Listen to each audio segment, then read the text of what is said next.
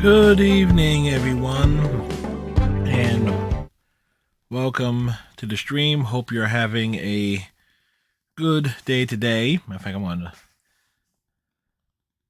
turn one light off here after a bit here. I'll probably leave this one on. I myself had an alright day. Woke up, first thing I did was call mom, see how she's doing and so forth here. She was cracking jokes. Last few days, they were giving her pureed food at the hospital. Today she had some real solid food. Moved her into the master suite and trying to determine where she's going to go for rehab. My aunt Hillary thinks that it's best that she stays in the master suite at the hospital, but really depends.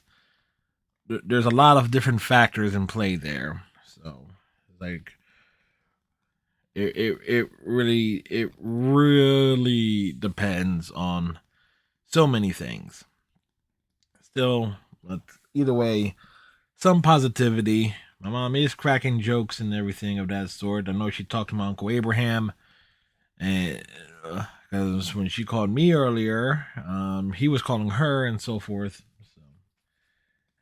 So we got all sorts of stuff there. Did some writing this afternoon. I am doing some freelance short story commissions that fall under Rule 34, but and those appear on two places. I won't say where on this platform, but those that know my various pseudonyms know where to find them. So there's that. Of course, I am hoping that work picks back up sooner rather than later, and that'll be one less thing on my mind.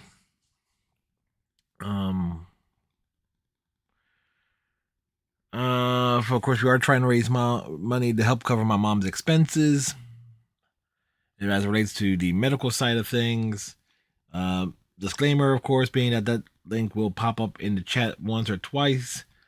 It's in the panel descriptions below, and it is also will be in the YouTube description for this VOD when it goes up. There's also an issue regarding the January 5th, 2023 VOD with Final Fantasy XIV that I did know was going to require some editing because certain things that we were doing on that stream, got copyright flagged and blocked on a global standpoint, particularly when we're looking at some various themes. So it's like I'm going and so forth there. So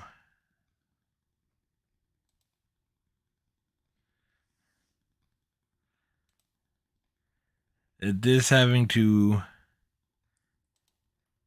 have chunks of that stream edited out via YouTube's thing to make it, feasible for the VOD. But yeah, like, oops, it doesn't surprise me. I knew it was going to happen. It's just like, oh, okay, what got flagged and how badly? That kind of was what it was there. Anyway, tonight's stream is, of course, Persona 4 Arena Ultimax. This week we are doing the P3 side of the story.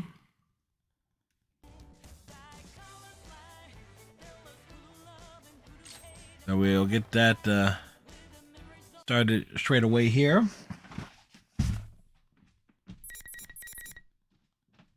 This program is brought to you by the following sponsors. And viewers like you.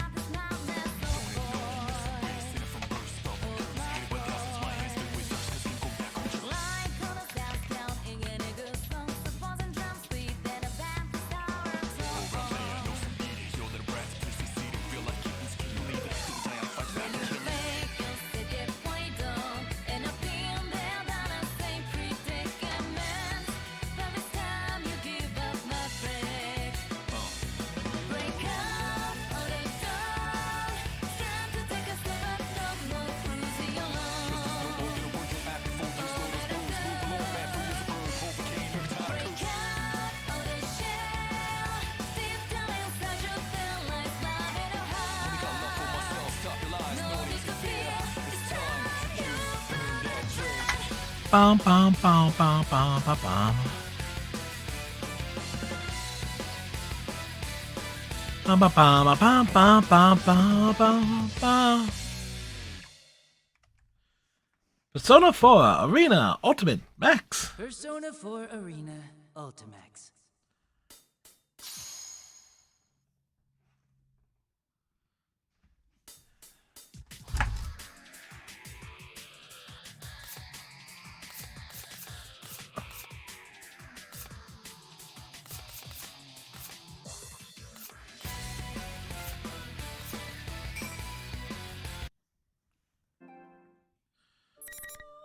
Ha!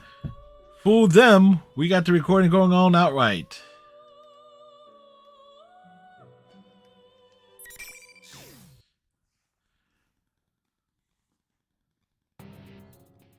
The death of everything, but also the beginning. The wild-eyed man. People have filled the world, yet turned it into a void. The only hope of salvation lies in ruin. Did you work in a zoo? Because that's one huge pile of shit you're pushing around. So, how'd that turn out for you, Dad? It doesn't matter now that your dead is adored, Hey! does it? Yeah, they're both assholes. One can see the family resemblance. Wanted the world destroyed, huh? Isn't that right, you worthless pest? Fine, I'll do it. This shitty world with its shitty people and shitty lives will disappear, and I'll be the only thing left. Boy, that's kind of half of Ryuji's dialogue. The sun must rise. Just kidding. What nonsense. What? These constructs can only remain active within my red fog. Even then, they can only do so for a limited amount of time. If you have time to waste with worthless sentiment, hurry up and complete your preparations. Ha! You've got no sense of humor. Keep up your whining and I'll have to kill you too. Such impudence. Take them. They are your pawns. Yeah, there's an echoing voice.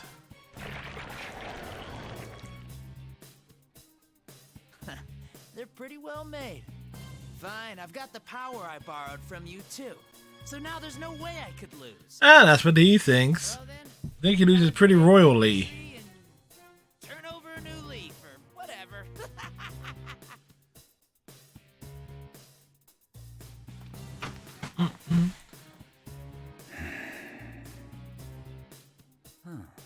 A puppet version of a puppet. I'll make sure you get the job done this time. A puppet of a puppet. Would it be a puppet? Now let's begin. For the sake of his world.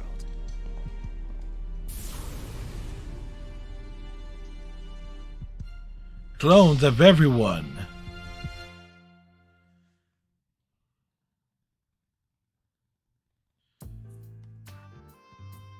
May 5th, afternoon. I'm at the Shadow Operatives Lab. Finish going through Labrys's personality module and control links. Fuka's voice echoes across the machinery-lined room where she works as the operator. It seems that it'll be a little more time until she'll be finished with her work. I knew we could count on you.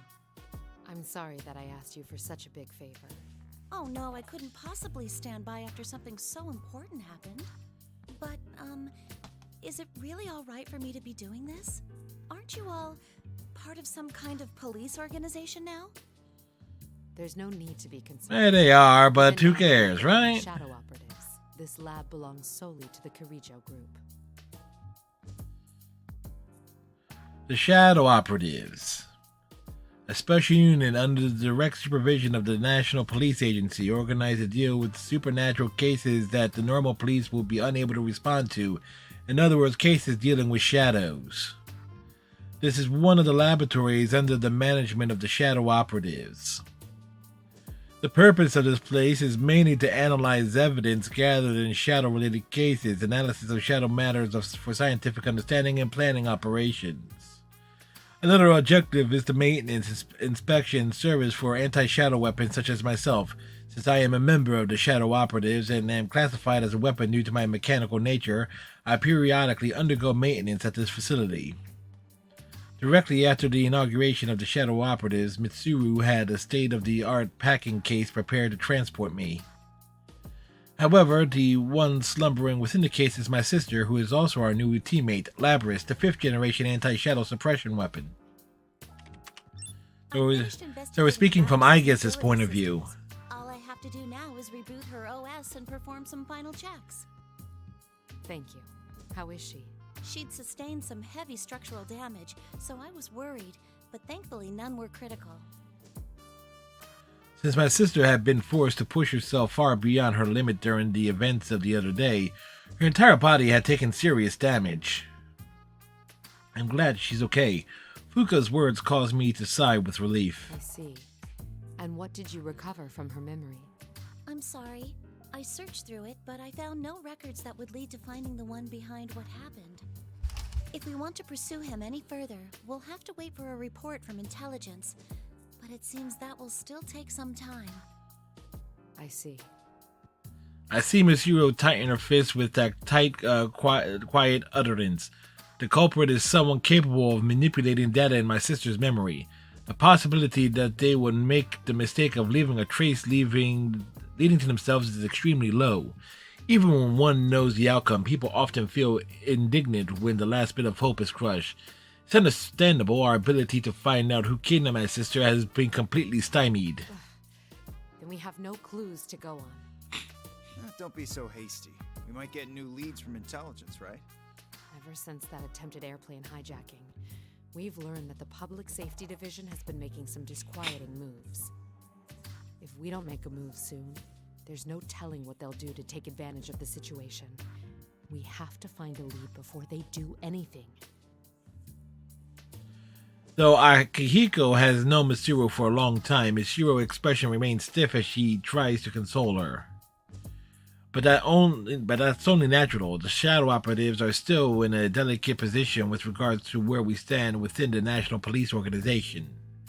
As a seemingly suspicious group founded by an outsider and dealing with crimes outside the capabilities of the normal police force, we often are met with cold stares from the people who should be our fellow investigators when we're dispatched on cases. The logic of such actions eludes me, but I cannot pretend that they do not exist. I understand how you feel, Mitsuru-san, but we must solve one problem at a time. That is why we have gathered here today. You're right.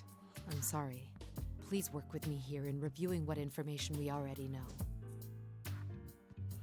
Mitsuru employs us for insistence. Our gathering here at the lab today isn't just to hear about the results of Fuka's test on my sister.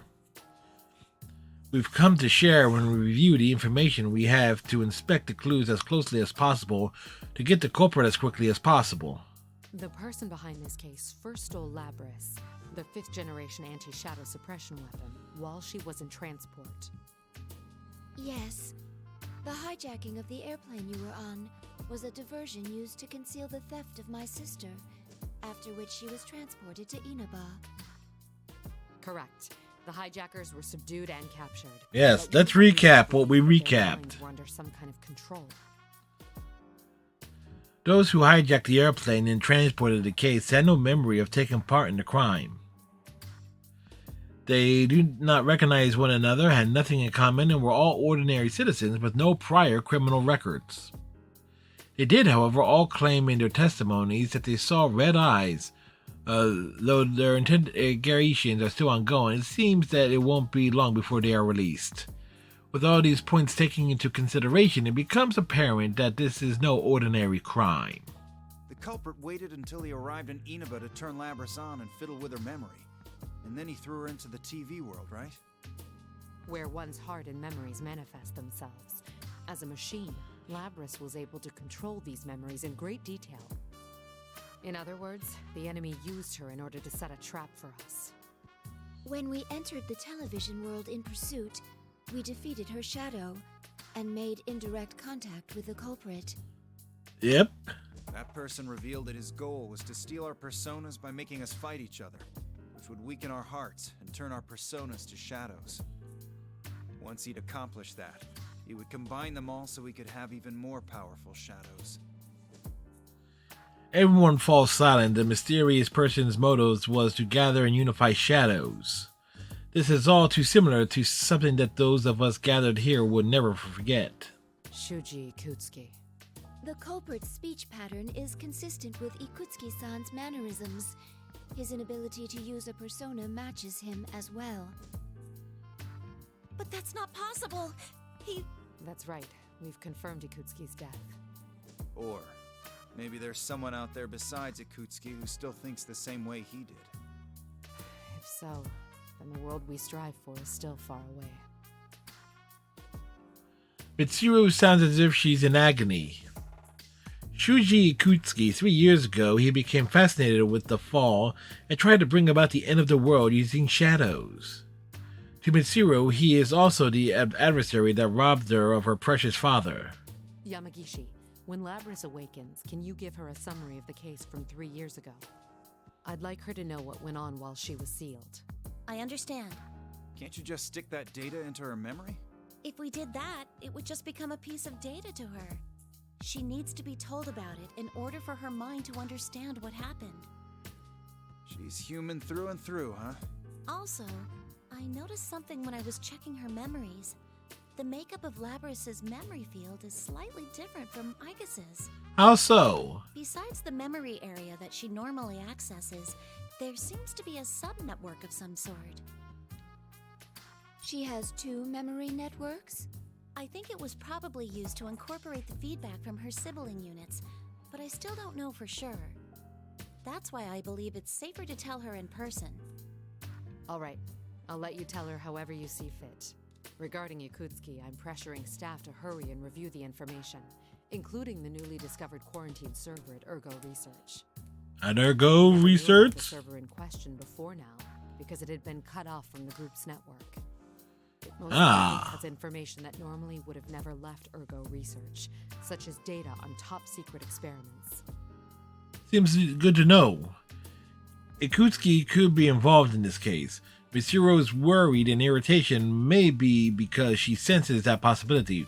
We can all understand the pain she must be in. By the way, what was the logic behind that whole midnight channel thing?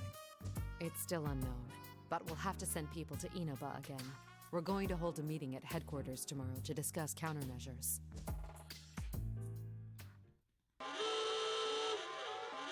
Red alert! Suddenly, an alarm that notifies us of abnormalities goes off and reverberates throughout the lab.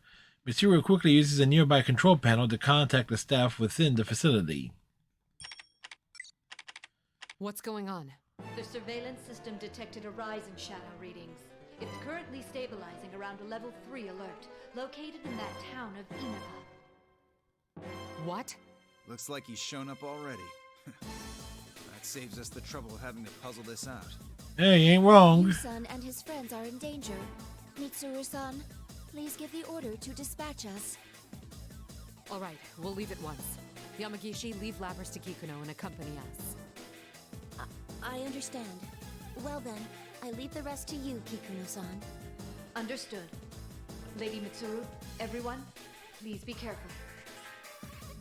Why can't they be themselves? One of Mitsuru's personal domestic assistants, or should I say maids, Kikino, answers. Kikino and Mitsuru have a stronger bond than that of any ordinary servant and master, and she is another of the shadow operatives. Her words catch my attention for some reason. Please be careful. A very trivial expression of concern for our safety.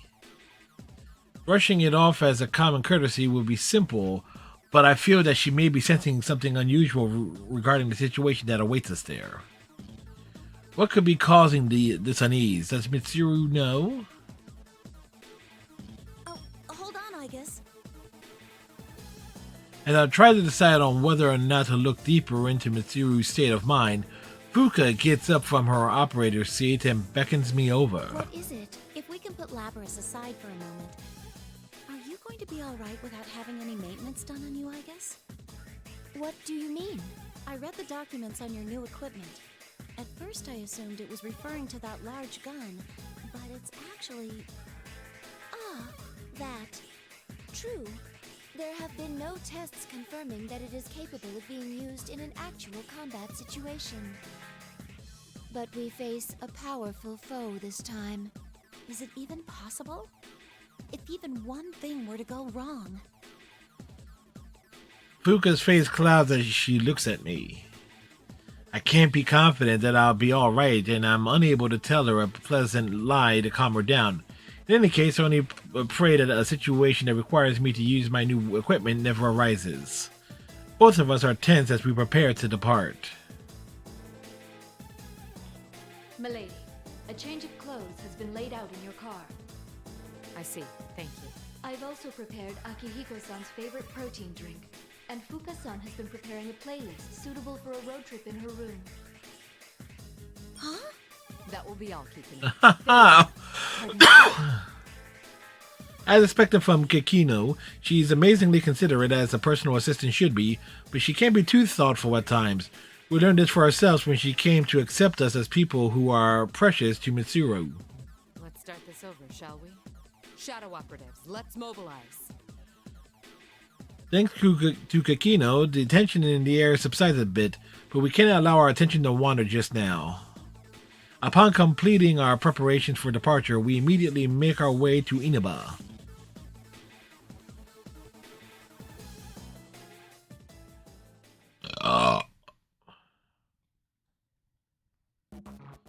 Inside the limousine, This car again, Mitsuru. Akiko grumbles from the back seat of the Shadow Operative's personal limousine. I'm not sure how to put this, but I find that his feelings are justified. Don't question it, Akihiko. There was no time to prepare a vehicle with the same equipment. Speaking of appearances, are you gonna wear that again? Sure. There's a chance that we'll have to fight after all. These clothes give me the flexibility I need. Impressive, Akihiko-san. You never change. Yeah, he never changes his clothes. The culprit would make a move so soon. We've completely lost the initiative. Indeed. We need to begin taking measures right now. And we hope no Quick, take measurements. Tommy and his friends. I'll measure Mitsuru. Mitsuru seems deeply agitated. During the car ride, she seemed distracted. At times, she would flip through the thick file in her lap, only to suddenly give an order to a subordinate, and at other times, she would stare intently at her watch as if lost in thought. Her usual regal composure is gone. Mitsuru-san, why don't we just ask them to cooperate with us? I agree. They seem pretty strong. No, they're still young. If I asked for their assistance, it would waste time better spent at school. Worse yet, it would put them in danger.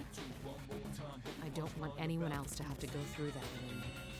I understand how you feel, but they don't seem like the kind who'd listen. We were the same way back then. Mitsuru falls silent. It's likely not a mistake to think that the sudden spike in Shadow's activity this time is related to the events of a few days ago. It has become apparent to everyone that another dangerous battle is about to begin. We have new information. Kikuno sent me a message. I tasked Kikuno with reviewing Ergo Research's quarantine server. But it seems new evidence has come to light regarding Ikutsuki, who we discussed in our earlier conversation. According to the report, it seems Ikutsuki was performing an experiment on his own in the lab directly after the explosion. Yep, It's unknown that's if this true. is related to our current mission, but there was a record of a plume of dust being used in the experiment. A plume of dusk. A plume of dusk. An object that blurs the line between matter and information, and it's fitted into an anti-shadow weapons like myself. It forms the core of our personality modules and is what allows us to control personas, even though we are machines. So, what are the details of this experiment? Nothing good, I bet. Definitely not, I tell ya. Ikutsuki was... The limousine's engine suddenly roars, drowning out further conversation. It seems the road we are taking has begun to climb a steep hillside. As the car takes a winding road up the slope, I can look down through the window and see lush trees along the mountainside. For a moment, I thought I sensed a shadow reading. Could it have just been my imagination? Yamagishi, tell me our current location. One moment. I'm looking it up now. We're currently in Inaba Pass. We're almost at the target coordinates.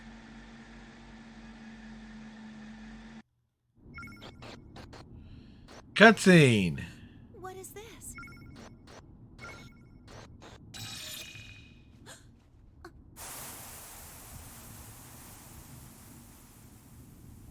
Was that?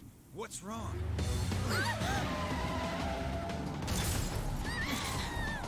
An ambush? What's happening? Driver, what's going on? Answer me! This... It's just like during the hijacking. Interesting. On it! A barrier! Are we trapped?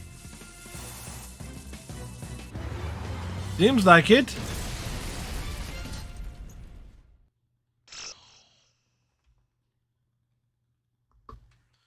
Well, there you go.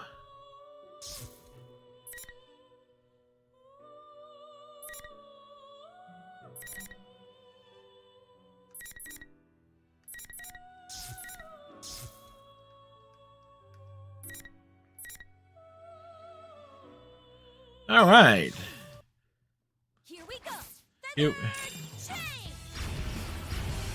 All right, more anime. Phoenix Rangers! Featherman victory! So, you've come to fight me, Featherman! Huh.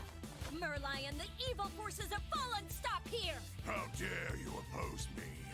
Minionlings, get them! Makes you want to watch Power Rangers, don't it?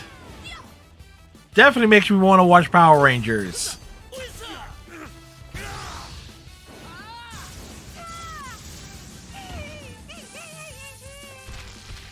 No, no! Merlion, prepare for justice! Don't be so sure.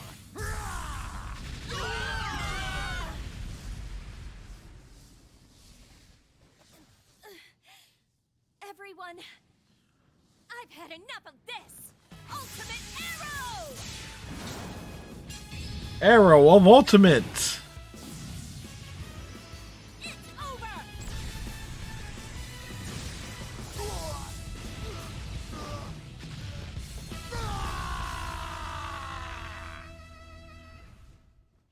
And cut! Damn it was all pretend. Thank you very much! Well done! That looked really great. Can somebody get wardrobe, please? No, there was something right, I think that's a wrap.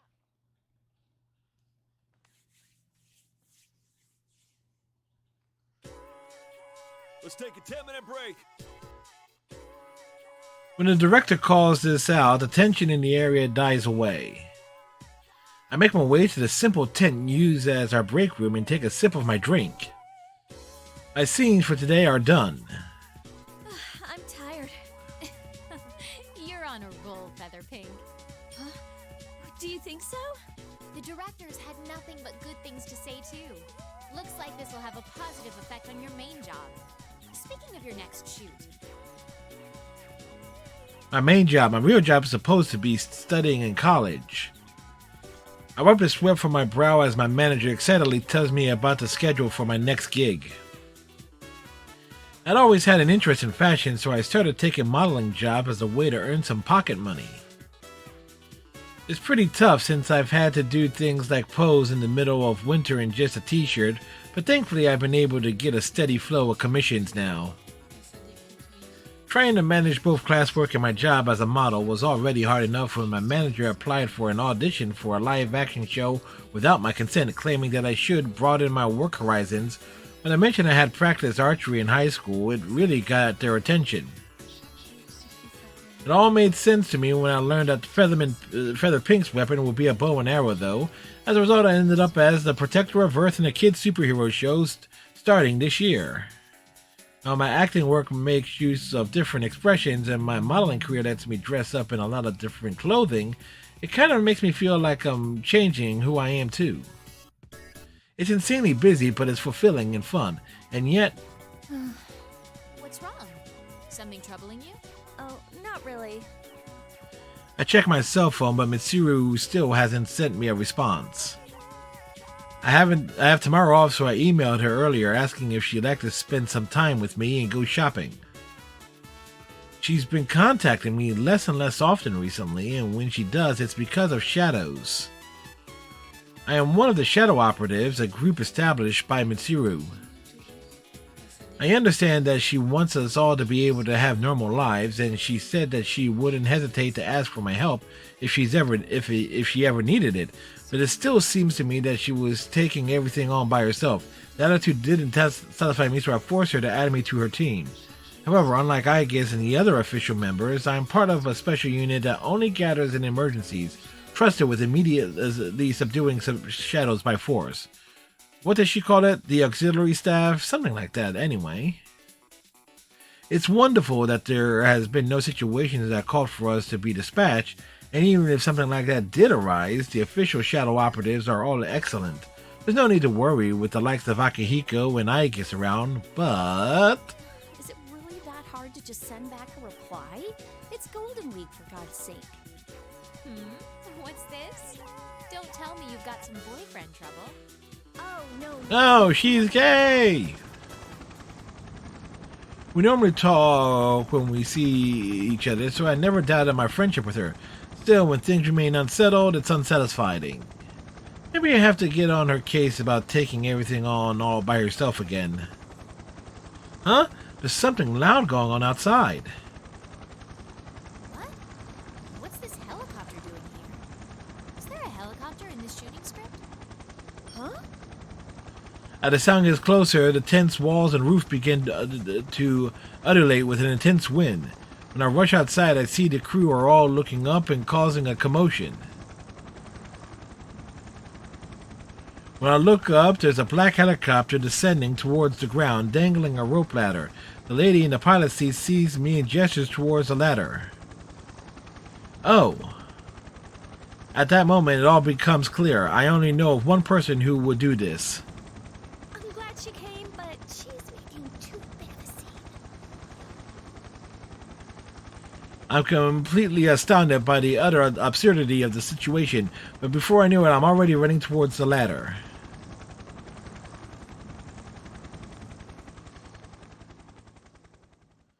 Dressed in a Power Rangers costume, no less.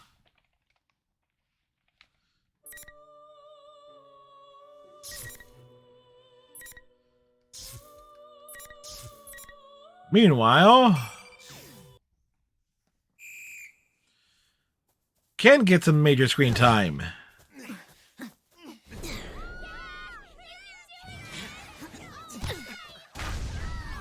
He has fangirls? This little twerp? Man, you were amazing. Thanks for cheering for me. You're a real hit with the ladies.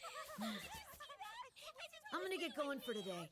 Okay, you better be this good next time, too. Leave it to me. Lights flashing on and off.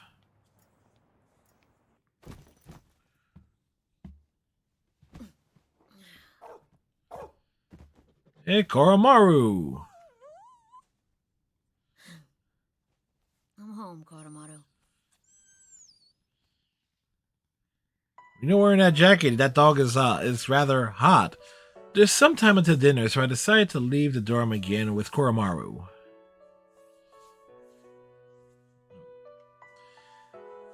The Gekkokan dormitory is where we live. It was briefly closed after Mitsuru and the others graduated. All the equipment from a few years ago was removed, of course, but with the increase in students at Gekkokan, they decided to reopen the dorm. I applied for a room as soon as I heard. The reason I did was because of Koromaru. He had been in Aegis's care, but at this dorm he'd be allowed to live with him. Also, to be honest, I felt that living here let me stay close to my companions who are fighting even now. Back then, everyone took turns walking Koromaru. Now it's my job. The path to the nearby Nakakani Shrine is Koromaru's usual route. Koromaru is quite old for a dog, but as he trots along at his usual pace along our usual path, it makes me think for a moment that all the fighting back then was just a dream. Only when I'm watching Koromaru walk like this can I forget everything and feel a little at ease.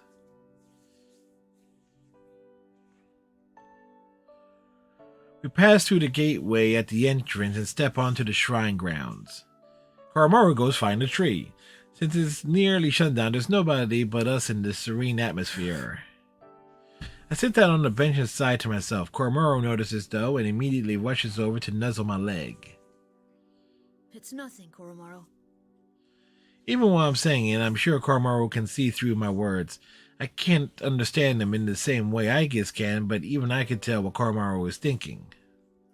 I pet Koromaru as he looks at me with a worried whine, and I put my hand in my pocket to pull out the Shadow Operative badge that Michiro had given me. Koromaru wears the same badge on his collar.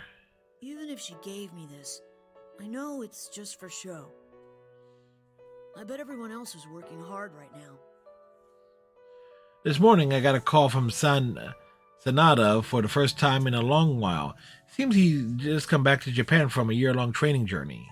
Wandering the world, I knew he was the kind of person who would put himself through anything in order to get stronger. But this is the sort of thing that you only hear about in stories. Sanada told me that he had gone to see Mitsuru directly after he returned to this country, but had been immediately dispatched to an emergency. He's currently busy with that, so he just said that he would tell me more about his trip some other time. I know that being a shadow operative must be tough, but he seemed so excited when he talked about them, so it's like I get these pent-up feelings inside. I'm member 2, you know. A member, yes, but only as part of a secondary unit that only gets called out in extreme circumstances. Being part of a special suppression unit has a cool ring to it that I like, but the official shadow operatives are each given a unique number. For example, I guess as member 5, we don't have that. We're just auxiliary members. I haven't been called to action yet, and I doubt I ever will be until after I graduate high school. After all, I did promise Michiro that I will try to live out my childhood as much as I could. I'm just for show, too.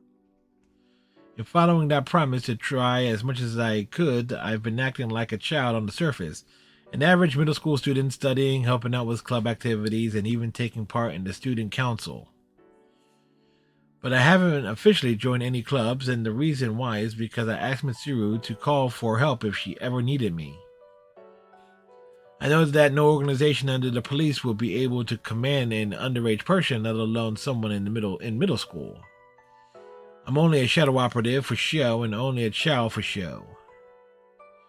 If this continues, I won't know when I'll ever be able to go back to who I really am. Making my life my own is actually pretty hard.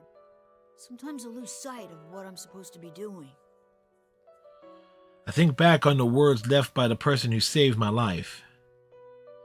I thought I'd come to understand them at one point, but as time passed, other emotions began to rear their heads.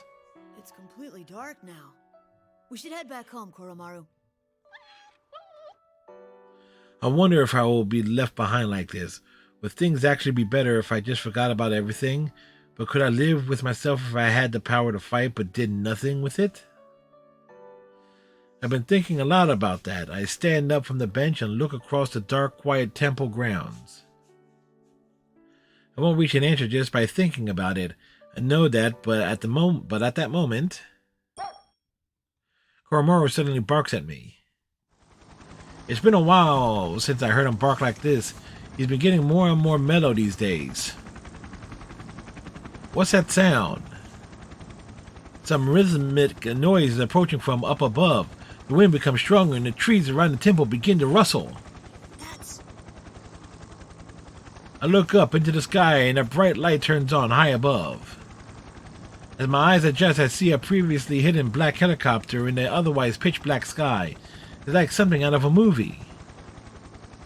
Is it the military? No, that can't be right. As if to answer my doubts, a searchlight streams down, pinning shadows to the ground. Something's happened, and that's my first thought.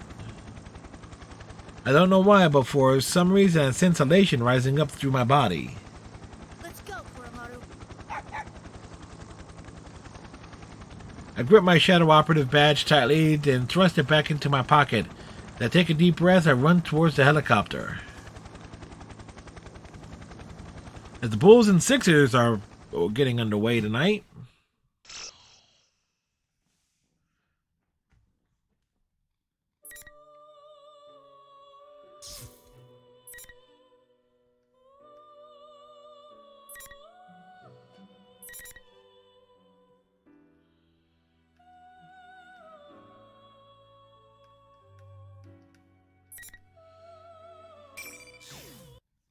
Labrys's dreams. Where am I? Blue skies and azure oceans spread out before my eyes.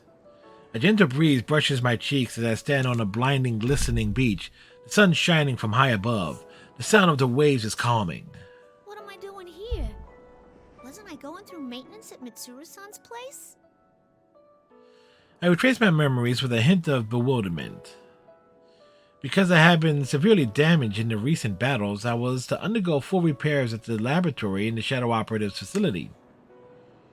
I was placed into a protective case, and Fuka explained what was going to happen while Iga stood nearby. Oh, this must be a dream then. I vaguely remember this sensation. It's similar to something I've experienced a number of times before. Fuka said that she would shut down my consciousness during maintenance, thus I shouldn't be able to dream. Is this a random phenomenon occurring during my reboot process? I'm dressed like this again. I'm wearing a uniform from Yashigami High. My arms are human arms. Since what's in one's heart can be reflected in dreams, this must be one of my desires. Still, I know it's nothing but an illusion. I understand I won't deny it any longer. This isn't really an appearance that I wanted to recall so soon after what happened yesterday. It seems to me deeper within my heart won't let it be that way. Still, as I gaze at the scenery, I eventually stop caring. I take a step towards the pier that juts up from the beach, then turn my attention to my internal GPS. There's no use doing something like that in a dream.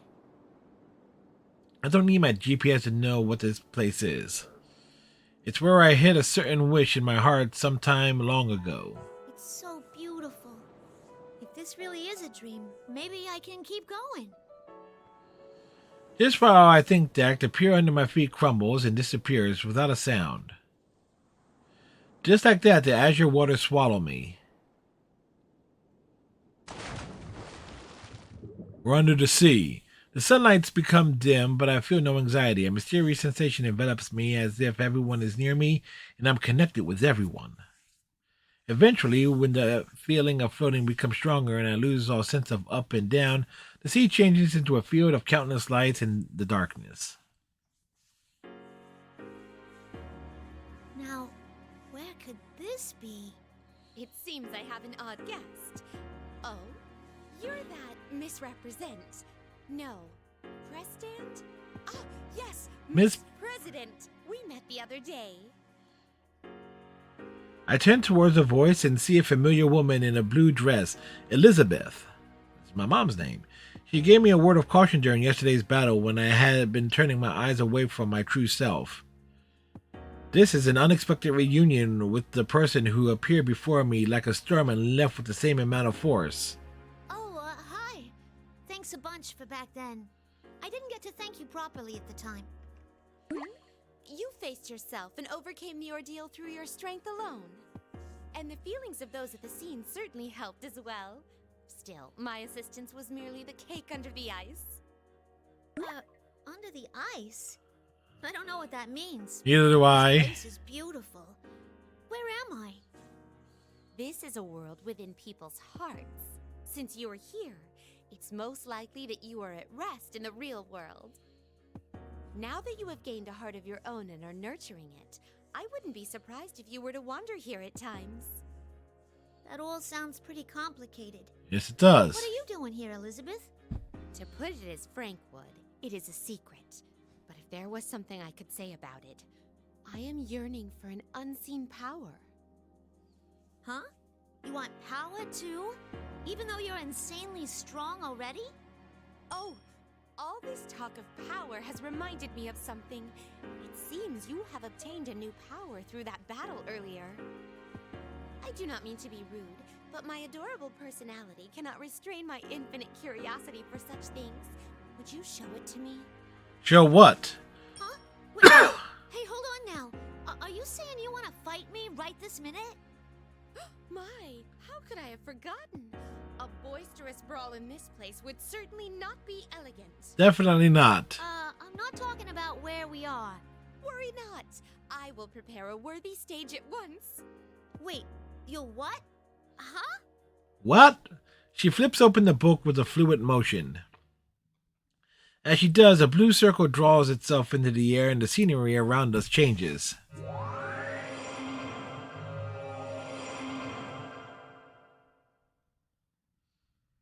This place. The tranquil ocean-like area changes into a familiar place. This is the announcement room at the school that I had created. Beyond the glasses, the red-stained room hang the corpses of my sisters I had destroyed with my own hands.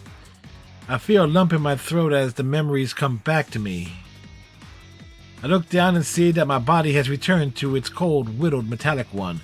This is my true form. Oh, are you a bit shaken? My apologies, but it seems we're being pressed for time. Before I can sort out my emotions, the aura I feel from Elizabeth begins to intensify.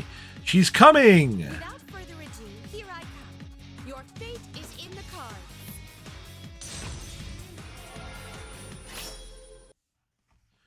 All right.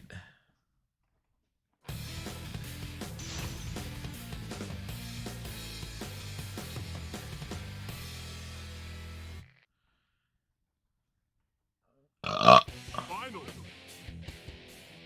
Fight! Oh my. Oh no. Impressive. Hey, redneck. Oh no. Thanatos! Oh my. Impressive. I see. Remarkable. Remarkable. I see. Remarkable. Thanatos. Impressive. Oh my. Impressive. From this moment. Oh my. Now up. I see. Remarkable. I see. Remarkable. Remarkable. Remarkable. Is something the matter? Opening my door. Your fate is in the opening my door. Here is some electricity. Let's change things up. Thanatos. Knock me out. Impressive. Impressive. Oh no. Impressive. There we go.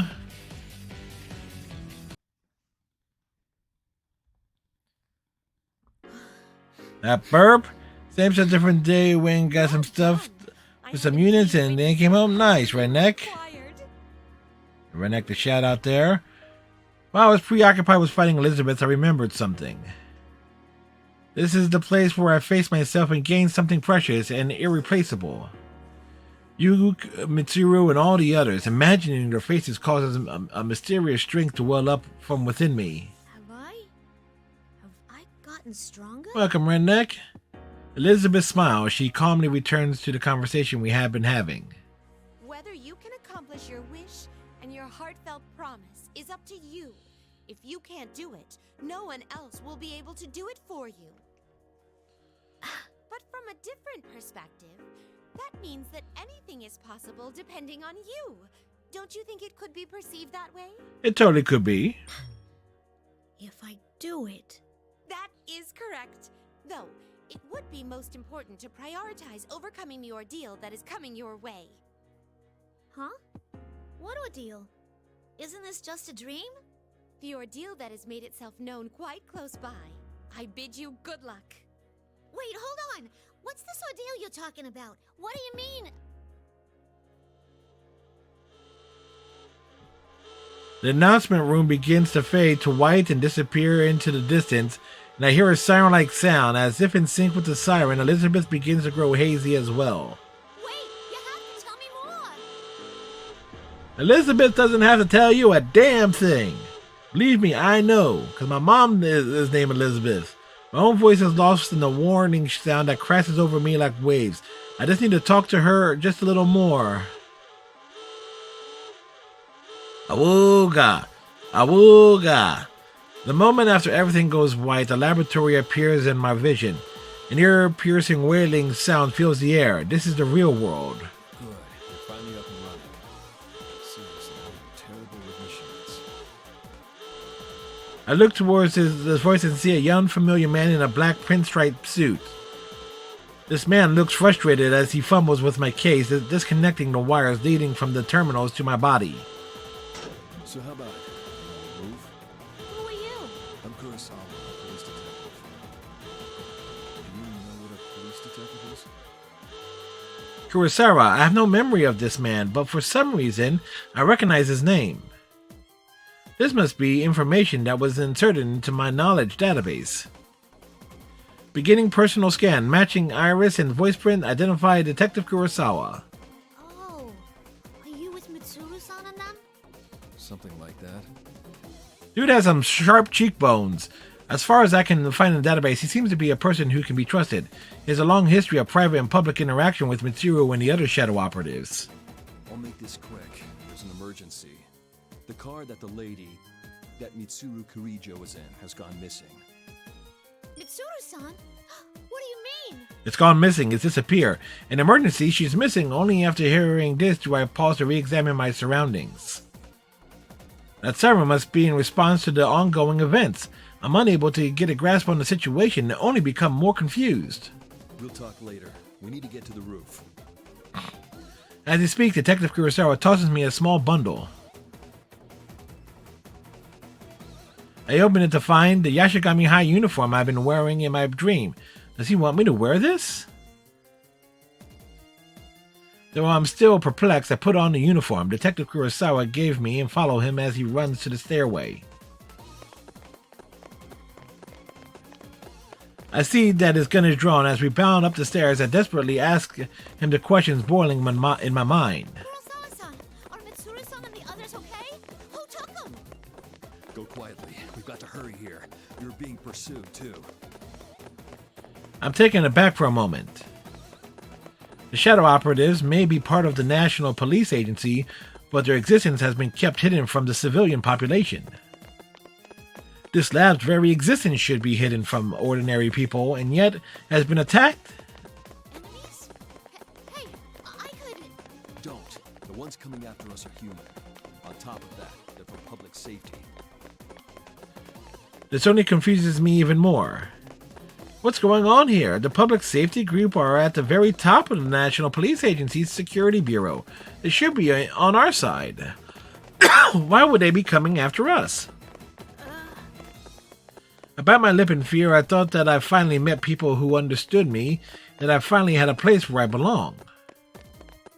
Yet now that I've awakened, I'm being pursued by armed people once more. People are supposed to be on our side at that? Painful memories of Yakushima return to my mind. I shake my head trying to clear it of these thoughts, but it's not that easy. At that moment, Detective Kurosawa speaks up as if he can see through my emotions. I know it has to be tough, but bear with it. That's how you live, fighting. His words snap me out of my reverie. That's right. The world isn't always filled with things like this. There are people who understand me and accept me, and they're all staying right by my side. Had I not made up my own decision to protect these people? Thanks, Kurosawa-san. Say, want to take a shortcut to the roof? With that, I pick up Kurosawa and run ahead. I'm going to do everything I can. Hey, what are you... I jump and ignite the boosters on my back and kick off the wall. It's a bit of a rough move, but I have determined that it's our best interest to proceed as quickly as possible in this situation. Here we go! Come on, they couldn't give us a still of what that looked like? We shoot up the staircase to the next landing where I kick the wall again to send us flying up the staircase in the opposite direction. I repeat this a number of times, rocketing us up the extremely long staircase, allowing us to reach the door to the rooftop in less than a minute. You've got some nerve. Sorry, but... It's fine. Looks like I can trust you to get things done. Detective Kurosawa seems pale, but he still stands up, and I see the strength of will in his eyes as he speaks to me. Well, from here on, this is a battle that only you can fight. When he opens the door slightly, the chilly air from outside rushes in through the gap. I'm putting their lives in your hands. Kurosawa opens the door fully, and the wind whips at us. Animated cutscene, or... Yep.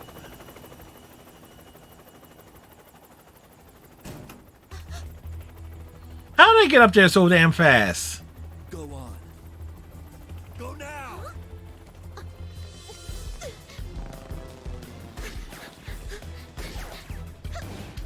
Gotcha! Okay! Kikuru-san, let's go!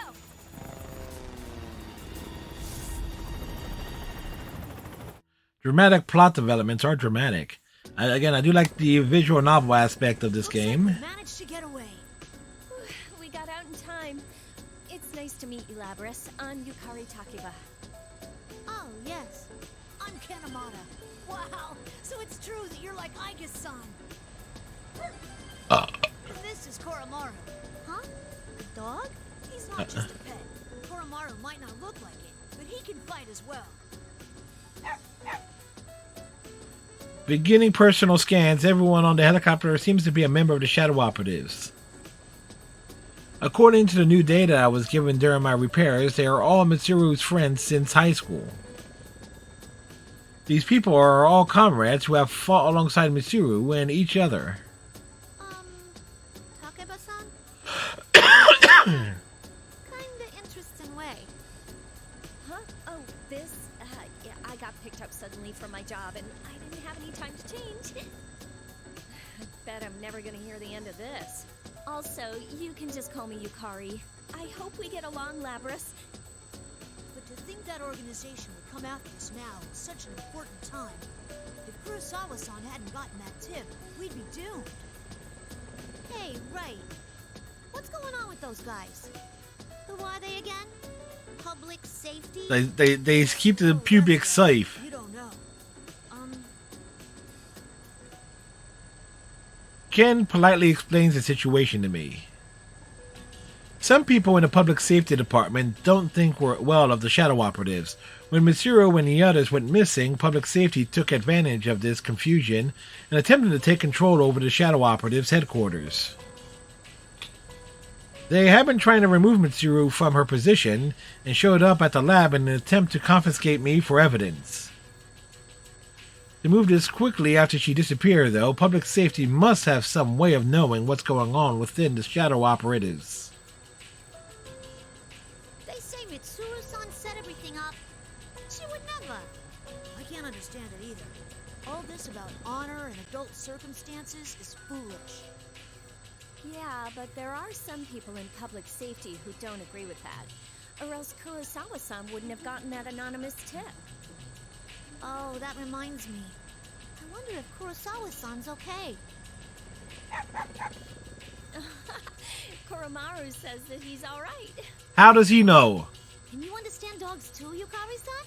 Well, no, but I've known Koromaru for a while, and that just seems like what he's saying. I'm sure Kurosawa-san will be just fine. Yeah, he probably killed a few dudes. Koromaru's white fur reminds me of something. Snowy, my friend who I met on that southern island. I can tell from Yukari's words that all the other people here in this helicopter know each other very well. So where are we going now anyway? We're gonna go look for Mitsuru-san and them, right? Right. It looks like there was an increased shadow reading someplace called Inaba, and they were headed there. We'll go that way for now. Inaba. That's right, this could be a continuation of the events from yesterday. An ordeal, Elizabeth's words from my dreams echo in my mind. Don't look so gloomy. I'm sure Mitsuru-senpai's fine. She's got Akihiko-senpai, Fuka, and even Aigus with her after all. Huh, yeah, sure. Oh, right. You're Aigus' sister, aren't you? Yeah, that's right.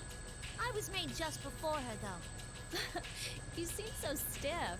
You don't need to be so polite with us. I heard that you were an earlier model than Aigus-san, but you don't seem less advanced at all. You seem perfectly normal. do you fight with that axe you're carrying? Could I touch it?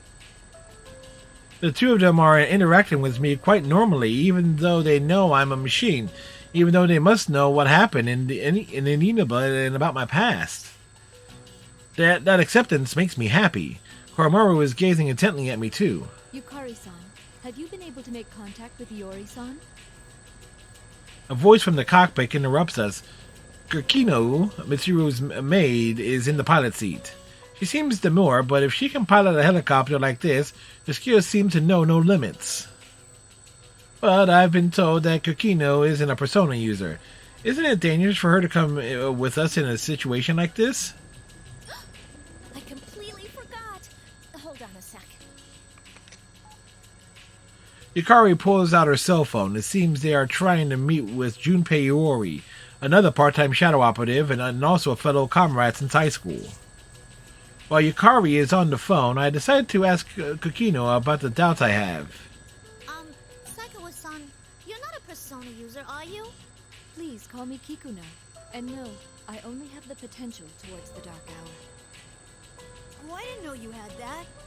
Even the maids in the Kirijo family are amazing. So that means you can't fight shadows, right? Then ain't it dangerous for you to come along? If I have the correct information, then the grotesque monsters known as shadows, our enemies, can only be defeated by people who can use personas. In other words, since Kokino is an ordinary human, she could never defeat a shadow, even if she was the most proficient warrior in the world. If she ever encountered a shadow on her own, Kokino would face immediate death. And yes, she smiles warmly as she answers me. There are more ways to deal with shadows than the direct method. We've never met in person, but I was involved in the operation to rescue you last time.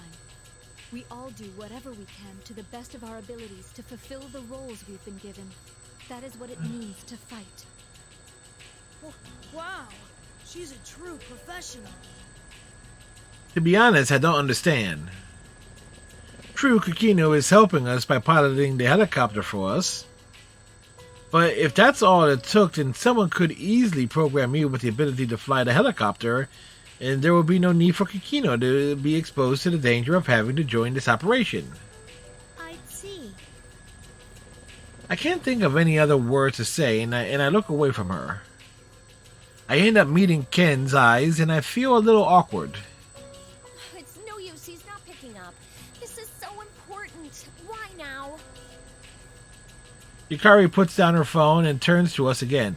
Everyone's attention returns to getting up to speed on the current situation. Oh well, we'll just have to begin our search on our own. You know, Kikuno-san, I'm surprised you knew where we were without having to contact us at all. I traced the GPS signals from your cell phones. We're still partners with the police force, so it's no problem to do that in an emergency. Then again, we've just seen how even that doesn't always help. You mean about Junpei-san? It's like he's going out of his way to inconvenience us. Yukari sighs with an exasperated expression. As I reflect that this Junpei appears to be something of an odd person, Yukino taps her arm as if she's remembering something. I almost forgot. Labra-san, please review these documents until we arrive. Excuse me. With that, Kokino hands me a folder. Fuka-san asked me to tell you about this, but under the circumstances, would you please look through the material on your own? As I flip through the documents in the thick file, I notice that certain names appear again and again. Mitsuru, Akihiko, and the names of everyone here. What is this? It's a summary of the activities that took place 3 years ago. 3 years ago? You must mean... I see. Whoever's behind what's going on is definitely connected to those events. 3 years ago refers to the incident leading to Mitsuru and the rest meeting one another. I haven't had a chance to go over it in detail, but supposedly it's the case that became the impetus for Mitsuru to establish the Shadow Operatives. And the bonds that they have formed among each other, they were nurtured through the battles they took part in back then. Such deep connections look radiant in my eyes. I decided that it's important that I learn more about what happened then, as important as learning more about who or whatever is behind the events going on now. If I just wanted information on it, I could easily just transfer that data directly into my memory. But by actively reading it like this, I will be able to understand what happened. Her thoughtfulness of treating me the same as a person makes me happy. Yukino glances at me once more and nods slightly, as if in approval. I think it looks good on you. A proper appearance is important when going out on a grand stage. Does she mean the uniform I'm wearing? Oh, I get it. She must have been the one who prepared the Yashigami uniform that Kurosawa gave me. Her sudden compliment is a little embarrassing, but I can't help but smile. I mean, this uniform to me, it's proof of my connection to you and his friends. Thanks. Yukino reacts with a small smile, then produces some other items. Ikari-san, Ken-san, I have acquired evokers and suitable weapons for you.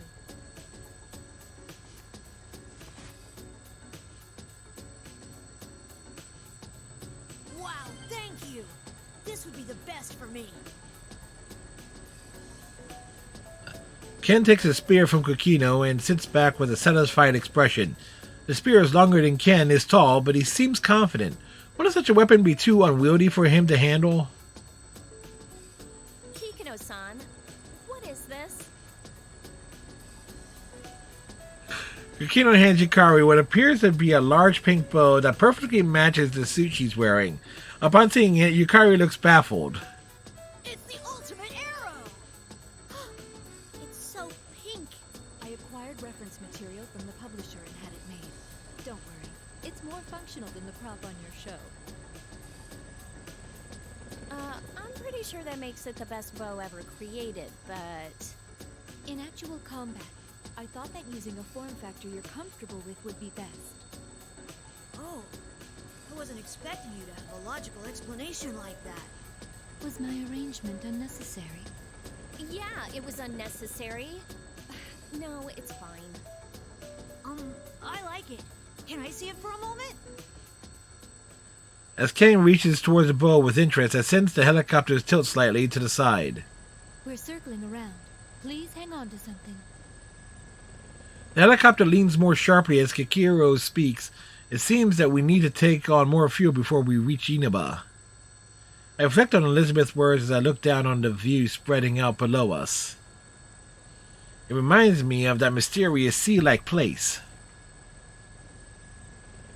Gotta love all the dialogue and backstory that we're getting here. Since we have not played Persona 3 yet, this is kind of important. The air in the helicopter is heavy. Upon reaching the last known location of Mitsuru and the others, we immediately see that the guardrail is broken as if a car had smashed through it. We look down to the cliff and discover a black vehicle below, unmistakably Mitsuru's limousine. There were no skid marks on the road that indicated braking, and the car's body was seriously damaged. It appeared that it had been going at a very high rate of speed when it hit the barrier. Everyone paled in an instant and were all at a loss for words, but the driver was the only person in the vehicle, and though he was injured, there were no traces of blood from anyone other than him in the car. We wondered for a moment if the others had been able to leave the vehicle on their own, but if they had, they would have tried to contact us. It also seemed odd that they left an unconscious and injured man behind. Furthermore, there were no footprints around the vehicle at all. We did another search for their GPS signal, but there were no signs of their whereabouts. That left us with only one conclusion. I hate to think about it, but does this mean that they've been captured? Let us be optimistic and assume that they're still alive. If they were captured, then the enemy values their lives and will do no harm. We do have a chance. I carried the injured driver from the bottom of the cliff back up to the road. Kokino requested a vehicle to transport him to the hospital under the Kirijo's family care. Kokino made the decision since we wouldn't have been able to explain what happened to a normal ambulance. Also, it's possible that the people from public safety would take him away if we reported it to the authorities. Kokino asked the person who arrived with the transport to try to ask the driver about what happened when he regained consciousness. That will likely be difficult, however. If this is similar to what happened last time, then the driver will only would have no memories of the event, much like the people who captured me and transported me to Inaba last time. However, there's no guarantee that the same happened to the limousine driver.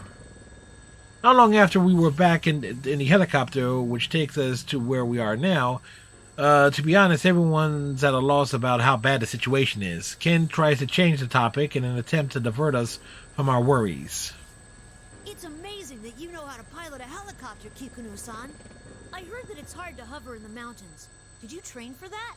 Only a couple of years ago, but I have taken part in an assault operation involving a helicopter. You were in an assault with a helicopter? Where? When? The high school dormitory. Huh? Huh? Oh yeah, I remember that. I decided to learn how to pilot in the event that if someone attempted the same move, I would be able to respond properly. My understanding has been renewed. It seems that being a maid is a very serious and very difficult occupation. Oh, damn. Well, I finally got in touch with Junpei.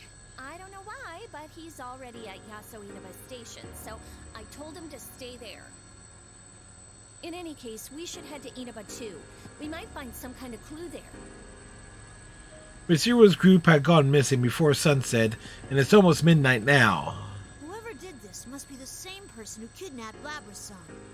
It's unthinkable anyone else would be able to do that. The question is what he intends to accomplish by kidnapping them.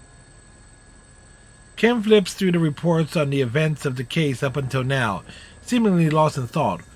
What is to be gained by kidnapping Mitsuru this time?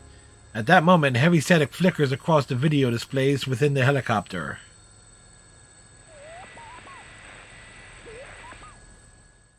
I want to see General Teddy. Strong win, while the weak disappear. Tonight, we will witness the hottest battles in all history. The goddess of victory is waiting to descend upon the ring. P1 fans, are you ready? Are you ready? Are you ready? The contestants in the previous P1 Grand Prix have returned for another tournament, right on the heels of the last one. These warriors will create another legend here at the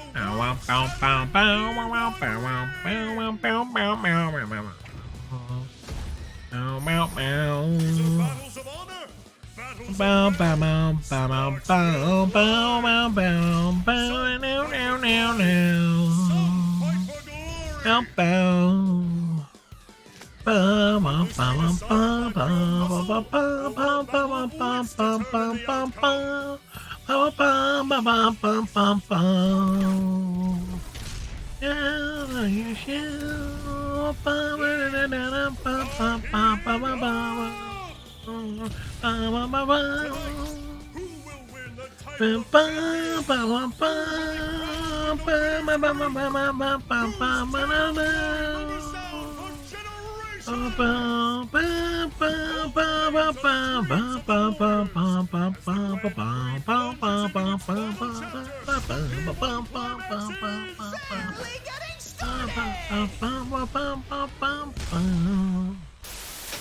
I heard that song so much over the course of the past month and a half. Hey, what was that just now? Weren't those the Persona users? And it showed Mitsuru-senpai and the others, too. I read the case records. If I recall correctly, was that the Midnight Channel that was being broadcast in Inaba? Yep. I was on it too, but it wasn't like that last time. All of us in the helicopter are utterly confused. Who would broadcast something like that, and why? The P1 climax is obviously a continuation of the fighting tournament. Suddenly, the monitor switches to another feed. Yoo-hoo! Have you been well, Lobby-chan? General Teddy? But I thought I already... General Teddy. In the recent P1 Grand Prix, the one calling itself General Teddy turned out to be my own shadow. But I accepted my shadow and gained the power to use the persona. But if he's on the screen again, then General Teddy's ignores my confusion and continues. There's no way I'd go away so easily. I mean, a P1 without me is like a tuna sandwich without the tuna. It'd just be a sandwich. He can hear us? Isn't he that weird persona user named Teddy? No, he must be the General Teddy who hosted the fighting tournament last time. The record said he'd been eliminated, though. General Teddy, where did you take Mitsuru-san and the others? If you don't give us a good answer, you're gonna pay! It's past your bedtime, Cubby. If you're gonna keep giving me lip, I'm not going to explain anything. He doesn't explain everything if you don't give him lip. That's right. I mean, the three of you are very important guest stars in the P1 climax, after all. So you'll participate, of course, right? What? What are you after? If you value the lives of the hostages, you yapping pup, you don't have any choice but to participate. Huh? The P1 climax. It's the end of the world. One-on-one deathmatch that's worthy of the name Climax. Climactic battles.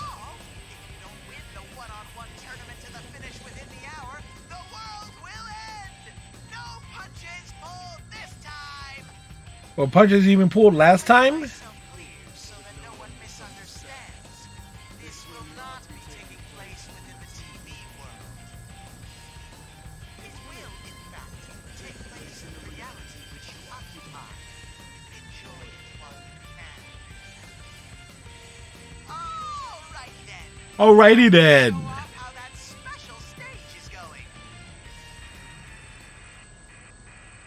The video feed switches to something else. Cutsy and Mitsuru and crew hanging out, literally.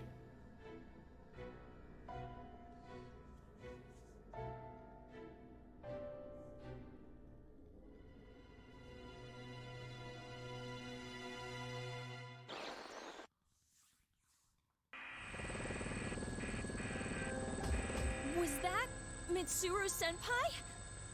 Sanada-san, Aiga-san, and Fuka-san too! Hookah who? What will be the fate of our captured queen and her loyal minions? They will be rescued. If not this week, next week. Fly zone. We don't have any room in the parking lot for that thing, so you'd better start walking to the battleground. As a little incentive, Persona! Kintoki Doji! Throw him a tomahawk!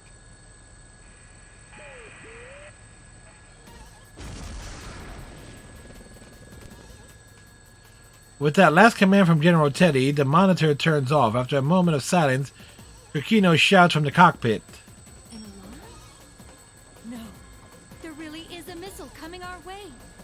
Evasive maneuvers. Brace yourselves. A missile? A missile. As soon as Kikino shouts, the helicopter makes a sharp turn and we're all thrown to the side.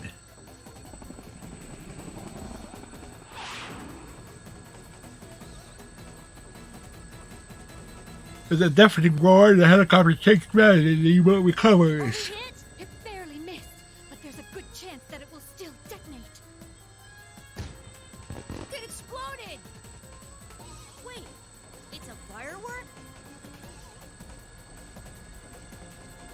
In the moment after the explosion, General Teddy's face was drawn in the night sky with colorful sparks. It even managed to capture his image, taunting us with his tongue sticking out. He obviously missed on purpose. It was most likely fired from the direction of Inaba. That is not funny at all! Is he trying to start a war or something? Wait, what is that? What's There's something in the distance. It's huge! Yukari points towards the shape of a gigantic building stretching towards the sky. Something red is writhing around. Something red is writhing around up as I trying to envelop the town below it.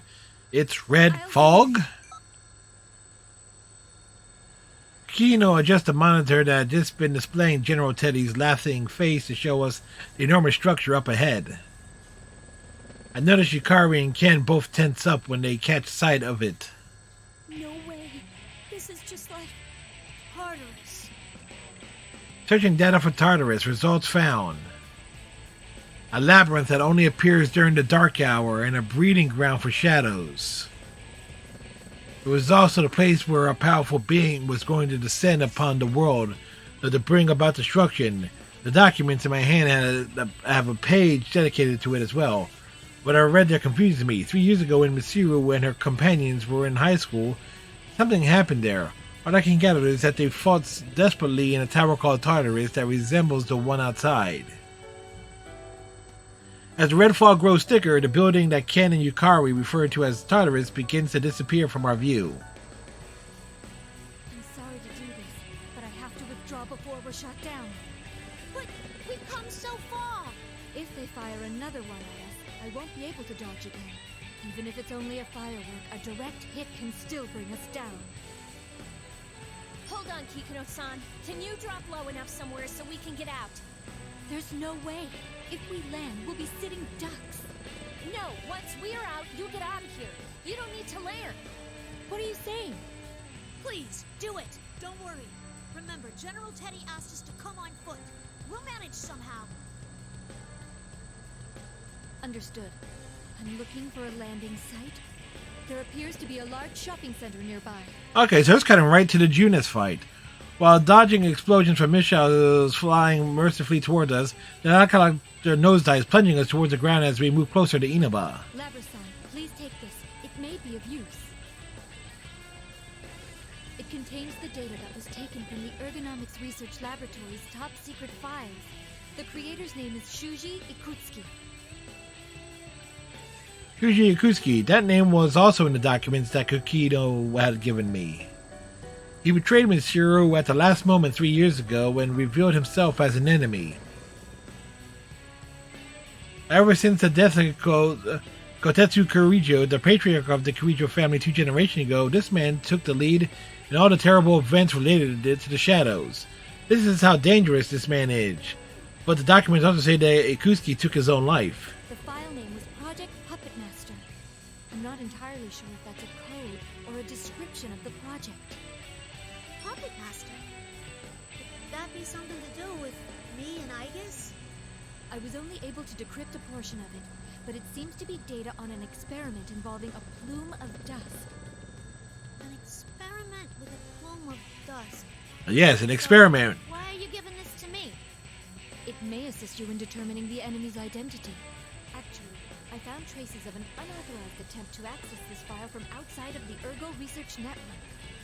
Ah. I investigated this and found that the requests made to break in originated from this vicinity, likely from within Inaba itself. I see. So someone in Inaba knew about that research before all this started and was looking for it?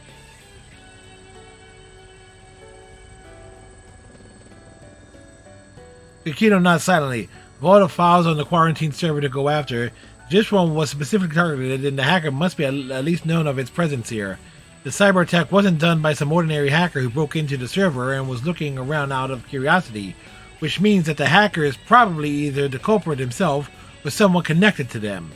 Yes. Firewall prevented the intruder from accessing the file, but the attempted hacker didn't even try to cover their tracks. What? Who would do this? The hacker didn't even attempt to cover their access to the server. Could that mean that they wanted someone to know about the existence of the file, even if they failed to access it? That doesn't make much sense. Putting aside whatever doubts we have, Kokino continues on. It was only in fragments, but the name Sho Minazuki appears many times in those files. Who is he? Sho Minazuki, I don't know the name. Could that person be the culprit? At the very least, there's no mistake that the person is deeply related to the case. I'll contact you once we crack the encryption, but in case it becomes difficult to transfer the data to you, I'll give you a copy. Then I'll download that data into myself and take a look at the parts that you've managed to decrypt. That would be for the best. Gotcha. Thanks. Kukino had to be a memory card. I inserted it into my memory slot and saved the data on it into my internal memory. Just like Kukino says, most of it is experiment records. One file remains that cannot be read. Project Puppet Master. What's in that file? We'll be over at Junes Shopping Center in a moment. Everyone, Bow bow prepare to bow disembark. bow bow bow bow now. Isn't there someone on the rooftop? We'll peer into the distance.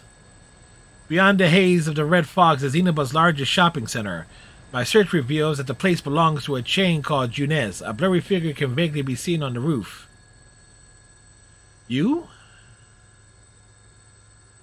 For a moment, I think of someone I know well, but the height and physique of the shape of the roof don't resemble anyone I know. Ken raises a pair of binoculars and attempts to make out the figure's face. Ah! That's impossible! Huh? What's wrong? It's... Ikutsuki. Huh? No way! Shuji Ikutsuki, the name leaves me at a loss for words. Perhaps he is mistaken. I open the side door of the helicopter and a strong gust of wind blows in. I ignore the wind and lean out to get a better look at the person on the roof.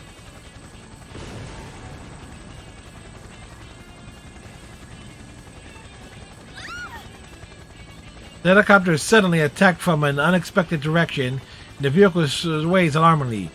That wasn't another missile. When I look again, I see another shape standing near the figure on the rooftop. I knew it.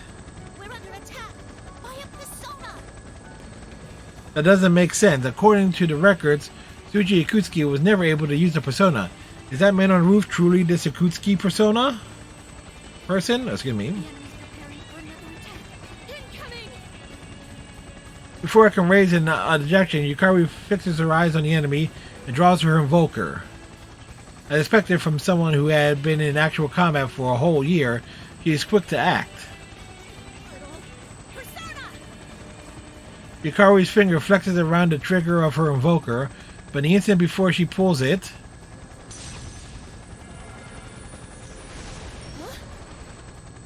Yukari's persona appears, creating a whirlwind around the helicopter that repels the attacker. What? I didn't even use my invoker yet. Seeing Yukari so bewildered sends a chill down my spine. Being able to summon a persona without the necessary tool to aid in summoning?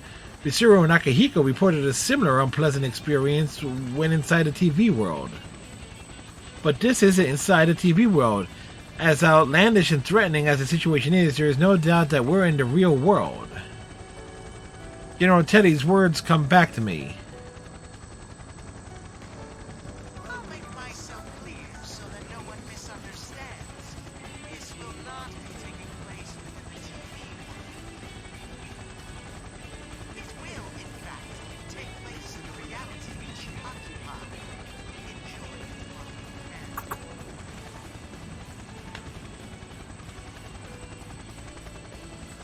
Don't tell me, the fog that enveloped the town is the same fog on the other side of the TV?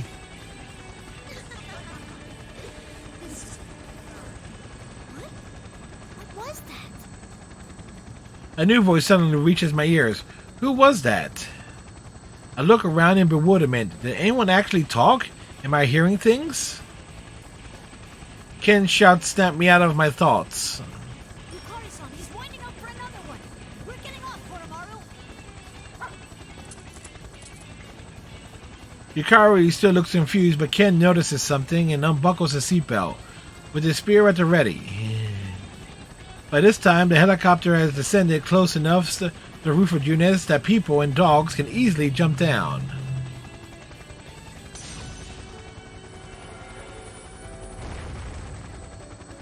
Koromaru's growls and another persona appears, and this time Ken leaps out of the cabin, stabbing at the enemy persona closing in on us.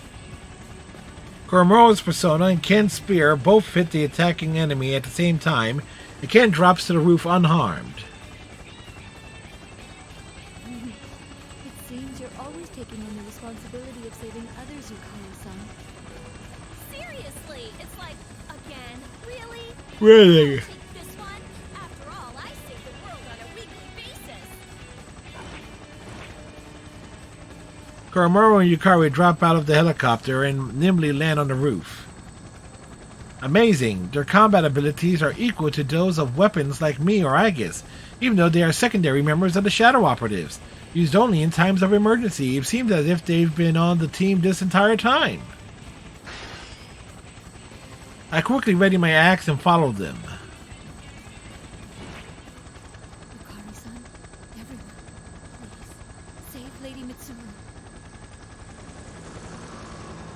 And off to go. Yeah, easy to doze off with so much dialogue and everything, but there you go. Bow, bow, bow, bow, bow, bow, bow, bow. When I look back up to the red sky after landing, I see the helicopter gaining in altitude while maintaining its balance. Thanks to Kokino's desperate resolve and her piloting skills, we managed to safely reach Inaba. I checked my surroundings once more while praying for Kokino's safety. This is the Inaba branch of Dunez, the department store chain. We're at the food court on the rooftop. Normally, there would be plenty of people here, but given the current situation, it's obviously deserted.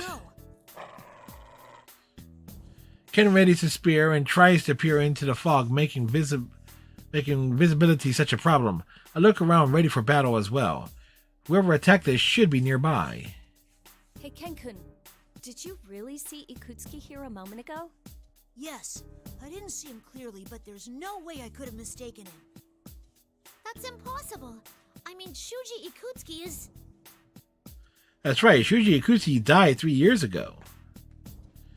And we were just attacked by a persona. According to the records from that time, Ikutsuki had no persona. At the very least, it looks like he's not nearby.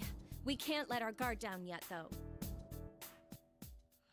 She's right. I scan the area and read no one else here besides the four of us. I say as much as we lower our weapons in order to discuss our strategy. Koromaru and I are going to continue looking for him.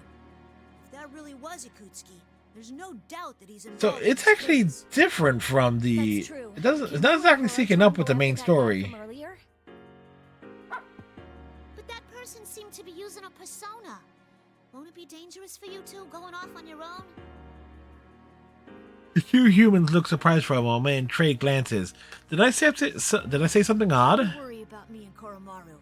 Even if we run into something we can't defeat, we'll find a way out of it. And honestly, it's faster for us to split up. I am a bit worried, but I'm gonna believe in you guys. They have absolute faith in each other after having fought together for so long. It's not that they don't have concerns about one another, but they truly believe that they will accomplish their goals on their own. I wonder, will these people ever feel the same way about me? After all this time, I realized how the timeshare between Yukari and Ken separates me from my companions. So I'll head to the station to get Junpei. It didn't seem like he'd figured out the situation yet. Huh? Weren't you talking to him on the phone earlier? I was, but that idiot's phone ran out of batteries or something while we were still talking. But even if I can't rely on him to keep his phone charged, he's still good in a fight, so I have to meet up with him. I see. He seems like kind of a goofball. Right? He's always been so useless. Ugh. Huh? Did I say something funny? Nah, not really. It just sounded like you were actually kind of fond of him. Oh, I guess so. Yeah, I think you're right. Yeah, well, he's a decent dancer. These people trust each other. They're always thinking of one another. When one of them faces danger, the other is always rushed to help them.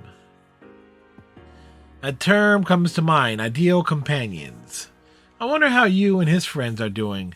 I have the feeling that his group and Mitsuru's group are going through similar problems. After all... What about you, Labras? What'll you do? Huh? I hope Mitsuru-san and the others are okay. Could you please go right to that tower? We'll head over there too as soon as we can. Yukari and Ken look to me.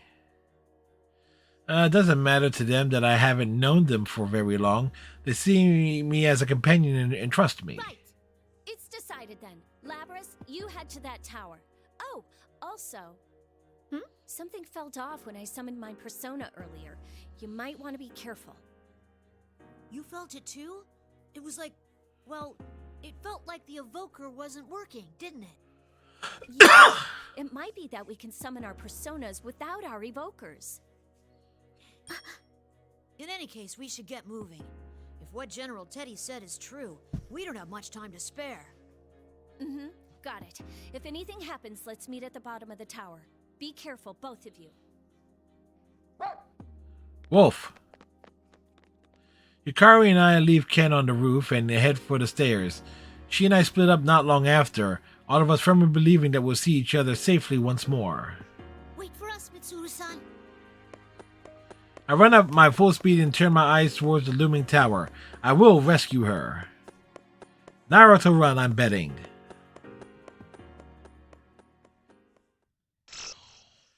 Whew, that was a lot of exposition there.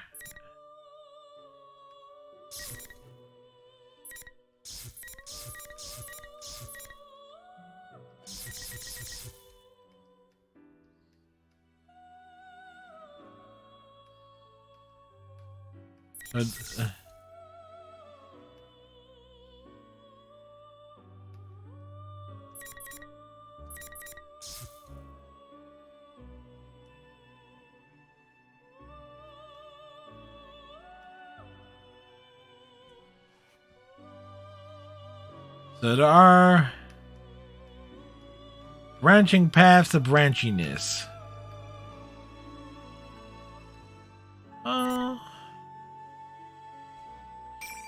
Junpei's dreams. Now's the time you've all been waiting for. It's obvious who the game's MVP will be. The man whose Grand Slam won it in the night, Junpei Iori. First off, I'd like to congratulate your team on winning the WBC. The World Baseball Classic. Very much. What was going through your mind as you entered that batter's box for that last at-bat? The ball. My only thought was how I would lead my team to victory. Ah, so it's your great focus that led to this result. Still, that was an amazing home run. All I can say is I got lucky with that hit. That swing at the critical moment, I got so excited I almost forgot to give the play-by-play. The ball went a lot farther than I thought it would. I'm very pleased with the result. Wow, you're so modest. No wonder they call you the Ace Slugger, Junpei. By the way, is there anyone you'd like to dedicate this victory to? Well,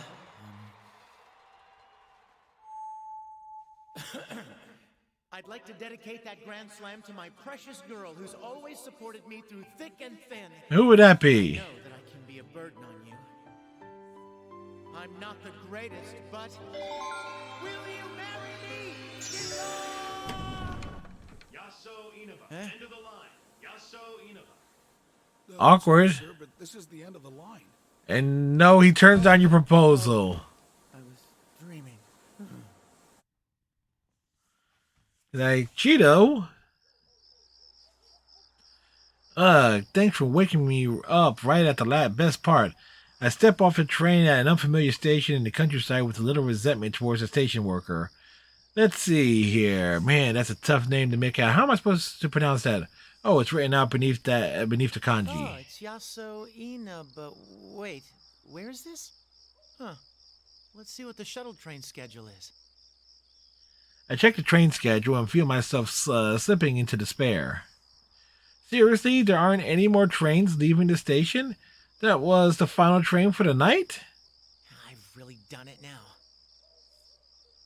The great feeling that I had only a moment ago withers away at once. What the hell, man? Why did this happen? Let's see, I worked at a full shift at my job today, and the kids had a game after that.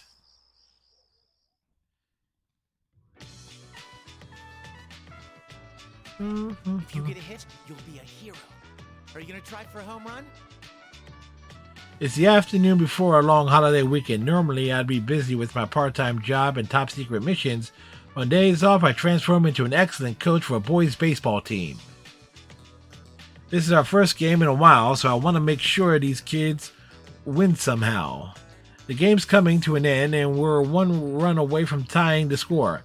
I'm talking with Goro, our cleanup hitter, who's getting too much of a swelled head over his position to actually focus on the game. Even if he can get it cleaned up, he'll never be able to do it like this. Of course I am. You made me the cleanup hitter after all. I'm making this a home run, no matter what. Watch your mouth, kid, or you'll scare the ball away. Now listen up. Don't try to act cool. Just play like you normally would. The team's counting on you. Goro stops boasting and turns towards the bench. The other kids are cheering Goro on at the top of their lungs. Goro, keep your eye on the ball. You can hit it. The pitcher's totally freaked out. See, a hero doesn't just hit homers all the time. Even if you mess up, there's guys behind you waiting to help. Now loosen up and do your best. Gotcha. Goro's face loses the gruff facade he had been wearing, and he begins to focus. There we go. That's how it should be. Thanks, Junpei. Hey, you're supposed to call me coach, you screwball. Make sure you stay loose. I finish off by giving a bit of a hard smack on Goro's butt with my bat before sending him off into the batter's box.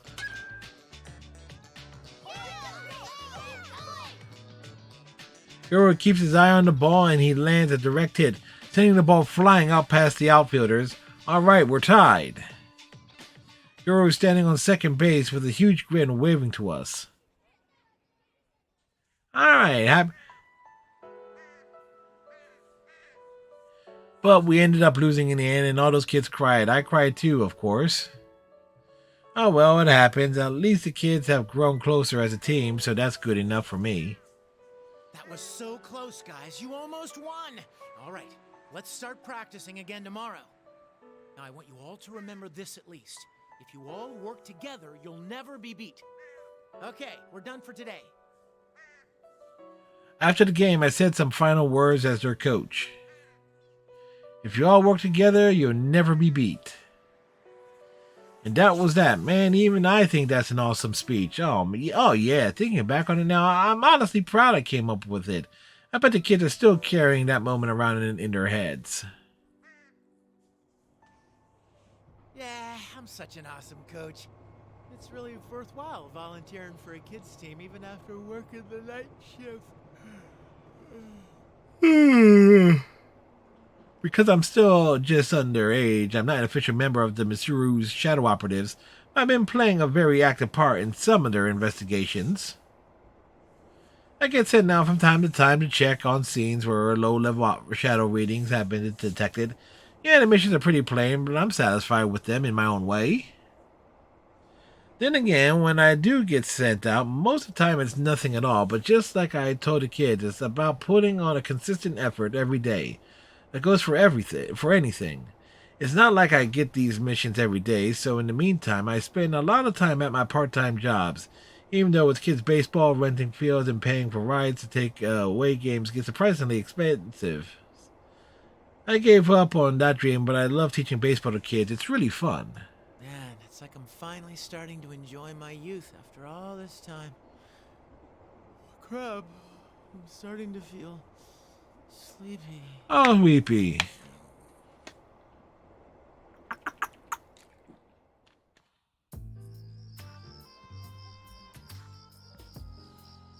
And that leads to where I am right now. Now we get back. Not only did I completely miss my stop, but I can't even get back home. I'm in a tight squeeze here. How did I just fall asleep like that? I can't believe I slept through so many stops either. Seriously.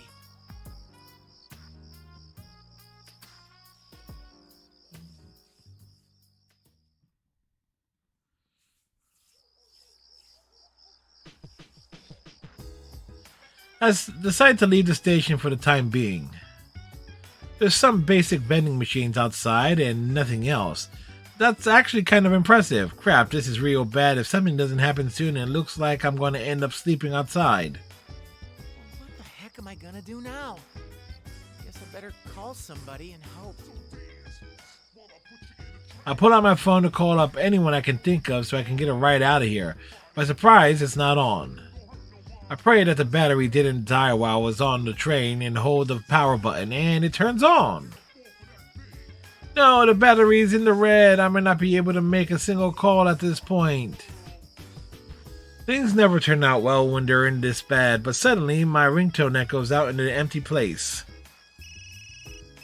Oh. Hello? Finally! Hey, Junpei, what were you doing? I've been calling you this whole time. It's Yuka. How long has she been trying to call me? Maybe she's got dumped by her boyfriend and needs a shoulder to cry on or something. Wait, does she even have a boyfriend? She sounds really pissed for some reason, but man, she's almost always like this after all. The most important thing right now is charging this phone. Oh, hey, Yucatan. Can we not talk about that now? My battery's about to die.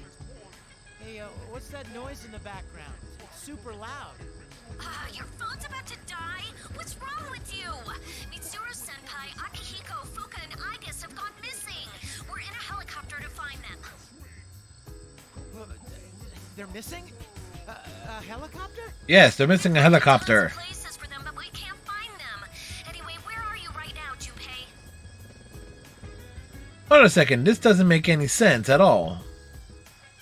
Mitsuru and the others were missing, and now Yuka's in a helicopter trying to find them? This is too much information all at once. I turn around to check the name of the station again. Somewhere called Yasoina something? I fell asleep on the train and missed my stop, and now I'm stuck out in the boonies.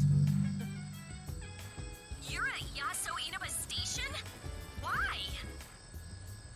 Oh, why is she so surprised? I don't even know why I'm here. Okay, fine, it's because I stepped through my stop. Crap, Yucatan, the battery's going. Fine, just wait there. We'll come get you. I'm with Kenkun and Koro-chan, and we've got Labrys here too. She's Igus' sister. Huh? What was that? Lahu? Well, whatever. I'll just find a convenience store and... Oh, battery dead. The phone died. I consider what I should do now, but then again, I'm worried about Mitsuru too. I'll just have to buy a cheap charger at a gas station or something and call Yuka back. This may be out in the boonies, but there's got to be a convenience store open around here.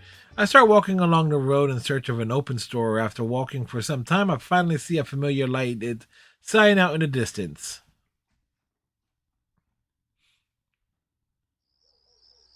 Nice, just what I wanted. I'm starving too, so maybe I should get myself something to eat. Food. Finally, with some relief over finding a store, my step grows lighter. That's when the lights ahead suddenly go out. Don't tell me they're closed.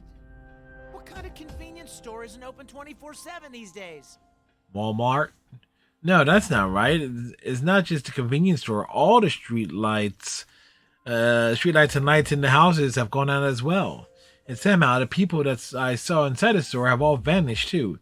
Even more strange, didn't get pitch black out. Everything's illuminated in a hazy red light. Is this fog? The hell? There's something familiar about the side of this town suddenly falling silent. It's not quite right to call it nostalgic, but it's just a crazy thing that should have stopped 3 years ago. The dark hour. Talk about deja vu. The first time I experienced the dark hour, back then I was in a convenience store. Akihiko rescued me that time. Oh, there you are, Junpei.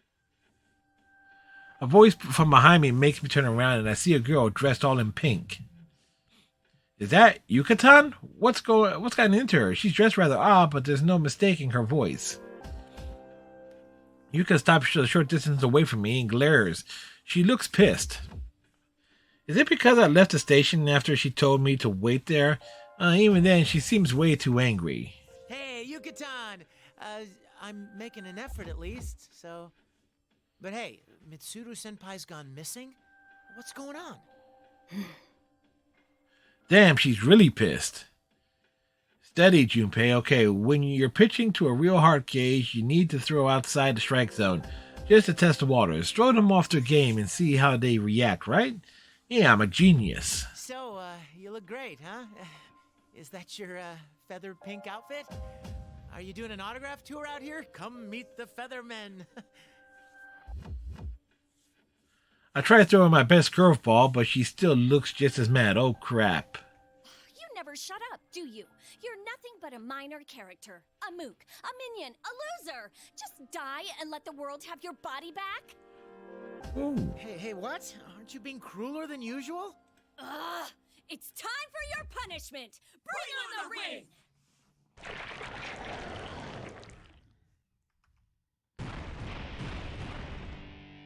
Yuka suddenly raises one hand as she delivers that cheesy line. With that, 4 red pillars fall from the sky and stab into the ground around us, forming a fighting ring. I don't know what's going on, but this suddenly feels really dangerous. I place my bag on the ground, then I pull out my favorite bat and take a cautious stance.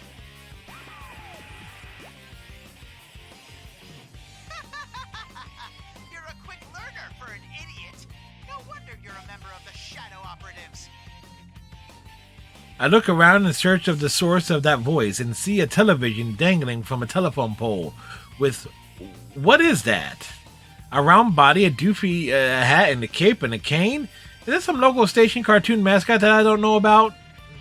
He's saying something about a General Teddy. What? That's his name? And why would a TV be hanging from a pole like that? Who the hell are you? I don't know what's going on, so you better explain yourself. If this is some prank show, it's not funny. Totally funny. Now let's begin Operation World Destruction. I mean, the one-on-one P1 climax. P1 climax? I'm not in the mood to drag this out, so I'll just give a short rundown. The rules are simple. Win and you get to move on. Lose and you're stuck here. I have to keep doing it over and over again. You mean I have to fight Yucatan? You really are hitting the ass. If you're not gonna do this, then hurry up and die. Here we go! Persona! A gust of wind blows, and I recognize Yucatan's persona before me. Whoa. Not only are we fighting, but we're doing it with our personas? This doesn't make any sense, and I don't even have my evoker with me. But when I look back at Yuka, she's already got her bow drawn and pointing at me. Oh man, she's completely ready for this. Whoa, hold on, Featherpink. We can talk this out. I mean, you shouldn't be pointing at it, people. My desperate plea is in vain as Yuka shoots an arrow at me with no hesitation. I manage to dodge away just in time. Nice aim, I mean, wait! Stop moving around, Junpei. Just give up now and let me kill you. What the hell did I do to deserve this? Looks like I'm just going to have to run. While avoiding the arrows raining down on me, I start a mad dash towards the train station. Ow! What the heck?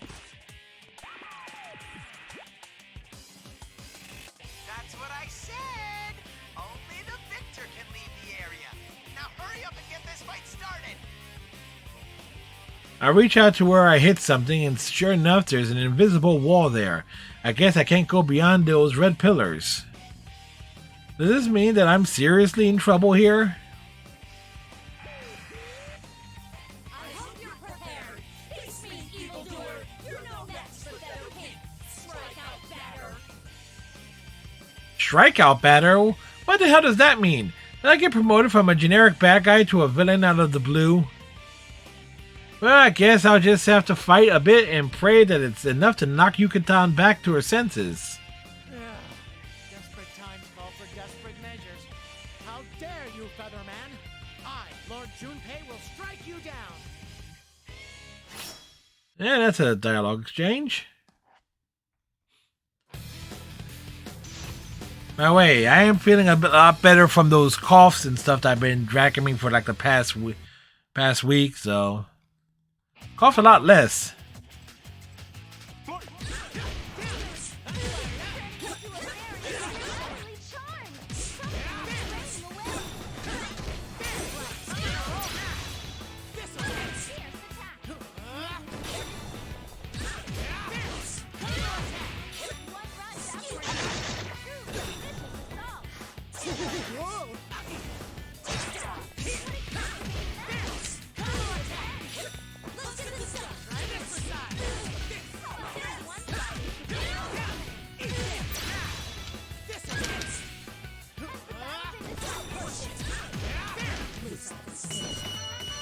Ma? How unfortunate. Better luck next time.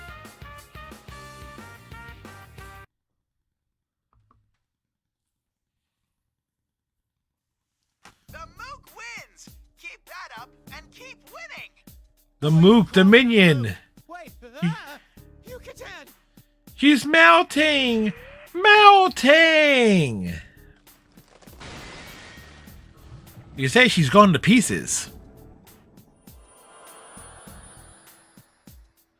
The red put a shadow on Yuka suddenly starts melting away like a black piece of candy. Just then, what looks like golden grains of sand fly up into the air and flow across the sky. The costume guy on the monitor disappeared. Does that mean the invisible walls I ran into are gone now too? Maybe? What was that just now? It wasn't a dream, right?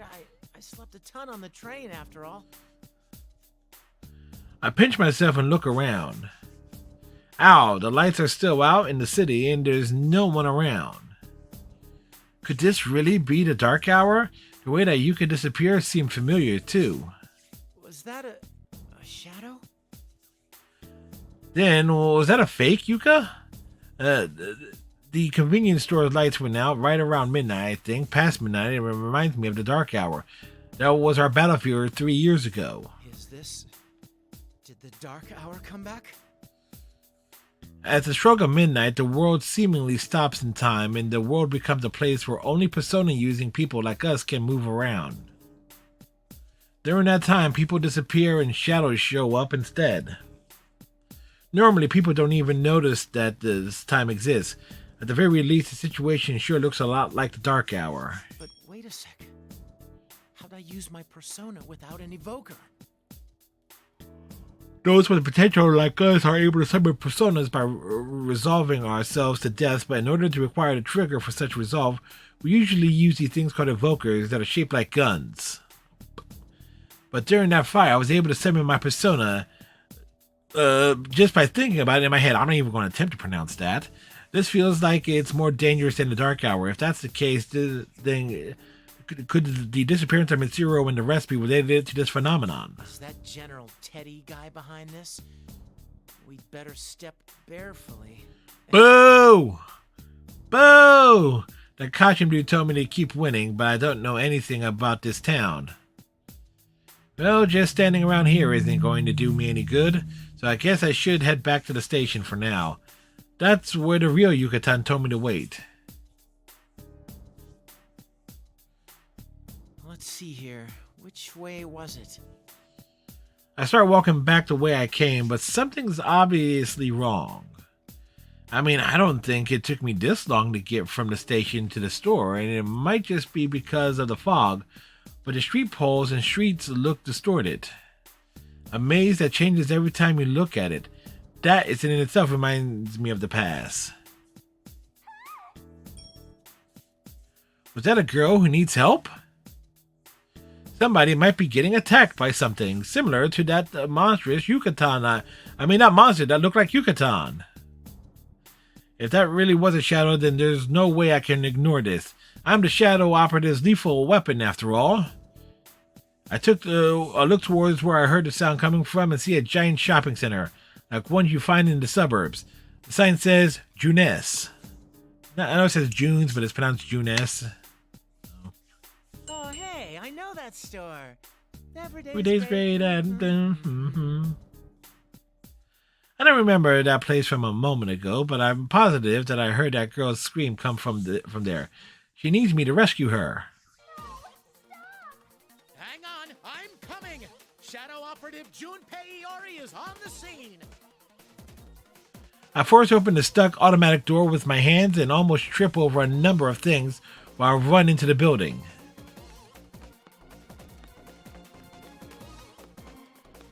So wait, would it be Yuka or... Well, we get a to be continued. Bum bum bum.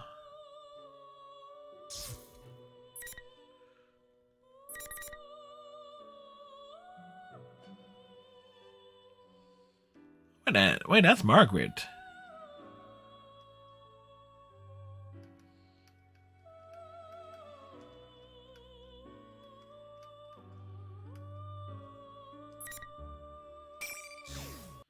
Welcome to the Velvet Room.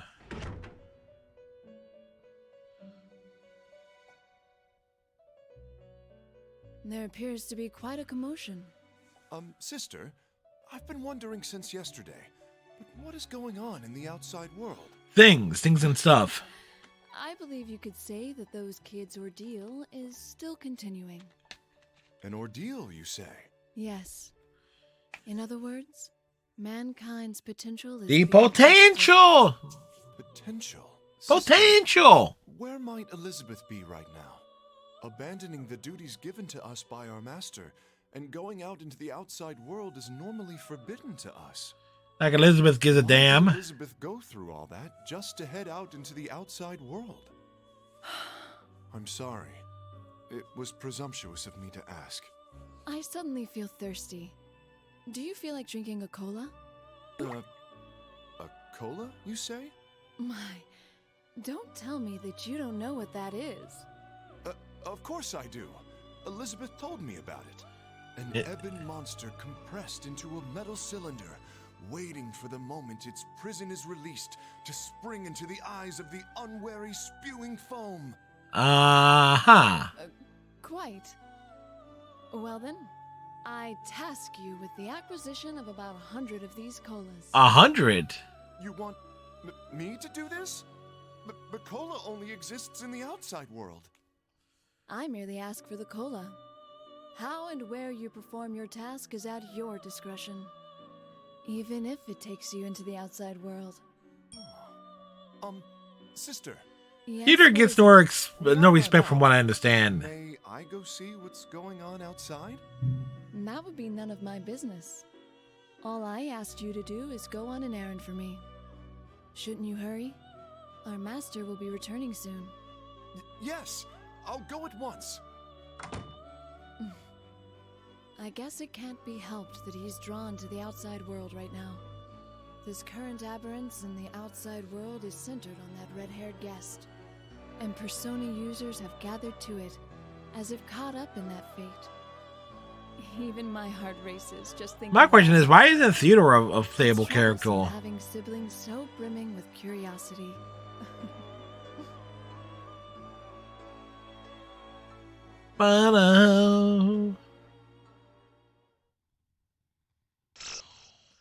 To be continued. So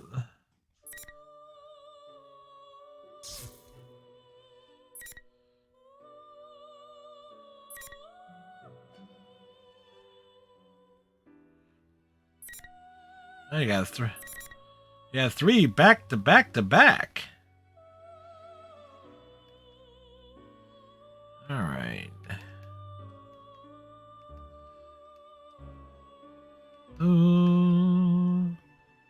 Let's go Ken first. There's the fact that you get the branching storylines and stuff there. Another dead end. I sigh for the umpteenth time that day, and Koromaru and I trade glances. While searching for that mysterious figure that appeared to look so much like Ikuchi, we ended up in the Shamigari floodplain that flows. Well, we went down the stairway in Junes without incident, but from there the town was shrouded in red mist. Every path twisted like a maze, turning us away from the direction we wanted to go.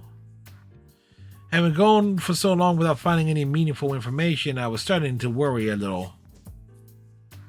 In any case, this entire situation, a town filled with red mist at the stroke of midnight, turning into another world, the appearance of another tower that looked just like the Tartarus.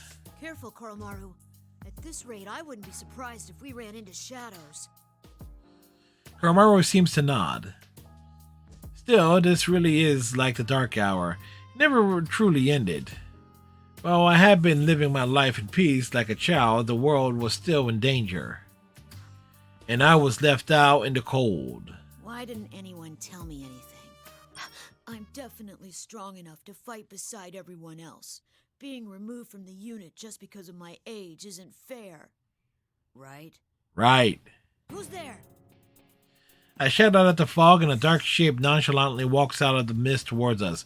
Koromaru begins to growl. You're irritated about it. Is that me? Me, that is. The shape turns out to be two figures, me and Koromaru. It's like looking into a mirror. Even if you try to deceive us with those appearances, it's no use. I feel a wave of malevolence from the shadow that took my form. I ready my spear and take a fighting stance. I'm not deceived. This is definitely an enemy. Being a child only on the surface, peaceful only on the surface, friends only on the surface, aren't such things. Clothes only on the surface. Hair only on the surface. I know how you feel because I'm you. Or to be more precise, I'm a perfect copy based on everything there is to you. That's why I can tell what you're thinking, what dissatisfies you, and how much you desire to fight. So what? What does what I'm thinking have anything to do with you? I can't help but raise my voice at what the other me says. It's as if he can see straight into my heart and say exactly what hurts me the most. I can feel my hands trembling in agitation. I have to calm down. This thing isn't me. It does involve me. I mean, you want to fight, don't you? And we have the same objective. What? Persona. Crap! Koromaru's sharp barking brings me to my senses. The enemy appears to have summoned a persona, one exactly like mine, Kalanimi. It attacks directly at me. It's too close. I can't dodge. Look out, kid! It's Kanji! Oh. What am I doing? I need to focus. I desperately try to sort out what just happened. Somebody tall jumped in front of me. Did he protect me? The person who was struck dead on by the persona's attack falls heavily to his knees. I am instantly reminded of another time when someone else died protecting me. I made the same mistake again. Damn it! Hey kid, what are you walking your dog around here for? Such a goddamn adorable dog, too. Huh? He's a yes, it was. Things are dangerous here right now. You're... I stared dumbfounded at the man who shielded me. This must be Kanji Tatsumi, one of the Inaba persona users described in the files I went over during the helicopter flight. He still seems okay, that's a relief. Actually, he appears to have a lot of energy to spare. He must be really tough. Kanji-kun, here comes another! Sukuna Hikuna, go! It's Elato! Best girl! The sound of a heavy collision echoes across the floodplain. The fake Koromaru tried to attack Kanji, but it was hit by the persona of another person who came running towards us through the fog. That's Nato Shirogane, another persona user in Inaba. Kanji-kun, you were being reckless again. Are you alright? Naoto, grab the kid and get out of here. I'll take care of this. Bravery and recklessness are not the same thing. We'll do something about this. Nato turns to face me. Does this person know about me? You're Kanemata, a member of the Shadow Operatives, Emergency Special Suppression. That answers the question, yes. And you're Koromaru-san. Please lend us your help. We want to return this town to its normal state. Huh? Shadow Operatives? Are you a Persona user too? Wait, does that mean the dog's got a Persona too? Yes, and yes. Looks like we have some more shitty guests. Fine, whatever. Just hurry up and make a decision. Which of you is fighting? Nato. Oh, you don't have to fight, but your captured companions are having their powers drained, and things may become irreversible if you don't hurry. What? What are you doing to them? Who knows? Why don't you find out for yourselves? In any case, Bring on the ring! When the other me raises his spear into the air, 4 shining pillars fall from the sky to surround us, glowing faintly. yeah, a barrier. Indeed. It must mean that unless we fight and win, we won't be able to proceed any further. Oh, good, you understand. That makes things easier. This will be a one-on-one battle. Can we start fighting already? I can't wait any longer. You shall wait. Cut the bullshit, you fake! You just said it was one-on-one, so what's with the dog? What, this? The mud hardly counts. He's just a weapon after all. My Kanji and Nanato are standing between me and this double, as if to protect me. I step forward past them. I've been too naive. Not only did I let this thing's words deceive me, but I let myself make the same mistakes that I had before. Even worse, it just called Koromaru nothing more than a weapon. It's been a while since I've last felt this emotion. I can't let this go unpunished. Been too conceited. I didn't understand anything at all. Ken-kun? Naoto, don't butt into this. Comes a time when a man's gotta do what a man's gotta do. Ken, huh? I got your back, so settle this for yourself. Kanji takes a seat on the ground, and Natsu sees this and holsters her gun and nods to me. They're so awkward, but I'm thankful for their kindness right now. Thank you. I will do this. Let's go, Koromaru.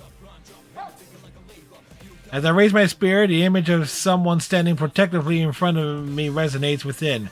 From back then and again just now.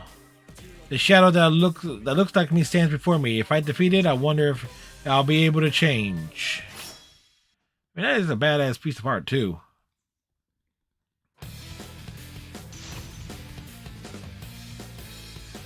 Gotta beat the crap out of a kid with his dog by using a kid and his dog.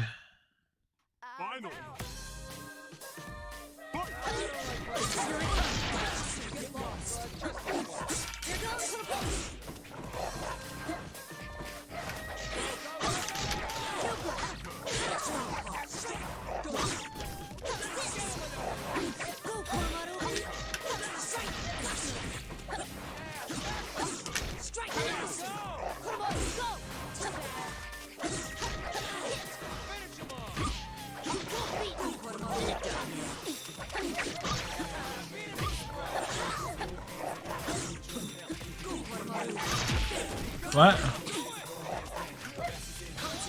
There we go. Oh, he blocked it? Son of a bitch.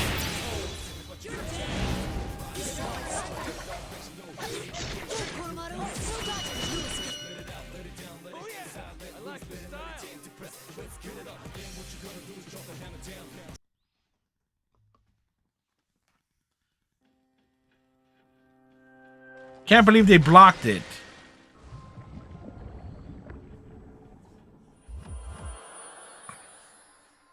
Just as the document said, the two of them were summoning their personas without having to use their invokers. Because of that, I thought that perhaps I would be able to do it so as well, and I was right. But being able to summon personas like this should only be possible in that TV world. Has something changed to make this place the same as the other world? While I was thinking about that, I watched the thing that had taken my shape melt into a puddle, like a burning candle. Koromaru sniffs suspiciously at the puddle of black goo and barks once. Is this a shadow? Huh? I thought somebody's shadow was supposed to turn into a persona when you beat it. Kanji-kun, didn't you notice? That wasn't a shadow that came out of Ken-kun. It must have been a fake created to bear his likeness. The most obvious evidence of that is how both fighters were able to summon personas in battle. Defeating your own shadow makes them into your persona? I see. So that's how you acquired the power of personas. Yeah, it makes it makes more sense than having to shoot yourself in the head. Yes, we do things a little differently. In any case, thank you. It's fine. Ow. Kanji-kun, are you alright? I'm sorry. It's my fault that you got hurt. Hey, it's nothing. But, to make up for it... Can I pet the dog? What is it? You think maybe I could, like... Pet the dog? pat you on the back or something? What? What? I suddenly remember something. According to the material read in the helicopter, the participants in the P1 Grand Prix were all given nicknames that were embarrassing, but had a kernel of truth. And if I recall correctly, Kanji's was Beefcake Emperor. What exactly does that mean? Oh wow, this is amazing! Oh my god, he's an albino Shiba! This is totes adorbs! Shiba! Oh, you meant Koromaru. Yes. Huh? Who else? Who's a good dog? Who's got himself a persona? Is it you? Is it you? We don't have time for this, Kanji-kun. Perhaps later. Right. Sorry about that, Koro-chan. Kanji lets Koromaru go and pulls himself together before turning to me. There's something I'd like to ask you, Ken-kun. Did you see the Midnight Channel broadcast that came on earlier? The one where Mitsuru-san and her friends were crucified, right? Was that for real? You're Jewish. I saw it while we were in the helicopter. We were searching for them after they went missing. I see. And it's quite possible that what was shown on the Midnight Channel was true. I have no conclusive evidence that the video was real, but we ought to consider that it was. If that fake me wasn't lying, then they're in danger. We have to hurry and rescue them. Indeed. Please allow me to get a better grasp of the situation first. Are there any other members of the Shadow Operatives here? There are 3 of us, including me. Oh, and if we manage to meet up with another one who might be here, that would make 4. I came with Yukari-san and Labra-san. It seems that Junpei-san got here on his own as well. How exactly he stepped on a train? And we're now on the move separately. Labra-san headed to the tower, and Yukari-san went to find Junpei-san. That's a lot of sans. Maru and I are... we're pursuing someone in particular. Someone in particular? Particular is someone. Related to the case? I don't know yet, but I'm positive that he attacked our helicopter. I see. All right then. Is there anything you know about what's happening in this town and that tower that suddenly appeared? Nope. Naoto points to the tower looming out of the fog. The tower is dimly illuminated by the red light of the moon, and there is an eerie silence. It's just like back then. Is this reminiscent of the dark hour that you have experience with? That's... The dark hour. Hearing those words come out of Naoto's mouth baffles me. What's happening here in Inaba is quite similar to the dark hour. The appearance of that tower, the shadows, no matter how you think about it, there's no denying the similarities with this case from the 3 years ago. I speak from experience. I can't feign ignorance, but how much am I allowed to tell them about what happened 3 years ago? Seeing me hesitate, Naoto looks serious for a moment before quietly speaking up. You do know something, but it's difficult to explain. Is that accurate? Yes, I'm sorry. I can understand well why you're keeping your lips tight, but... This abnormality may be a continuation of the case we have been involved in. If that's so, then I feel guilty about dragging these innocent people into it. Is that how Mitsuru always feels? As I'm lost in thought, Kanji slaps me on the back. Hey, stop playing hard to get and just spill the beans already. You know you can count on us. Kanji-kun's right. Mitsuru-san and the others are close to us too. They must be saved as quickly as possible. Yeah, I don't know them for a day. Objective here, and there's no reason that we shouldn't be cooperating with each other. Close to you. Since they called the people I care for close to them as well, it seemed to be seriously worried about them. I don't feel the need to hide anything from them anymore.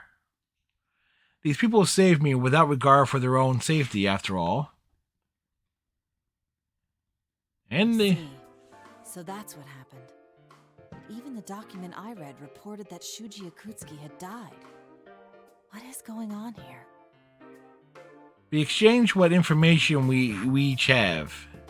I struggle from the 3 years ago. Ordinary people would never understand my story, but Naoto and Kanji listened to me with serious expressions. And likewise, I hear about their struggle last year. Naoto tells me that their own experiences is something that most people would have trouble comprehending as well. We come to understand that what we've gained through our struggles is the same. The feelings that me, Yukari, Labris, and even Koromaru had while descending into the Inaba, and Kanji and Naoto's feelings about fighting now are the same. We're all fighting to protect something precious to us. Alright. If that's the case, then it'd be fastest if we just charge straight into that tower. Go! Damn it! We should head to Junes for now. It's possible that the others have gathered there. And your injuries are considerable, Kanji-kun. I'll accompany you. Huh? Don't I have any say in? No, you don't. Fine. What will you do, Ken-kun? Coming to Jeunesse with us is one idea. Kanji's hurt pretty badly. This is my fault for letting my guard down. Still, would it be right to leave them and continue to the tower alone just because I'm worried about the others? I still haven't found Ikusuke either. What's the right answer here? What can I do in this situation? Ask the dog. Hey, what's the holdup? This should be a no-brainer for you. Huh? Your buddies are in danger, so you want to go save them, right? And stop wasting your time thinking about it and go. Kanji-san. There's no need to be concerned about us. We'll keep an eye out for anyone resembling Ikutsuki on our way to Jeunesse. There's no time. You need to hurry. Once we've met up with our friends, we'll find you again. Thank you. Koromaru and I will head to that tower. Ha! That's all you had to say from the start. Careful, though. Another fake might try to jump you like the one here did. Yes, I know. I won't let my guard down anymore. I look Kanji straight in the eye. He's a tall guy, but I only have to look up a little to do so. 3 years ago, when I was still in elementary school, I looked up at my taller senpai and strove to become like them. Since then, I suppose I become impatient without realizing it. I lost sight of what was around me. I felt as if I was the only one being left behind. Good.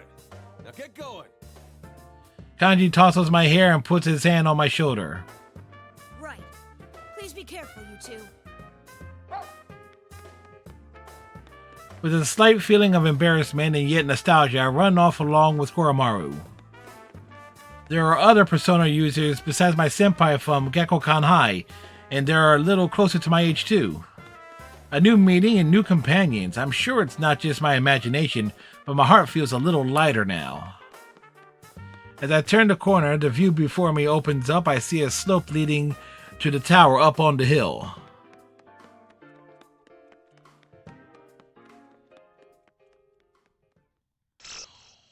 To be continued!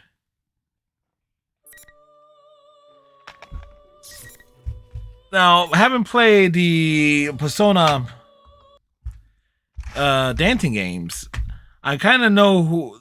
There was another character who is like a DLC track for the Persona 3 and Persona 5 characters. He kind of... And a lot of his dances involve Akihiko and Mitsuru and Ken. And from what I understand, there is kind of like a... How can I put it?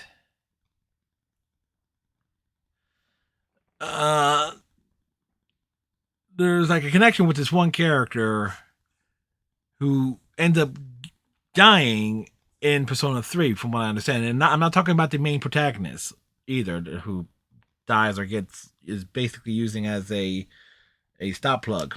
Anyway, so I picked up on a lot of the symbolism that is associated with the Persona the 3 and 4 based on the dances and things. Granted, I'm more familiar with Persona 4 at this point. Anyway, I am going to take a break, and I might switch the lights or something or other, or turn, because I gotta get another light bulb for 1 lamp here, which is why I'm using the ceiling lamp, ceiling light, hence the difference in lighting and so forth here. Anyway, I'm gonna take a break. I'm gonna get a snackage of some sort. I'm gonna call my mom, check up on her, see how she's doing. They moved her to the master suite at Cooper Hospital, so I will have a report on my mom. I know she was eating some good food, so I will gladly tell you all about that when I get back.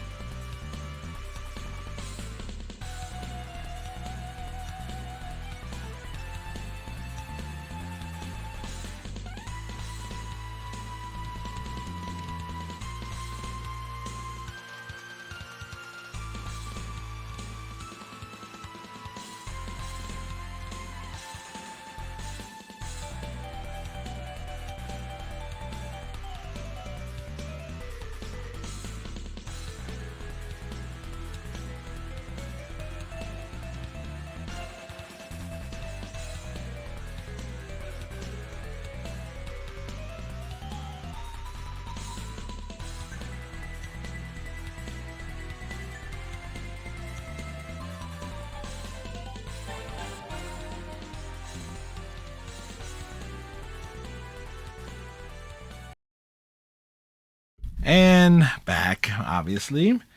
For the majority of that break, I was on the phone with Mom, checking up on her and everything of that sort. She did have dinner. She liked the peas, she liked the chicken. She didn't like the fact that the hospital gave her dry rice. She's glad to know that I'm eating and everything of that sort. So there's that positive.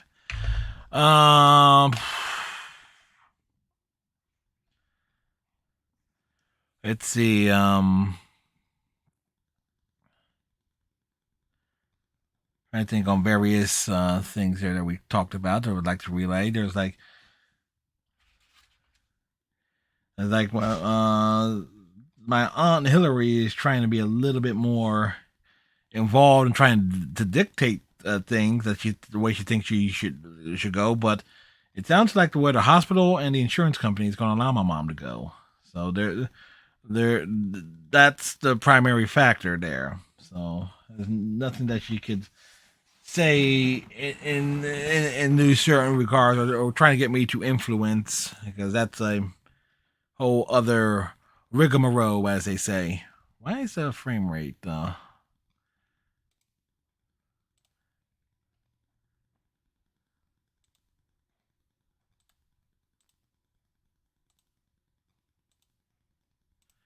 of weirdest there? Because I don't have like this other light lamp on, because the light bulb blew out the other night. So, or the lamp went bad, one or the other. So I haven't tested it out fully either which way. Anyway, Hot Pocket and some more in an orange, tangerine-ish. We get back to it.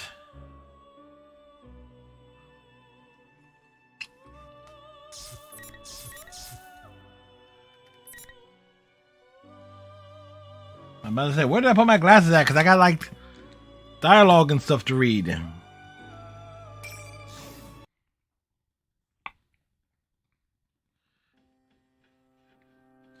Everything is still, and it feels like I'm left behind in the flow of time. There's something wrong with the entire town. This is just like the dark hour.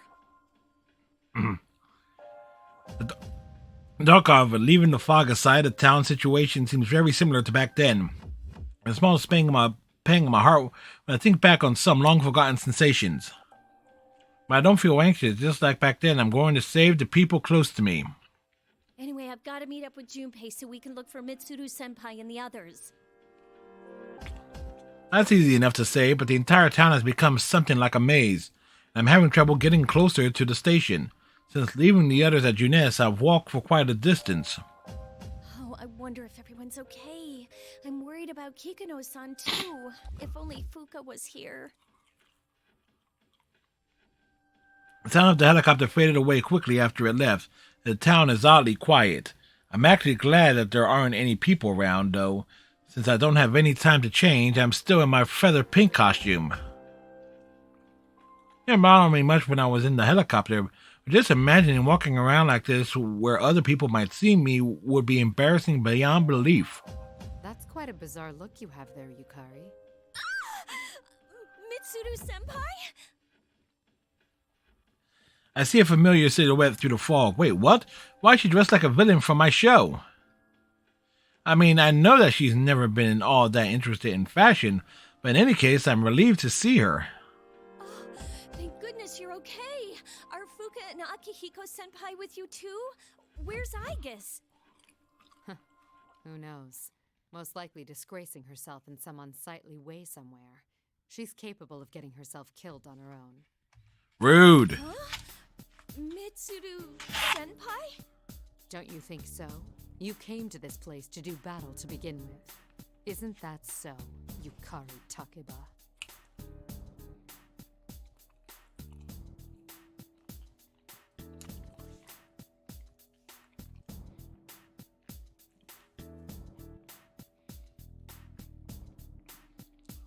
Is that what's happening here? Mitsuru-senpai, are you all right? Are you really hearing what I'm saying? Forgive me. We're both under the same circumstances, so let's get along. We were both released from those foolish restraints of our fathers, after all. The repulsive laugh causes something to snap within me.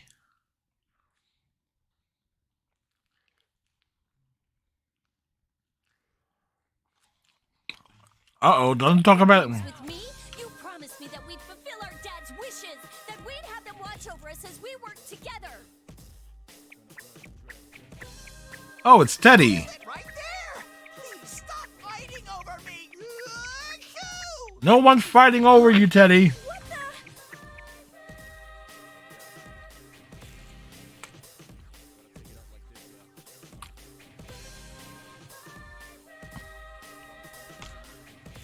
No one's fighting over him. Nobody will fight over him. If anything, people want to beat the crap out of him. Wowza! I was drawn to the smell of beauties, but here's a couple that are dressed kinda... Says the guy in the bear costume.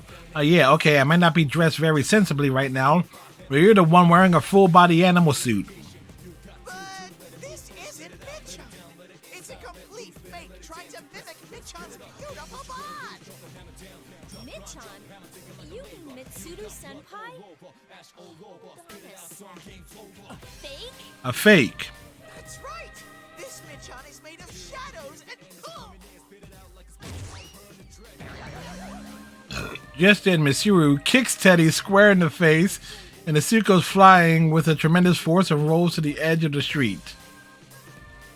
He doesn't move a muscle from there. I wonder if he's still alive.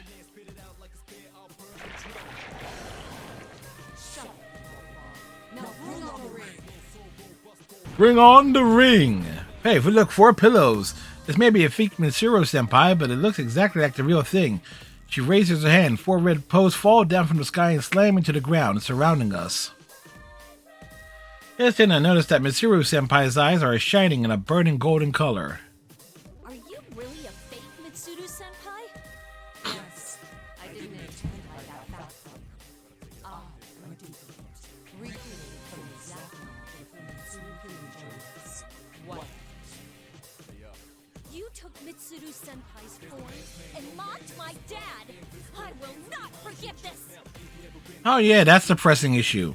I'm in a simple fit of rage, a phenomenon similar to the Dark Hour, a tower that looks like Tartarus. Anything could happen now, and it wouldn't surprise me. But for this thing to take on the form of my best friend and do what it did, it's absolutely unforgivable. Right? I won't show you any mercy.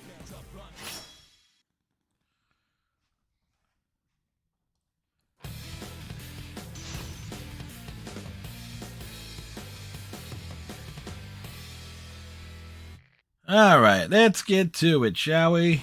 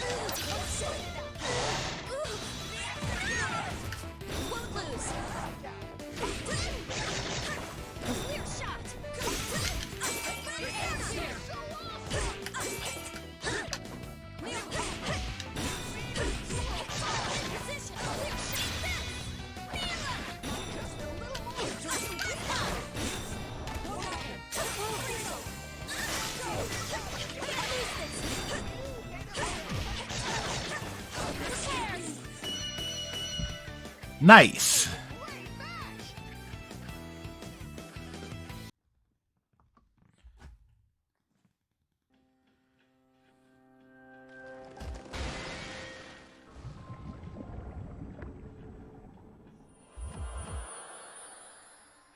The moment my victory was decided, I hear something shatter. The red posts begin to crumble, and the creature that had taken on Mitsuru-senpai's form begins to melt. Yikes! Gross! Oh, but she really was a shadow. A shadow, was she really? I can't help but wonder at the bizarre sight. That's when Teddy comes rushing over, his footsteps making a strange squeaky sound. Thank goodness, it looks like he hasn't been hurt too badly. She says that now. Are you hurt at all? Nah, but thanks. I'm just a bit ashamed of myself. I knew that was a trap, but I couldn't keep myself from getting worked up. And that wasn't even the real Mitsuru, but a shadow. It's not even funny. When the topic of my dad came up, I lost my cool. I thought I already sorted out my feelings about him too. Don't feel bad. I mean, I have a keen nose, but I have to get up close and personal to sniff out the difference. With that, Teddy turns to face me and his nose twitches. Huh, that must be a very elaborate costume. Or maybe it's not a costume at all. In either case, it seems that this Teddy character has a search ability like Fuka's persona. Well, thanks. I survived thanks to you. If he asks her for a kiss... Must be kind to the ladies. That's the family motto of the Teddy clan. If you say so. But you're a persona user from this town, right? I'm Yukari Takiba, a member of the Shadow Operatives. Does that mean anything to you? Oh, you must be a friend of Michan then, Yuka-chan. So, are those clothes a uniform or something? Yuka-chan, huh? Actually, there's a good reason why I'm dressed like this. I can sense at least 2 reasons right around here. Kill him! Hey! Feather smash! How cruel! I was just saying hello. Ooh, no wonder you're a hero of Justice Featherman victory. Even the cold female boss Michan didn't stand a chance against you. I hear our voice and turn around to discover that a TV has somehow appeared behind us without either of us noticing. General Teddy is on the screen like he had been when I was in the helicopter. The more I look at him, the more he looks just like the Teddy standing next to me. But there's different people, right? He might even be a fake, just like the copy of Mitsuru-senpai that I just fought. I know you're here, you imposter! Stop hiding and show yourself! All you did was roll on the ground, but you've got quite a cheeky mouth. But whatever, the real Michan's execution show is gonna start soon, you know? Execution? Execution. You can't miss this event. The Execution Queen is going to be executed herself. It'll be an excellent execution of the Execution Queen that's being executed. Around like this and hurry to the tower where I am, Yuka-chan! Hey, hold it right there! Give Michan and the others back! And just like that, General Teddy disappears from the screen. Mitsuru's going to be executed. I have to put a stop to it. I really want to find Junpei, but I might have to leave him for later. Oh no, we have to hurry and save her. Teddy, didn't you say that you have a keen nose? Yep. You want me to find Michan with my nose, right? Well, I can't stop sneezing in this red fog, though. Oh, so that's why you were sneezing when you got here. So, it would be helpful if you could search for her. I'll do it. If Michan's in trouble, I can't rest until. Yeah, he's gonna sniff out all the butte. Along is really reassuring. Wowza Bo Bowza! I've been recognized for my skills. I, Teddy, swear to be your. What about Labris? Teddy salutes grandly in the middle of the speech and sneezes loudly. Haha, I heard that the persona users of Inaba were pretty unique. They do seem a little weird, but I don't necessarily mean it in a bad way. Well then, shall we get going, Sir Knight? You can tell me more about your friends, too. But the next time you try something funny, I'll blast you with a hyper feather shot. Got it? Ah, you're so cruel, Yuka-chan! I decide to head towards that Tartarus-like structure with Teddy, and we immediately begin dashing in that direction. Sorry, Junpei, you'll have to wait just a little bit longer.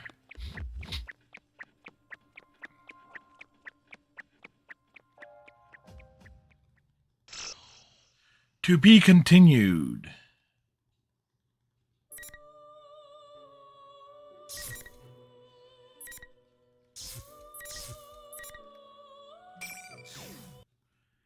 All right. Who's to find, Chie or Yukiko? After I dash into Junes, I rush up the first set of stairs I can find. Man, there's something about being in an empty department store that just makes me want to run around. Okay, that's a stupid thing to say, even for me.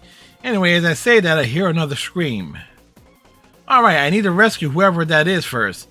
I see what appears to be a rooftop on the other side of a doorway, and so I slam the door open.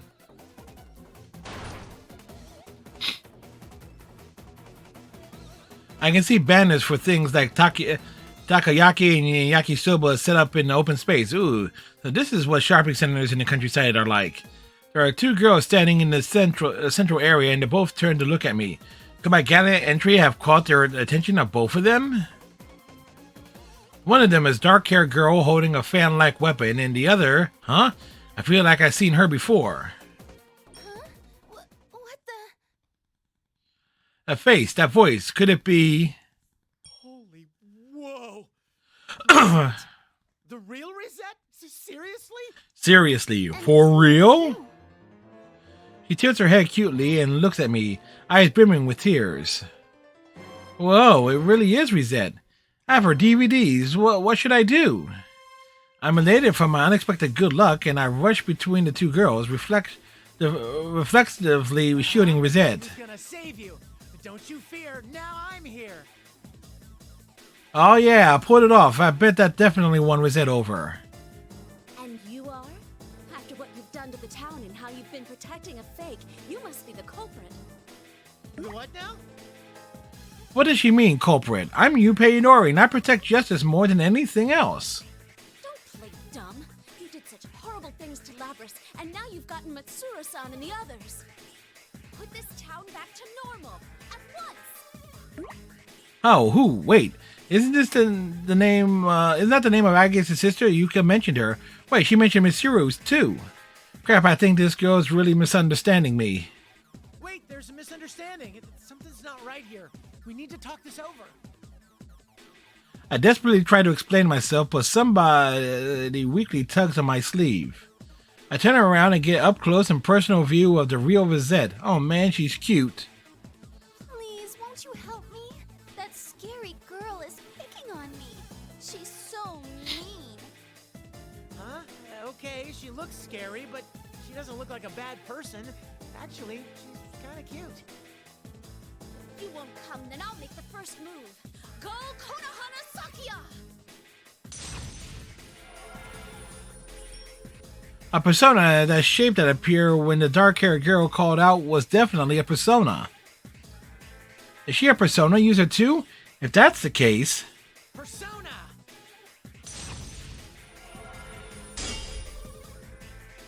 The girl's persona comes flying towards me, wreathed in flames and clashing with my own persona, and the sound like glass smashing into glass. The two personas are locked against each other in combat. The dark-haired girl seems surprised at my ability to summon a persona too. Like I was saying, can you wait a sec? Why are you doing this? Violence isn't the answer, you know. Don't waste your breath. I will protect my friends and my town.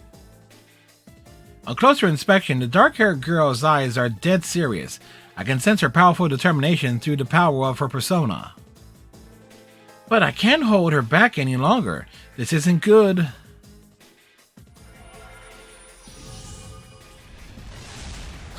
Whoa! What a pain! What are you, stupid or something? The dark-haired girl gets blasted across the area with a scream. When I turn back in surprise, I see another long-haired persona. What? This is a totally unexpected turn of events. Rosetta has a persona too? And that persona made that attack just now? How long are you gonna keep up this stupid charade? Cheap sob stories don't bring in the ratings these days. What use are friends anyway? What? I'm surprised to hear words like that coming out of this cute pop idol. What's wrong with that? That's not true. I try harder because of my friends. They make me stronger. They give me people to live up to and people to protect. And if you deny that strength, then I cannot lose against you. Yep, I can understand that feeling. She's right. Oh crap, does this mean that I jumped into this thing and immediately took the wrong side? You make me sick. Hey, aren't you supposed to be on my side? Hurry up and deal with her. Yikes, Rosette's face is even scarier than anything I've seen Yucatan pull off. To think that she's the kind of girl when she looks so cute. Appearances can be deceiving, huh? No. Though I feel like my world's been crushed, I recall that Yucatan wannabe I met earlier. I couldn't tell if she was real or fake at first either. Could this be a fake Rosette too? Dang, there's no way to tell. Alright.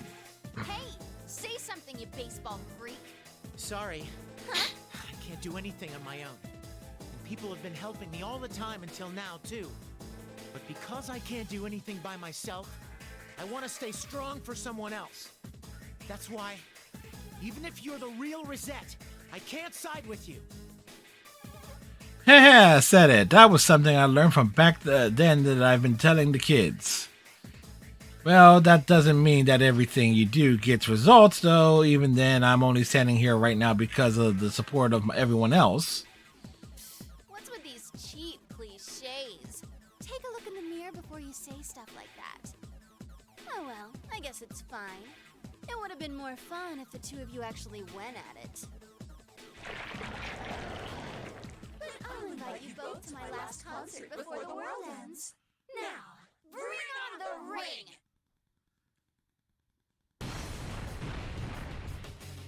The face of the familiar teen idol distorts and her eyes change color into an eerie gold. When Rosette raises a hand, 4 red pillars crash down from the sky through the fog and slam into the 4 corners of the food court. Oh, I recognize this. Looks like I was right. You're not the culprit?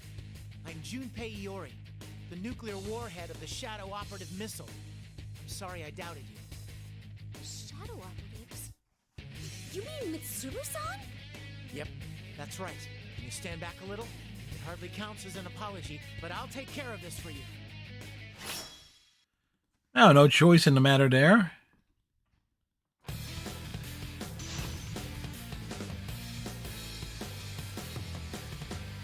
Shadow Rosette's face is real Joker-esque there.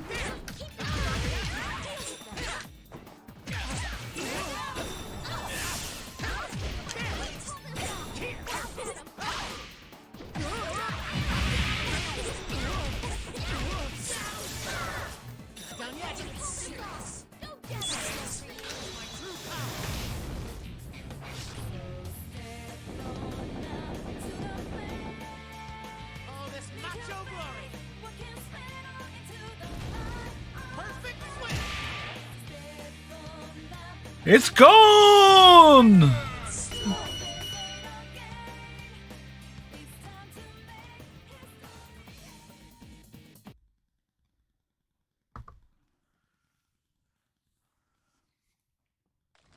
She went to pieces.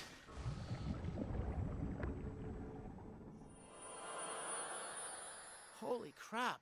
Man, that was tough. A status victory, of course, even though my ears are still ringing. On the red pillar shadow, the fake Rosette crumbles and melts. Yeah, that's going into my personal nightmare fuel folder for a while. Maybe I can use that as a new story for Junpei's Believe It or Don't. Thank you, Junpei-san. I'm Yukiko Amagi. Yukiko-san, huh? Are you a high schooler from around here? Can I ask you something? Huh? Are you hitting on me? Come on, really? I just want to know what's going on in this town. I'm sorry. I get caught up with weird people too often. I mean, you've got a beard and a baseball bat. Come on, you're You're treating me more like a criminal suspect than a dude who's hitting on you. I'm not a bad guy, okay? He's more lukewarm. Caught up in situations like that. I mean, you are cute. When it happens, use the Junpei style stranger danger technique. Beat the crap out of him and run. Oh, is that like Hanayagi style? Something like that. I teach kids baseball, and I also teach them basic self-defense from suspicious people. Stranger danger technique number 1. First, you have to yell really loud. Always start by yelling for help. Huh, okay. What? Like that? Yeah, that was pretty promising. Yukiko-senpai, get away from him! Himiko! Rosette is standing near the entrance to the food court, even though she disappeared only a moment ago. Could this be the real one? But she has her persona out, and I feel like she's just as menacing as the fake from before. Get away from her, you perv! Holy crap, that was close. This is a misunderstanding, Reset. A misunderstanding. Turns out luck isn't on my side today, like it's actively working against me. I get called a perv of my favorite teen idol, and when I learn she has a persona, she hits me with it. Hold on, Risei-chan. He has a beard, but he's not a creep. Huh? Rosette finally stops attacking when she hears Yukiko call out, and I desperately explain what I've been through up until now. But wow, this really is Rosette, the real Rosette. Maybe luck's on my side after all. I'm so sorry. I thought Yukiko-senpai was screaming because she was being assaulted. But I'm glad you're okay. I figured that if I came to the food court, there'd be someone else here. I'm glad you're okay too, Risei-chan. And it looks like you can use your persona to fight now? That's amazing! It's true that Rosette's persona was impressive. Add that in with her calling me a perv, and I feel like this experience is going to traumatize me. So, this is Junpei Iori. He's supposedly a nuclear landmine for the Shadow Operatives. Oh, so you're one of Mitsuru-san's team. I'm Risei Fujikawa. It's nice to meet you. You too. Just call me Junpei.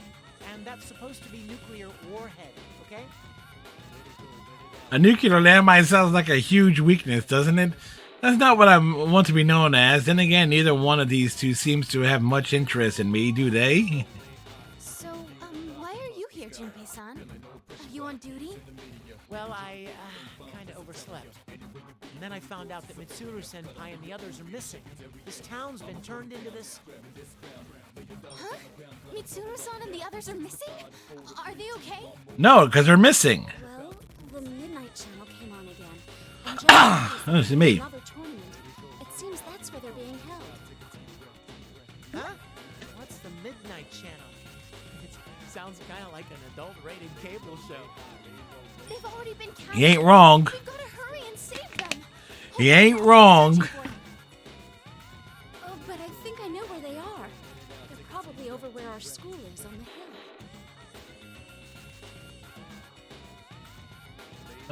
Though my questions get completely ignored, I look in the direction Yukiko points and see a long, thin shadow, like a pole stuck in the ground. Could that be all the stuff I've seen in this town so far? The dark hours, shadows? Of course, next would be... Tartarus? I'm at a loss for words. I mean, it's not too hard to imagine that the tower would show up here, especially with the way things are at the moment. If that's the case, then I'd bet 1,000,000 yen that Yucatan and the others are going to be headed there. Well, if I went there too, I might be able to meet up with everyone. Junpei-san, is anybody else from the Shadow Operatives here too? Huh? Oh yeah, I think so. Maybe? I'm not really listening to her, so my automatic answer probably isn't what she wants to hear. The sudden silence snaps me out of my thoughts, and I see the two girls staring at me, frowning. Are you really a member of the Shadow Operatives? You seem fishy. Maybe he's a fake after all. No, I'm real. Look, all of us have a badge, like this. Huh. If I can explain my situation and show them the badge I carry with me, even though I managed to get them to believe me, I'm a little ashamed that I don't have much information to give. That can't be helped, so we can conclude that Rosette will search their surrounding area with her persona. But isn't it inevitable that I wouldn't know much about what's going on? Then again, it is kind of my fault that I fell asleep on the train. Well, give me a sec. Himiko, search mode. Rosette's persona takes on a dramatically different form. She closes her eyes and concentrates, so it's pretty obvious that she started to searching the area. Well, it's amazing that she has a persona that can both search and fight. I have 4 readings heading towards Yasogami High and that tower. I think one of them is Labras. I don't know about the other 3. Huh? Lapras is here too? Mm-hmm. I can't communicate with her because the interference is so bad. But I'm pretty sure. Those other readings aren't shadows, right? They feel like persona users. One of them is strangely small, though. It's probably Koromaru. He's a dog. A dog? A dog. Dog can use a persona? A dog can use a persona. I don't know. You just can. Junpei-san, you seem pretty vague about everything. I feel like they're being really harsh without any hesitation. 3 readings that Rosette doesn't know. If one of them's Koromaru, then the one next to him must be Ken. The last one should be Yuka. I tell the 2 girls about the others. Rosette continues searching. Oh, there's someone near here. Naoto-kun. And Kanji? Kanji's reading is pretty weak, though. He might be injured. You can't communicate with them, right? If they're close, then should we go directly there to help them out? Yeah, but then we're putting a hold on rescuing Mitsuru-san and her team, aren't we? Right. So you 2 should hurry to where this Kanji-kun is. I'll keep heading to that tower. Based on what you said before, it sounds like my comrades are going that way after all. Okay. Oh, but... Oh, right. That would leave you 2 girls alone. Do you want me to go with you? I mean, if you really want me, I'll do it. Well, I'm suggesting that the 2 girls might want me around just in case. Well, just in case I notice that they're both looking at me with blank expressions. Oh, what's going on? Did I say something weird? Yes, you did. Junpei-san, are you going to be okay on your own? Are you sure you won't get lost? Town's turned into something like a maze. Oh, that. Maybe they're the ones worried about me. I wonder how low their opinion of me is right now. Very. I'll be fine. Maybe I don't look it, but I've got experience with stuff like this. Oh, okay. We'll go meet up with the others before heading to that tower. Please be careful, Junpei-san. With that, the 2 girls easily leave the food court. They didn't freak out over this bizarre situation at all. Man, high school girls these days sure are tough. I pulled myself together and began rushing towards that Tartarus-like tower. Ever since I became a shadow operative, this is the first time I've encountered an abnormal situation like this. Basically, the last time something like this happened to me was 3 years ago. While I'm running, I think back on what happened back then, and I remember him. Don't you worry about me, man. I got this. For which Makoto Yuki says, I don't care, and puts on his headphones.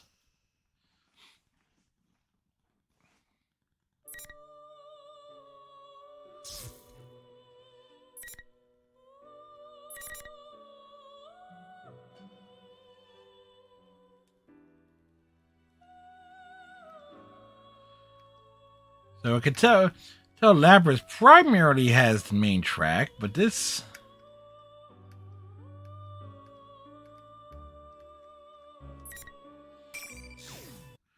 Chapter 5.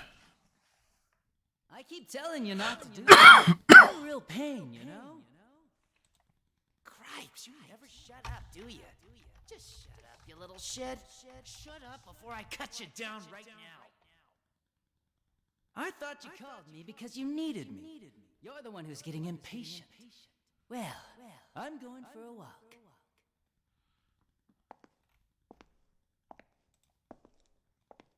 That son of a bitch! I really am gonna kill him sooner or later. Hey, switch with me! Sounds, no voices, 2 voices responding to each other. A conversation, I feel 2 presences nearby. My senses slowly return as I rise out of unconsciousness. But before I can register the individual words being said, the conversation ends. I feel one of the presences in the room moving away.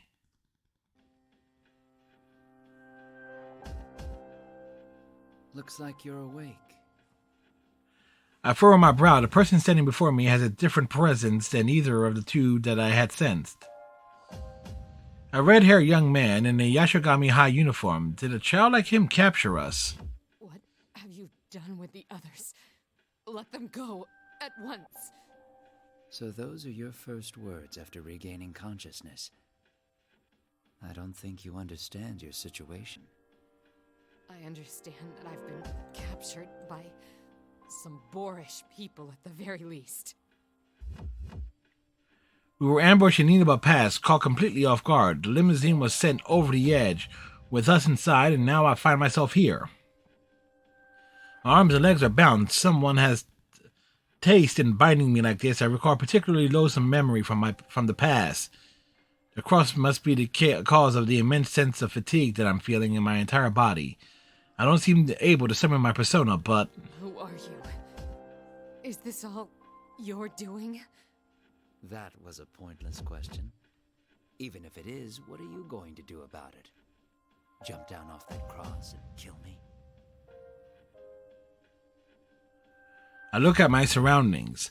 This place where my companions have been captured and crucified in the past. The past where my beloved father met his unfortunate end. Atop of the moon viewing tower and this cross, only one name comes to mind. Is this revenge for him? Revenge? A pointless word. What do you think of the previous performance? It must have seemed like something from Ikutsuki's own mind. Performance?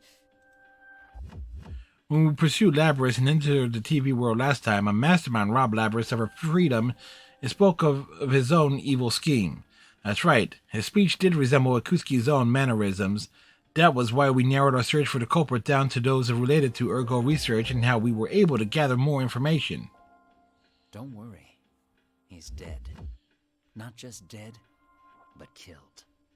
You must understand. You're a Kirijo. Are you trying to say that we killed him? But he was...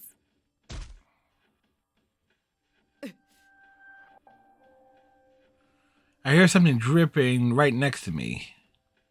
Crimson eyes shine coldly behind a golden mask. White and black liquid swirls around its head. Is this a persona? Suddenly it stamps the hilt of its sword into my abdomen. The blow sends my mind reeling, but I barely manage to retain consciousness. Ikutsuki doesn't matter. You're nothing but bait after all. What? I've shown them how you've been captured. How touching. Your comrades are gathering one after another. What are you after? What do you intend to do to my comrades? Even your calm, collected facade cracks when your little friends are involved. Don't worry. You'll all die together eventually. Not just you, but all life itself. I will destroy this world. Everything will die. And this place will be reborn into a new world. His world. Where only one life remains. His world? Preposterous. I don't know how you intend to bring this about, but I won't let you create a world like that. I don't need your understanding. All I will do is grant a boy his wish. A boy? That's right. A boy. Your desires created and gave birth to me. What? Allow me to introduce myself. My name is Minazuki. Sho Minazuki. I am the embodiment of your sins. Just take your time and wait. Sho Minazuki, that name was in the report I received from Kokino. That's right. It was a name I saw in Shuji Ikutsuki's experiment data. If I recall correctly, that experiment was a number of pieces to this puzzle fall into place for me. Wait! I raise my voice as loud as I can to the boy who has his back turned to me. Suddenly I'm struck with a sensation of something being drained from my body. My vision blurs. I desperately try to cling to consciousness. I must escape this place and stop his plan. I won't let him destroy this world, no matter what.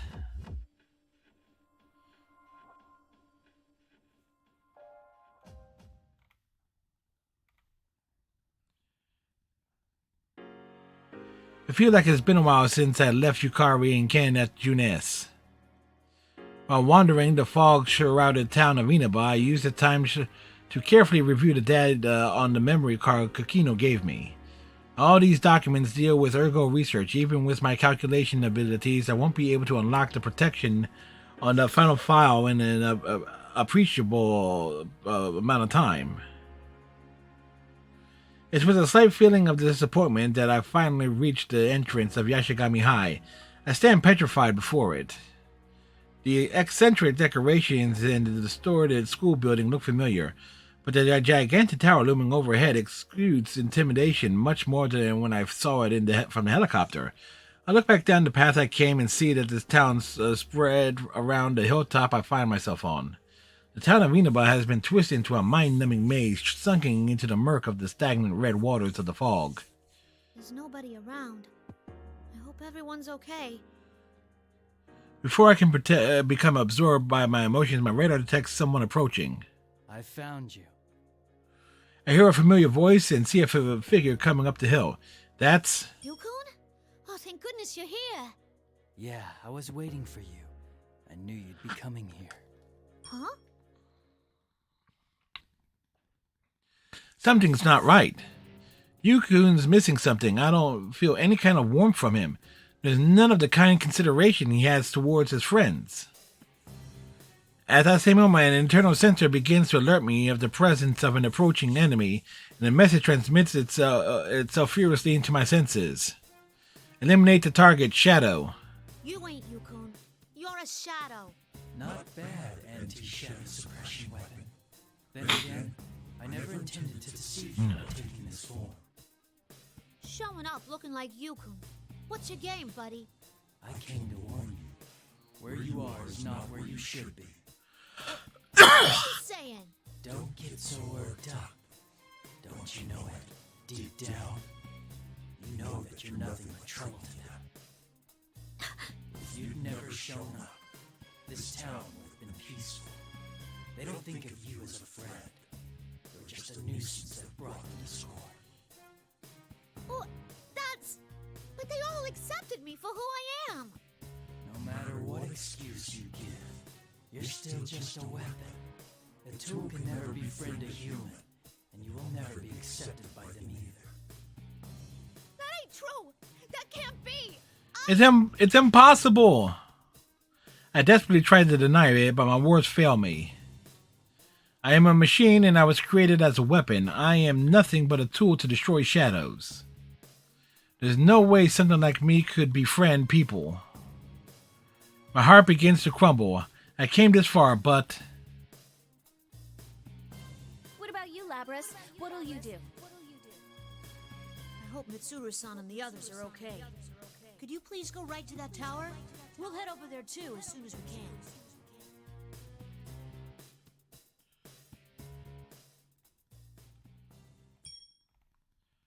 As my heart is about to crumble, familiar voices echo in my mind. That's right. I came here with the trust of my comrades. That's why I won't falter anymore. I am a weapon. My body is mechanical and my heart was given to me. No matter what I wish I was, I can never be human. Oh? But Yukun and I, Mitsuru-san and Yukari-san, and even Ken-kun all think of me as someone precious. She's such a sweet girl. The 5th generation anti-shadow suppression weapon. I'm Labras, a member of the Shadow Operatives. I see. Since you were just awakened to your persona, I thought you could be shaken up again. The circumstances have changed. They most certainly have. Time to kick ass. By force. Now bring on the ring.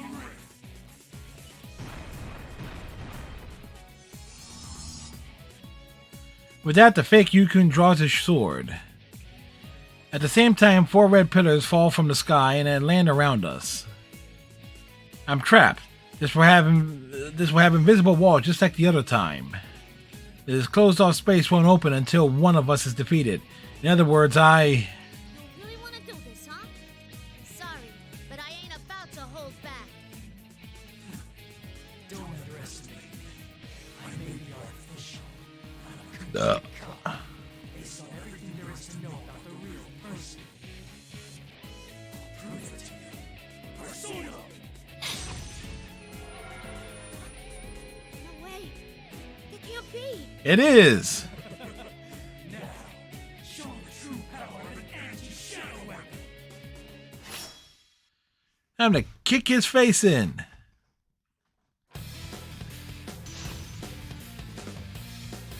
Bow, bow, bow, bow, bow. There's only 11 chapters in this one. Okay. Final.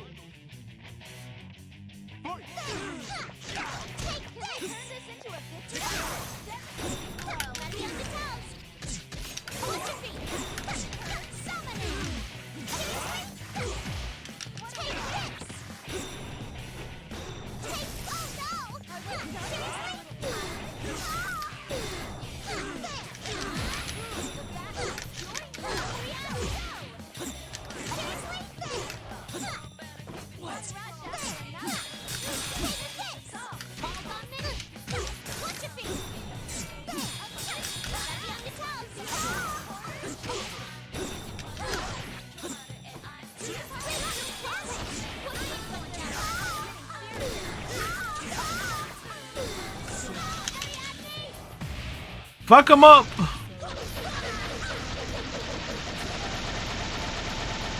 Looks like you need punishment.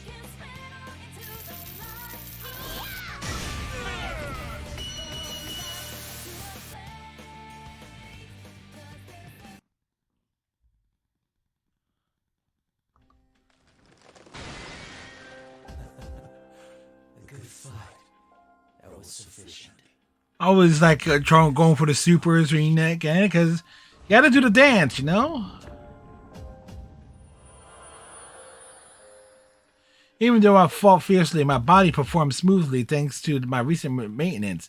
The fake you has fallen to the ground at my final strike, and its form begins to bubble into black ooze and fall apart.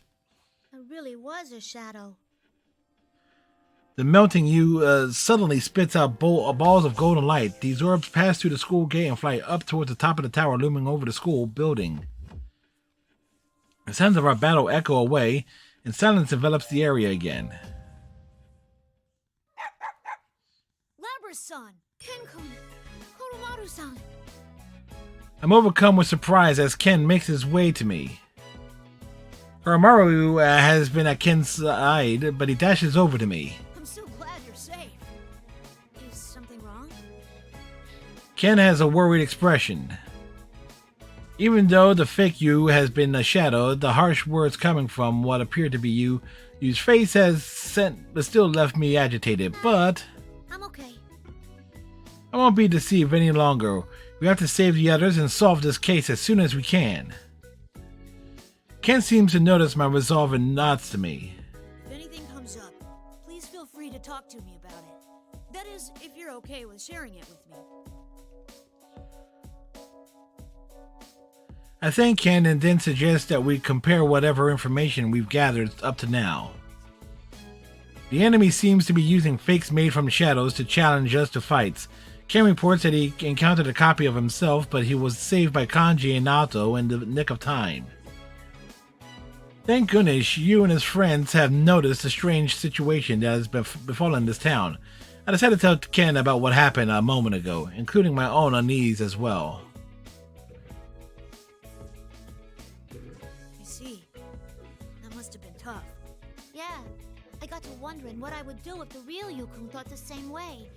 And that got me all scared. It's difficult to truly believe in other people.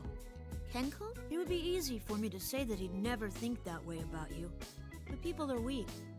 They can't help but believe in things that make life easier for them. That's only deceiving yourself, though. You need to have resolve if you want to learn the truth. Even if that means getting hurt yourself. Resolve. If you're worried about the truth, then I believe you should go to him directly and find out how he feels. Otherwise, you'll never be true friends. Cancun. Oh, I'm sorry for being so impolite. It's easy to tell others to learn unpleasant truths, but it's more like I'm trying to convince myself. And he's doing a bad job at it. Koromaru stares up at me. I fear that he's telling me what Ken's saying is right. I should find out for myself. If you and his friends are headed here as well, I'll see them eventually. I should use that time to... I see. A relationship between two people cannot be formed until they speak their minds to one another. Doing so requires this resolve. Ah, it's Theodore. Theo! We stand ready at the sudden voice. A silver-haired man wearing dark blue clothing steps from the shadows of the school gate. Where did he come from? My radar didn't detect him at all. Wait, I'm still not detecting him. Who are you? Ah, how truly rude of me. My name is Theodore. I didn't intend to eavesdrop on you, but as I wandered in search of cola, I found myself here. That blue costume. Are you connected to Elizabeth? Such a vibrant shade of blue. His distinctive clothing looks familiar. Elizabeth, the girl who I met during the previous case, who also helped me remember a number of things. She appeared in my dream earlier today too, and she said some deeply meaningful things before disappearing. This man standing before me has an air similar to hers. My, so you know of my sister. Labrasan, is this person an enemy? Probably not. Elizabeth helped me realize a ton of stuff, but, well, she came on a little strong sometimes. Yeah, that's her. Oh? Was she rude to you? She once forced me to eat a large quantity of cinnamon, and I thought my mouth was going to be desiccated forever. Hey, what? Cinnamon? Please, don't worry about it. It is merely a bittersweet page from our youths. I see. Oh, right. My name's Labris. This is Kenkun and Koromaru-san. They're my... well... It's nice to meet you, Theodore. We're Labris-san's comrades. Comrades. Thank you for the polite introductions. It is a pleasure to meet you. Comrades, I was embarrassed, but the way Ken said it without any hesitation warms my heart. I do have many comrades right now who are with me. The way they interact with me naturally makes me think that perhaps I'm the only one who minds what I am. I feel like such a fool for being so anxious. I can't help but smile. By the way, on a different subject, has anyone seen my sister Elizabeth anywhere? Elizabeth? Nah. The last time I saw her was in a dream. I haven't seen her around here. Is that so? There's something I was meaning to ask her if I managed to find her. I saw traces of cinnamon along the road here, so I thought that she might have come this way. Elizabeth is here? She said in her dream that she was searching for power.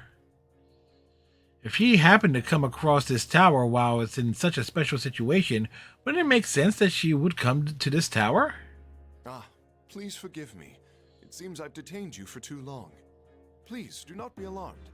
I have no intention of getting in your way. Oh, that's right. We need to hurry. Labrasan, shall we get going? Huh? But don't we have to wait for Yukari-san? Do you remember what that General Teddy said when he showed up on the monitor? Less than an hour. It's already been like 3. One climax within an hour, the world will end. Yes, that's why I think it's important we rescue Mitsuru-san and the others as quickly as possible. Yukari-san will be fine. Junpei-san's strong too, after all. Kenkun seemed sure that Yukari and Junpei will be alright. Is that what it means to believe in others? Let's go. See you, Theodore. Please, take care. Still, where am I to obtain this cola? Theodore walks away mumbling to himself, and then the 3 of us head into the school building.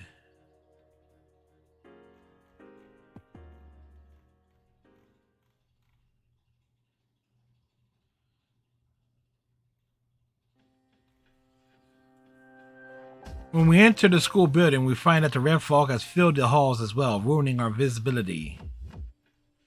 The hallway seems to go on forever, and the classrooms lining both sides are distorted. Though this is similar to the way the building has been in the TV world, the red fog increases the creepiness tenfold. The fog even mutes our footsteps as we proceed. As we walk along, Koromaru growls. Koromaru-san? It would seem there's someone inside this classroom. A door reading music room is slightly ajar and the fog is pouring through the crack. Ha! He said crack. I put my hand on the door. Ken and I silently nod to one another. I throw open the door and Ken and Koromaru rush inside. I follow them.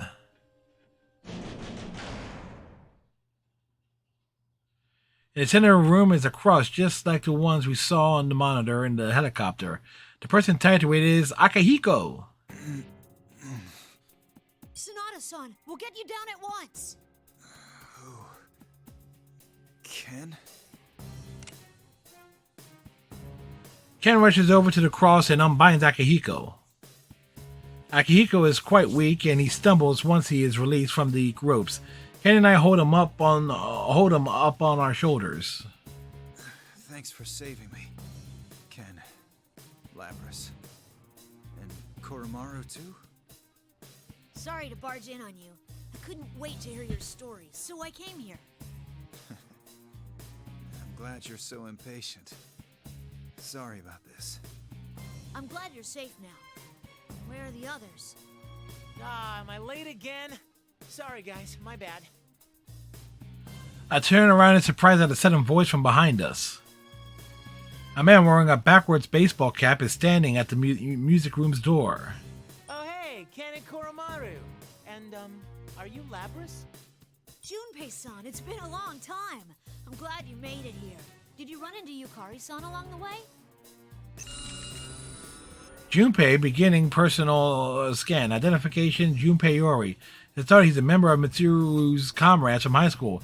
He's currently listed as a member of the auxiliary staff on the Shadow Operatives. Glad? You're glad about stealing the limelight from me? Ken's expression changes and he quietly moves his spear into a combat position. Scanning, subject confirmed as a shadow. You're on me already, huh?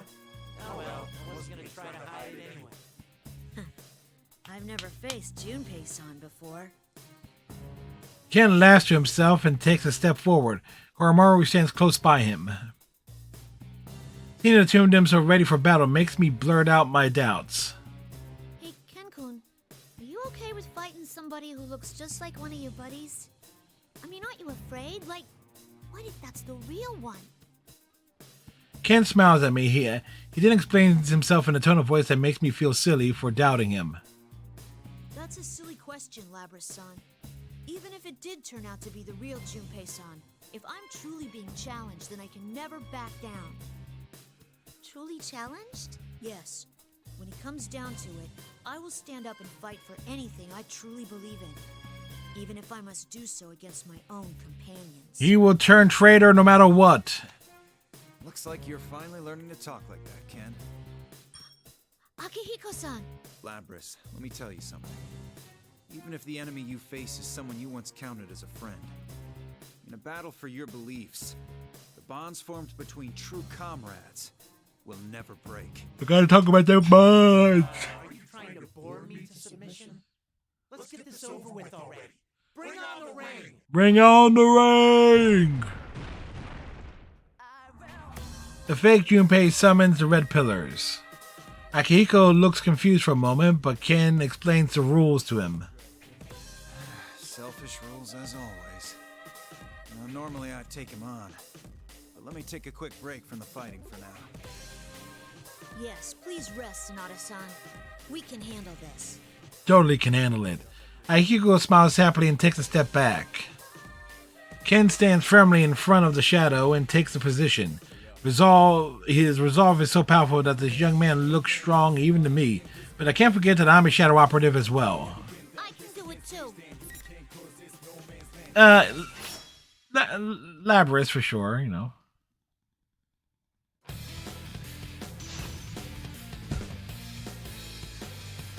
Ba-ba-bow. Final.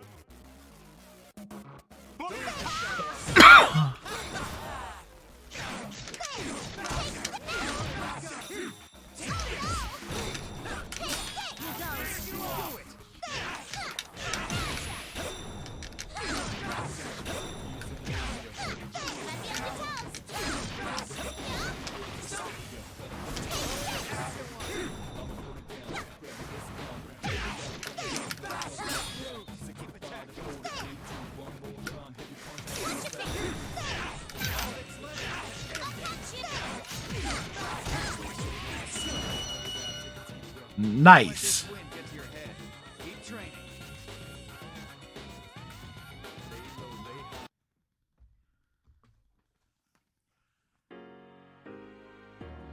He melts away.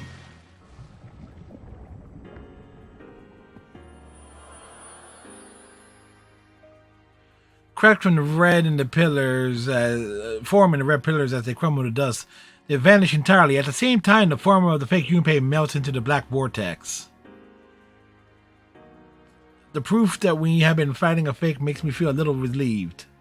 Are you alright, Sonata-san? I wish I could say I was, but I'm pretty exhausted. I won't be able to call on my persona for a while.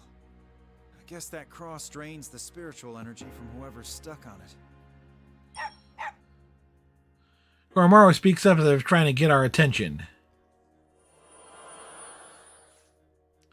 The remains of the shadows swirling about the center of the room release small balls of light that rise into the void above the room. Weird. Same thing happened to the fake Yukun too. It's flowing up. Does that mean it's being collected somehow? What in the world is that? There's something else that I've noticed. Everyone in Inaba, aside from us Persona users, has vanished. Doesn't that remind you of the Dark Hour and Tartarus? That's ominous. If I remember right from last time we were here, the enemy was trying to turn personas into shadows and collect their power. And we know all too well what happens when shadows gather in Tartarus. Sonata-san, immediately after we reached Inaba, we were attacked by someone who looked very similar to Ikutsuki. Ikutsuki? It's Ikutsuki. impossible. We saw him. Yes, though I don't know if it was really him. But one of the Persona users from Inaba, Naoto-san, knew about Ikutsuki. The detective, huh? So they're running around out there too. Indeed. I wanted to find They're running around and doing information things. as soon as possible, so we shared what we knew with each other. This is their town. No matter how much we might try to stop them, they have the right to protect this place. Mitsuru knows that at least, though it seems like she was trying to bear the entire burden herself again. They're all incredibly skilled, too. If we can meet up with them, we'll be able to solve this case that much quicker. You made the right call, Ken. Thank you. Ikutsuki, huh? Yeah. If he's really Unfortunately, when Mitsuru finds out, she'll beat him within an inch of his life. Ken, but let me make sure I've got it all straight. Now that Akihiko has recovered his senses somewhat, we both explain the sequence of events we've experienced up until now, at this point. So we fell right into the enemy's trap and got ourselves captured. How careless of us. There's no time to waste here. Akihiko is far from his normal condition, but appears to have recovered enough to be able to walk on his own. We leave the music room and decide to look for some stairs so we can head up. Since the remains of the fakes were all going upward, we conclude that there must be something above us that they're going to. By the way, Sonata-san, how have Mitsuru-san and the others been? I haven't seen them in a while. I hadn't seen her in a long time till I got back either. Don't worry, she hasn't changed at all. If anything, she seemed even more dreadful. I see.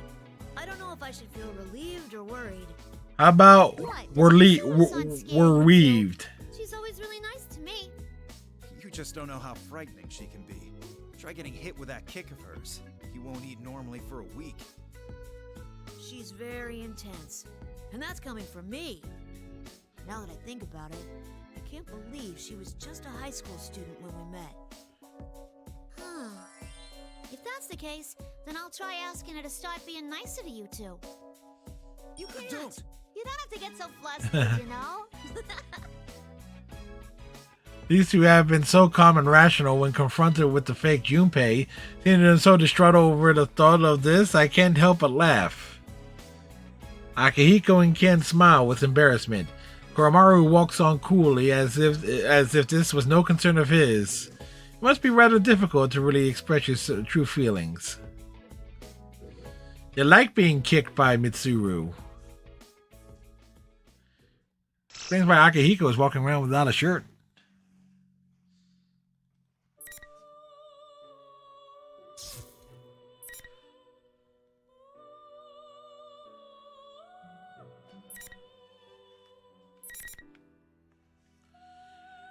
Hoodoo.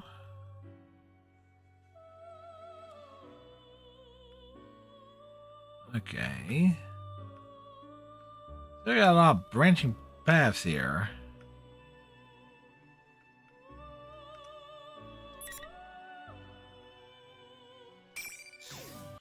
The Odd Couple. With Teddy as a guide, we climb the hill leading to the tower. I see what appears to be the front gates of a school, and there's a sign on the wall reading Yashogami High School. The building ahead of us looks like an ordinary school at first glance, but when I look up, there are a number of things wrong with it. Ah! Is this really Sensei's school?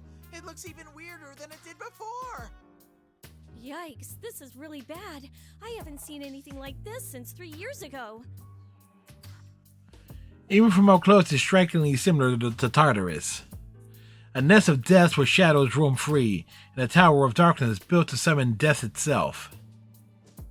But that's not all.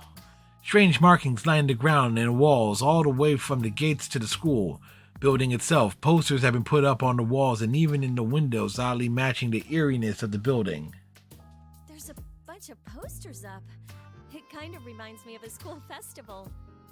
The Sister Complex Kingpin of Steel? That's Sensei! Sensei is so strong, kind, and a reliable leader! And over here's Chie-chan. She trains a ton every day, and she eats a ton too. Teddy points out the different posters, one after another, and happily tells me about his friends. Seeing like this, I get a sense of how much he values his friendship with these people. They must be a great bunch of people to tolerate Teddy. There's a poster of Mitsuru Senpai too? The Imperious Queen of Executions. What's wrong, Yuka-chan? What about Mid-chan? Oh, it's nothing. I just remembered something that happened during our school trip. Oh, an execution, huh? Well, I know what that's like. Huh? Have you done that to someone before? Nah, it was done to me. And I see Hammer to repay me for my innocent curiosity. Just remembering it gives me the chilly willies. The Willy Chilies? Oh, I can imagine that.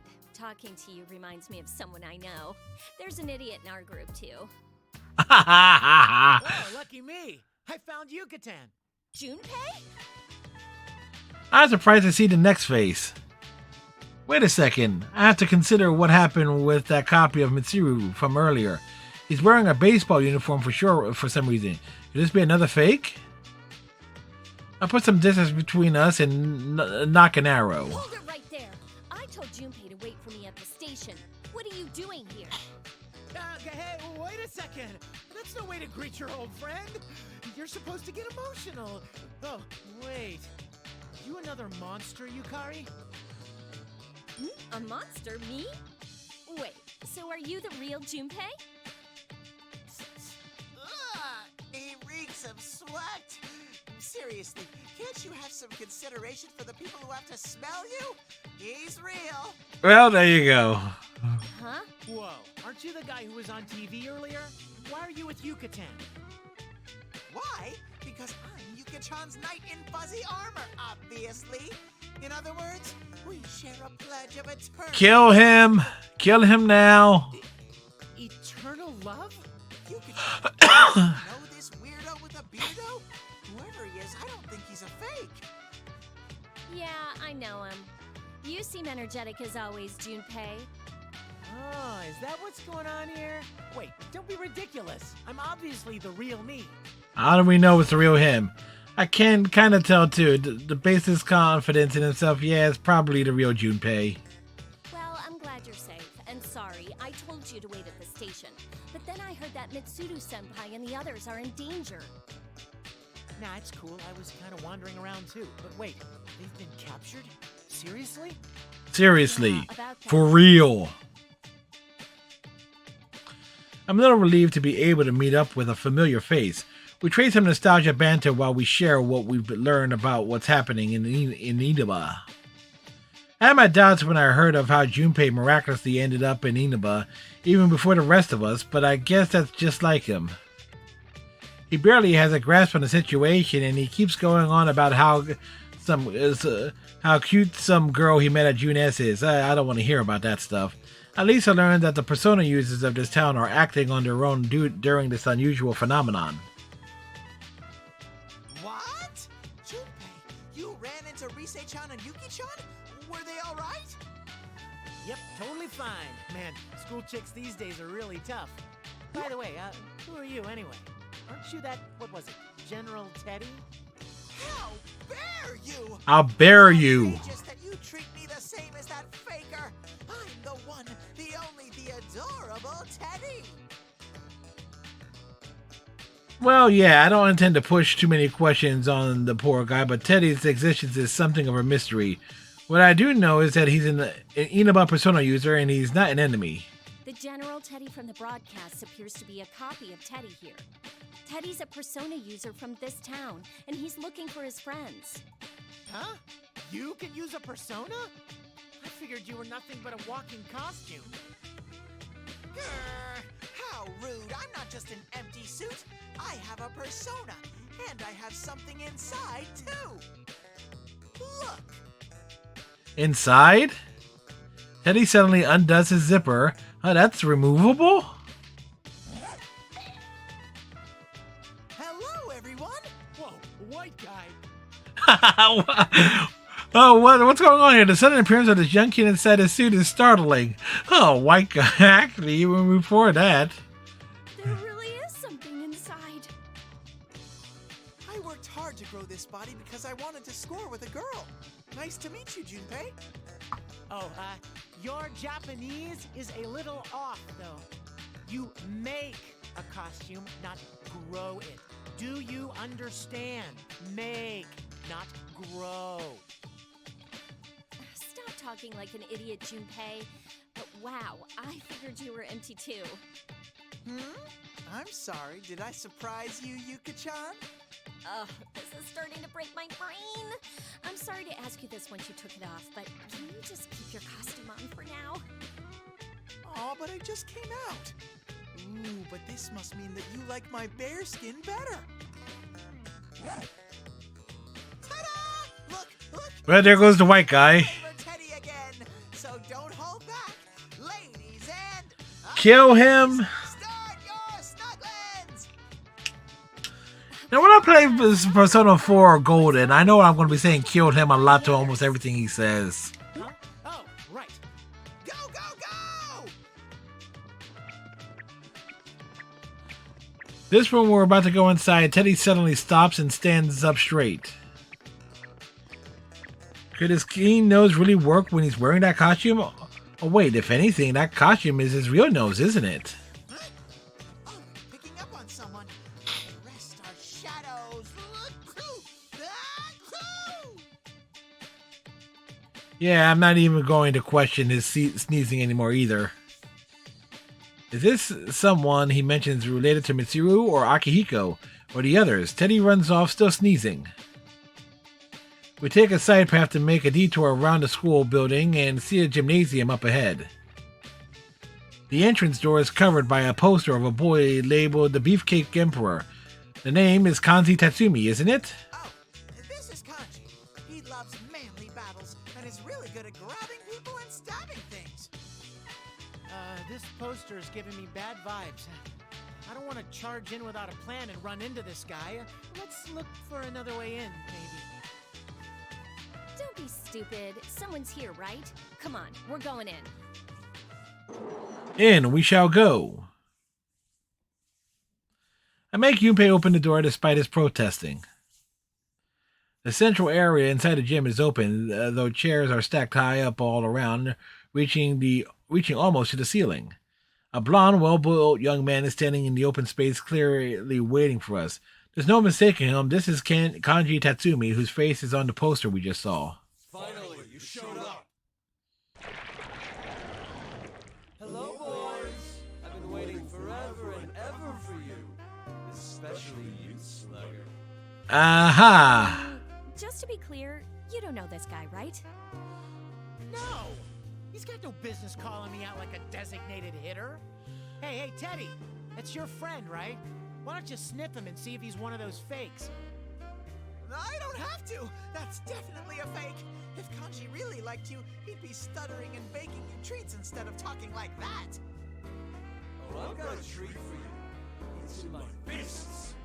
I can't wait to show it to you. Bring on the ring. Oh boy. Kanji hollers loudly and four pillars descend surrounding us. Well, I knew this was coming. This is obviously a fake. In order to find out that someone Teddy was talking about, we'll have to fight our way past this. Alright, you guys go in there and fight him. I'll cheer you on from over here. Don't be a wuss. You're fighting too. Let's deal with this quickly. You're not going to beat me down that easily. Here we go, damn it!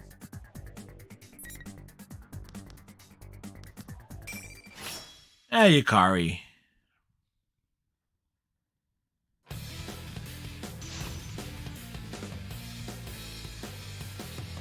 Bow, bow. Finally. Rude. Also rude.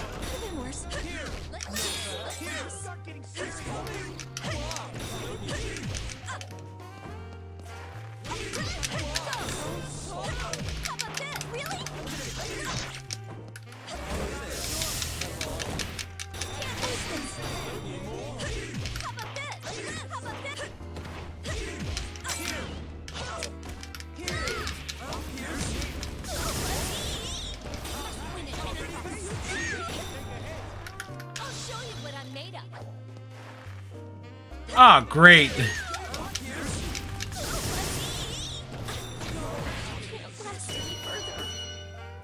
What the hell? Nobody wants it to end like this.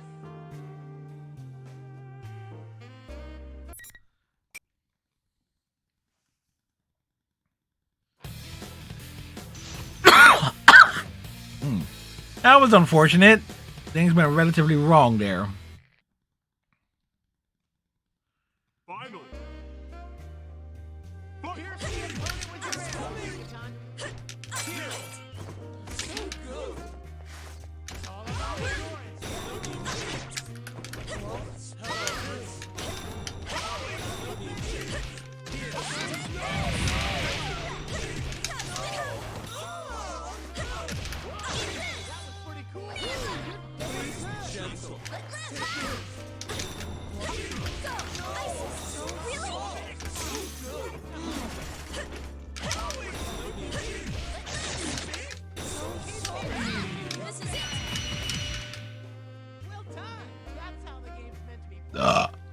Yep. We lost outright the first time through, but there you go. So, just to be clear, I didn't even want to go in here, alright? So this is all on you guys.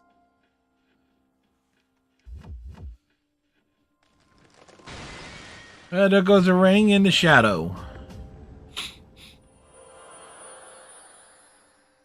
Junpei stumbles through whatever he's trying to say. The fake Kanji-ku crumbles and loses its shape. The sparkles of light that spit out float up through the high ceiling and disappear from view. Huh? I'm sensing that's someone through there. Junpei, hurry and open this. Teddy points to a door on the other side of the room, and Junpei quickly rushes over to open it. Junpei and Teddy might actually make a good team. Yeah, I'm on it. When Junpei throws open the door, a wall of thick red fog pours out, clouding my vision. I hear Junpei coughing from within the fog, but I can't see him. Teddy and I stick to the wall until the fog dissipates somewhat, then we take a peek inside the door. Huh? This is Escapade. A white spotlight shines across the dark open space. The edge of the light illuminates a raised stage. It looks exactly like the dance floor of the club near Gekkokan High. Could this really be Escapade? Fuka! What the Fuka? I can't help but call out in shock. A large cross is raised on the center of the stage and Fuka is hanging from it, just like on the broadcast. Seriously? Whoa. Fuchan!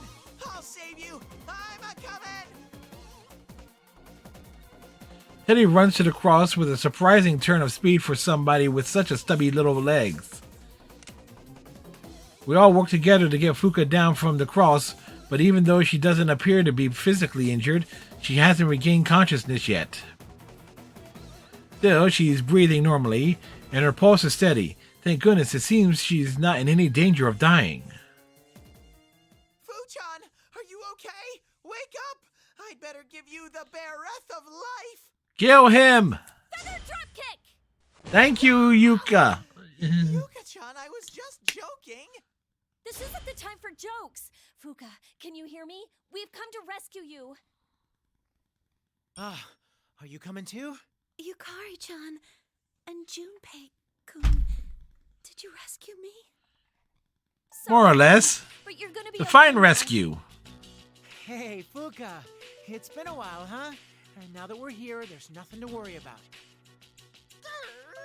Who would do such a thing to Fuchan? I'll never forgive them! Thank you too, Teddy. But have you seen Mitsuru-senpai? And She's really exhausted. You shouldn't try to move for a while. It doesn't look like the others are around here.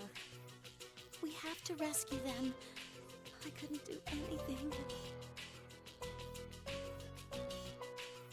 According to Fuka, they were captured immediately after they were attacked. Even with Fuka's search ability, she wasn't able to sense anything until right before it happened. Alright, well, let's let Fuka rest here while we go on. We just have to rescue Akihiko-san and Mitsuru-senpai, right? And I guess. Leave Fuka alone here. What if another fake shows up like before? Oh, right. If we leave her here alone and another fake person shows up, her life would be in danger for sure. Still, we can't make her walk around with us when she's so exhausted. Alrighty, I'm volunteering to stay behind. You will? Leave it to me. I can use a persona, and I'm the best at escorting ladies. Well, if you're that confident, maybe we should leave this to him. I'm counting on you, Sir Teddy. Be her knight. Yubi pats Teddy on the back. Teddy smiles proudly and gives us a thumbs up. These two are starting to act like they've been partners for years. Teddy, are Yukun and the others here too? Huh. From what Junpei told us, Rise-chan and Yuki-chan left Junes to look for Kanji and now. But if they notice what's happened to the school, I'm sure they'll end up here. I see. If Rise-chan's with them, then there's no need to worry. Yukari-chan, Junpei-kun, please go on ahead and save the others. I'll remain here with Teddy. I'll contact you all with my persona once I've recovered a little.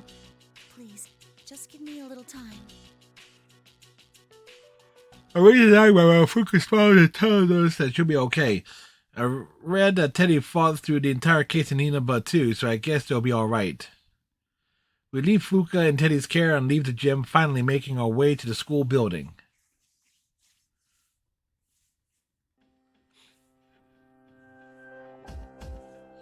We enter through the main gates and end up in a hallway. The building's interior is shrouded in fog as well. As expected, the visibility inside isn't that good either. We decided that we should head up and find some nearby stairs to go up.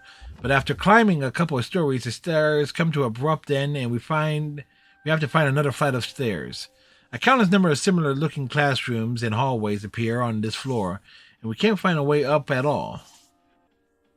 The endless hallway is dark and I hate to say it, but this reminds me of a haunted mansion. Hey, Junpei, stop going so far ahead. It's bad enough that I can't really see that far. Seriously, this hallway goes on forever. You think it's time for a nostalgic recap of Junpei's Believe It or Don't? No. What? Hey! There are many strange things in this world. Imagine, if you will, a boys' baseball team, led by the handsome coach Junpei. What you'll hear next is a true story, a tale of mystery and fear. What a terrible Rod Serling. Thank you, Yukiko. Yukari. You know I hate that ghost story stuff. And when did you start coaching kids? Ow, will you stop hitting me? Didn't I tell you I coach a kids team, and I'm surprisingly good at it? Yeah. Is that why you reek of sweat? Do you ever wash that shirt? What kind of slob do you take? Panda. And you're one to talk. Panda. You're wearing some pretty Sorry, clothes yourself. I had the wrong audio switch the wrong way. Hey, Panda, how's it going?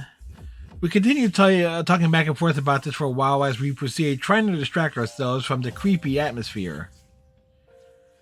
Eventually, the hallway ends with a very heavy-looking metal door. Above the door is a sign reading "Announcement Room." Dead end, huh? How's it going, Panda? How's everybody at the Panda household today? The room behind the door is filled with tons of monitors and sound equipment. This professional-grade equipment isn't what you expect to find in an ordinary school's announcement room. This looks more like a studio in a real TV station. Oh, girl's sleepy, trying not to pass out early today. I would assume maybe Baby Panda would help with that by waking up and partying all night. The monitor suddenly flash of light and illuminate the room. What's going on? The screen in front of us is showing us a location that we both recognize. The Moonlight Bridge. The gigantic suspension bridge connecting Iwatade and the main man-made port. The camera zooms in on the bridge's main tower. Another cross identical to the one Fuka had been bound to is on the screen. A figure in white is held on it with her head drooping down. Yucatan, is that? I guess we have to save her. But how? Are we gonna head all the way back to Iwatodai? There's no reason to worry about things like that. After all, this place is your final destination. The voice from behind. Our eyes are glued to icons on the monitor. A familiar voice suddenly speaks out from behind us. We turn to see a person standing there with a red cape. Akihiko. No, that can't be right. Even I started catching on to this. He shakes his fist as if to taunt us and wearing an irritating smirk on his face. This is most likely another fake. Doesn't it bring back memories? You fought those artificial persona users on that bridge. It was a conflict of burning passion. I burn my dread. There was one simple rule. Power decides all. Now, try and fulfill my innermost desire.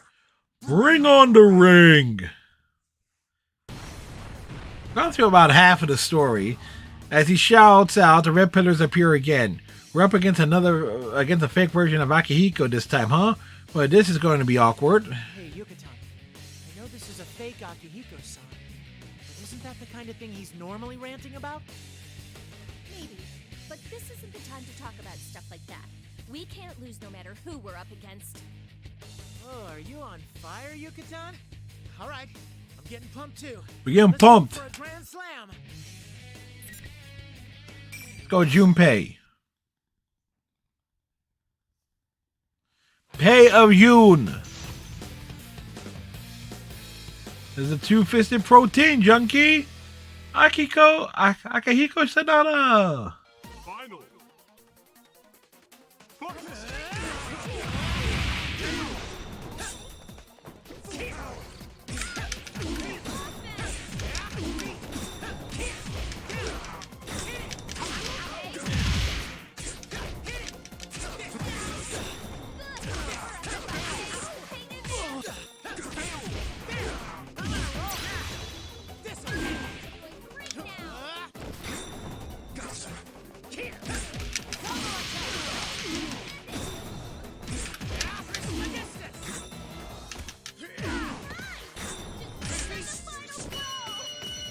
There we go. Good, Nat. I'm glad I could help. Yukari was helping.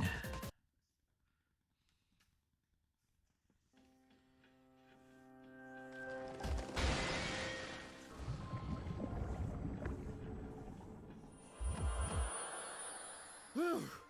That was a really good copy of Akihiko-san, huh? What a fight! Junpei looks relieved as he watches the fake Akihiko-senpai melt, but something's bothering me. Why did the fake mention that we fought people using artificial personas on that bridge? Is it just a coincidence? Crap, this isn't the time to be thinking about things like this. We have to save Aigis. Wait a second. Hey, Junpei, is that really the Moonlight Bridge in Iwatodai?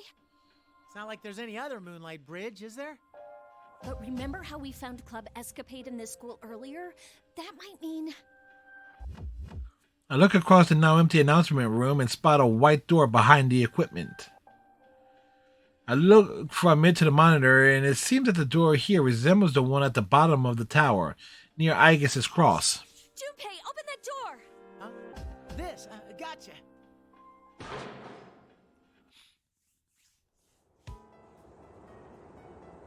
Bingo, just as I thought. Somehow this school is connected to the Moonlight Bridge.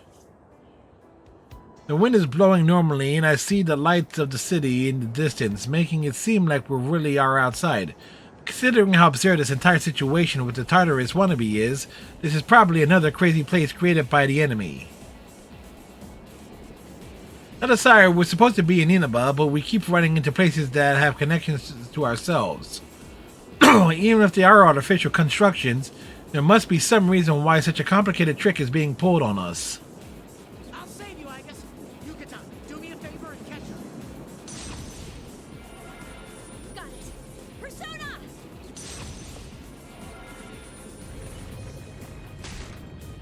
Junpei uses his persona to destroy the cross at the top of the bridge's main tower. I summon my own persona to catch Aigis as she falls and place her gently on the ground. It was a bit rough, but I think it went well. Aigis, are you okay? Junpei-san and Yukari-san, where am I? You were hanging around. Because Aigis has regained the consciousness, we listen to her account of what happened. Then we tell her our side of the story and what we've been through. Aigis doesn't seem as worn out as Fuka, but she's definitely exhausted too.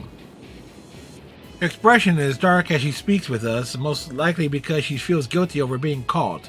Just like Fuka though, it seems like she has no memories of what's happened after the car fell from the road. I'm sorry. If I'd been better prepared, I would have been able to keep everyone safe. Oh. Come on, it's okay. We still need to hurry and rescue everyone else, though. Considering the situation, it would appear we were used as bait to lure you all here. Yes, you were bait. I immediately lost consciousness after falling off the cliff. But I do remember something. What's that? I sensed that someone was close by. That must have been the person who is behind this entire case. The culprit! Aigis, did you see what he looked like? No, Yukari-san. But I did sense something odd about that person. I'm sure that it was a resonance of a plume of dusk. Huh? Dusk thing again? Simply put, a plume of dusk is what can grant a heart to machines such as myself. Does that mean the culprit has a plume of dusk with him? Oh, right. Machines don't work in the dark hour, so you have to stick these plumes of dusk into them, right? Right. And is the perpetrator using a motorcycle or something like Mitsuru-senpai's? No, that was not the reaction of a plume of dust being loaded into an electronic device. It was obviously the wavelength of a heart like mine. Like hers, yes. So, what does that mean? Is the kidnapper a robot like you, Aigis? That is what I cannot figure out. The reading itself was definitely that of a human, after all. It's a cyborg. I'm starting to get confused. What's going on here? I don't get it. A plume of dusk? What's the culprit's objective here? Who is he anyway? We've come this far with our drive to rescue our companions, but could it be that we haven't really made any progress at all? I feel anxiety creeping into my mind. According to the material from Kikiro-san, there's a high probability that someone related to Ergo research is involved here. It got to the point that it was hypothesized that Shuji Ikutsuki himself might be the culprit, and we did see someone resembling him. If we don't keep our spirits high, we'll never find the answers we are looking for. I slap my fellows across the face in order to keep myself focused. Thinking about it now won't do us any good. Let's make sure everyone's rescued before we discuss it anymore. Don't worry, there's no way we can lose against most enemies as long as we stick together. Yukari-san, thank you. You're absolutely correct. All right, let's go then. But which way? As usual, Junpei mumbles like an Indian and we sigh. After that, a familiar sensation runs through us and Fuka's voice echoes through our minds. The feeling, it's how Fuka communicates with us using her persona. You hear me? Yukari-chan, Junpei-kun, can you hear me? Fuka, are you okay now? Yukari-chan, thank goodness. Teddy is helping me to strengthen my search ability. I had a vague idea of where you're all located, but I didn't have the strength to communicate with you on my own. Gesundheit. When Teddy sneezes, it cuts through my head like a knife. Hey, aren't there any volume controls? My inner ears are ringing. Fu-chan, my nose is at its limit. Oh, I'm sorry. I'm gonna keep this short. I sense Lavras near you, Yukari-chan. I think Yukon and his friends are with you too. But I sense something large there too. It's possible that they're in combat.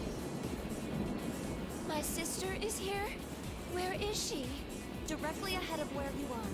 You should be able to reach them in no time. Directly ahead. I look to the other end of the Moonlight Bridge and see another door. That might lead us back into the school building. We'll head there immediately as well. Please be... The communication cuts off. Our heads are still ringing from Teddy's nasal explosiveness. But now's not the time to be bothered by such things. There's a door on the other side. That must be it. Okay, let's go. Will you be all right, Agus? My systems are not all at standard parameters, but they are steadily recovering. We nod to one another and begin running across the Moonlight Bridge. Because the handrails and bridge girders are twisted oddly, the roadways wavy as well, making it hard to make progress on. The fog is thinner out here than inside the building, and the green light of the moon casts our shadows on the ground. This kind of brings back a lot of memories, doesn't it? Kind of like reliving a page from our youth, isn't it? Don't be ridiculous. There's no way it would all fit on a single page. I agree. This place is deeply important to me. It's also where everything started. I cannot let my feelings from that time go to waste. That is why we cannot yield, no matter what. What we want to protect and being unable to yield. Memories of similar feelings come flooding back to me. We all made choices back then and took control over the time we have now. For the sake of that, we can't allow ourselves to lose here.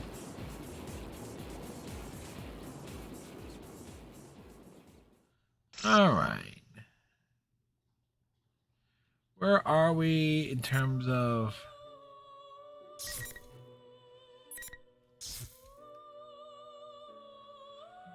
Alright, so that's about 50%.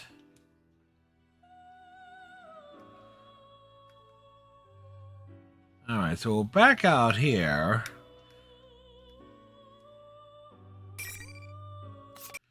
Alright, let's do an arcade. I want to see if I can get a trophy as well.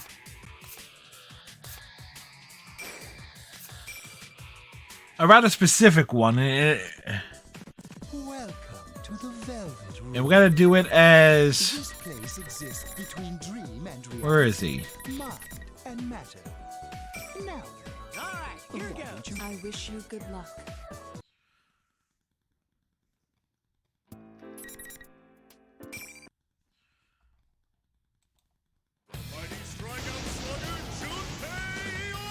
Da da da da! Triple A Simpleton.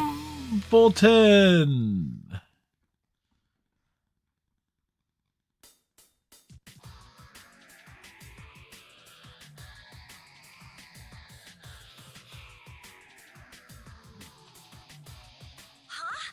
Your phone's dying already? Jeez. Fine, just stay where you are. Mitsuru-senpai and the others are in trouble. They are? Whoops, died. Stupid battery. I wonder if there's any convenience stores around. Oh, wait, did this neighborhood always look like this? I don't know. This is the true tournament finale! The P1 climax is finally kicking off! Hi, this is your announcer, Rosette. Things are getting really heated up here. Are you So ready? heated. Huh? What's this? Some kind of event? Even I can't keep up. Out of your shell. Jeez, I look all over for you, Junpei. You useless piece of scrap. You better apologize to me right now and die. Rude. Huh? Wait a sec. Why are you treating me like that over my phone battery dying? Actually, what's with that costume? Erase your very existence. Round 1. Fight! Let's get this done. Stop the world! Ow! Crystal clear! Crystal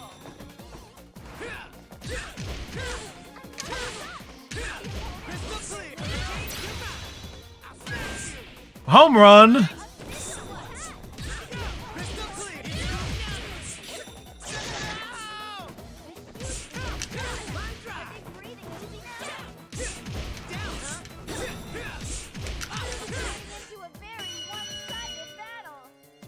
Come on, you're making me walk? Junpei. Win.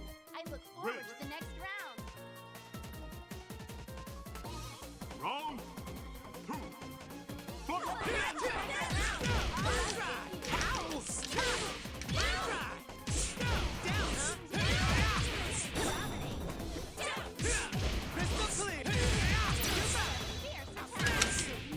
All right, well, time to do this. Stop the world and let me out. Crystal clear. Let's get this done. Down, huh? All right. All right, it's over. Time to leave. Ah. She disappeared? That means that wasn't the real Yucatan. Seriously, what's going on here? Ooh, you seem pretty skilled. But if you don't hurry and put an end to this, your precious friends' lives will be in danger, you know? Does that mean Mitsuru-senpai and the others are in trouble? Yikes, I have no idea what's going on in this town. Oh, great. It's a rather specific one. Oh, I thought it was like just hit a grand slam. Like, oh, damn it. Oh, well. Sheesh, a fake Yucatan? Give me a break. Man, the atmosphere in this town's really similar to the dark out. I actually thought it was like, oh, okay, this hit a bases loading, hit a grand slam. But nope. Next up, Game 2. The blood-curdling beefcake emperor, Blooming roses and bulging muscles. A battle of wills.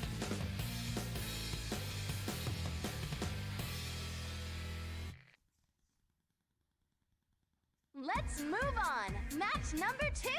Keep them coming.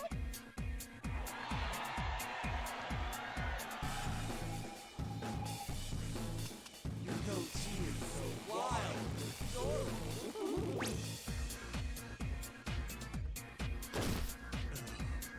I swear I just felt a huge chill down my spine. Round 1. Fight!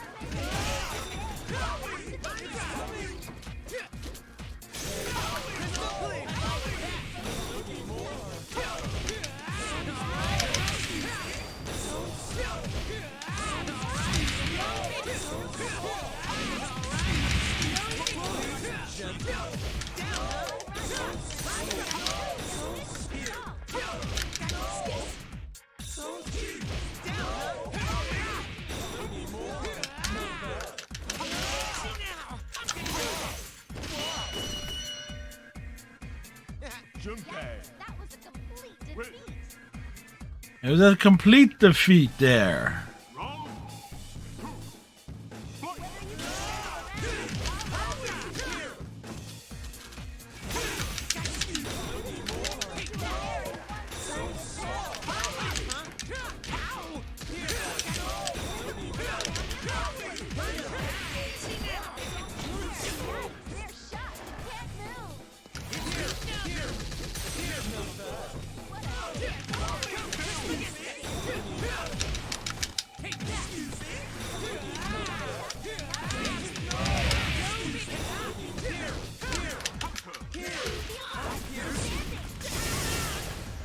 It's my turn next.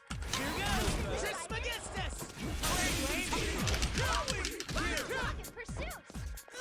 Take that! Dun-dun-dun-dun! Junpei is leveled up! It was a solid match there. Yeah. Your abilities are clear. See, Junpei has a gimmick on the bottom of the screen. You actually see like a little scoreboard. If I keep getting attacked by Persona users one after the other like this. And in essence, what it ends up doing is like, okay, you need to load the bases, have 3 balls, 2 strikes, 2 outs, and it's a bit of a convoluted way to set things up. Apparently, it is the hardest thing to get in the game. Defeat all enemies standing in your way.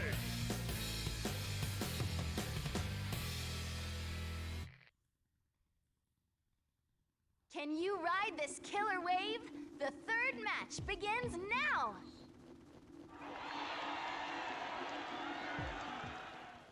Oh, you're a real person, right? All right, I found the first citizen. Go me! Ah, Show shows up here. The Shadow Operative was here, so I came to take a look. And this is all I find? What a major letdown. Hey, that's low. I mean, that hurt. What's that all about? What a waste of time. Well, see you later, you sad-looking old man. Who are you calling an old man, you little brat? I'm still young and hip, damn it. Whoa, whoa, whoa. You're going up against me. Gotta make sure to deal with all suspicious types after all. Wrong. Well, that was a unique setup.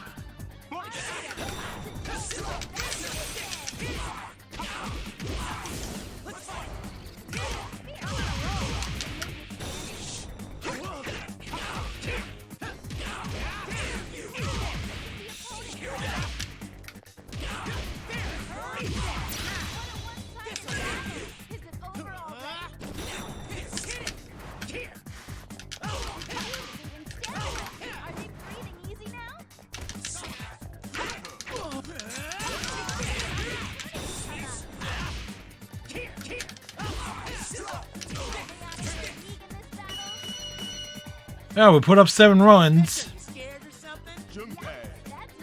Well, Yosuke is presenting. His face down, his ass was up.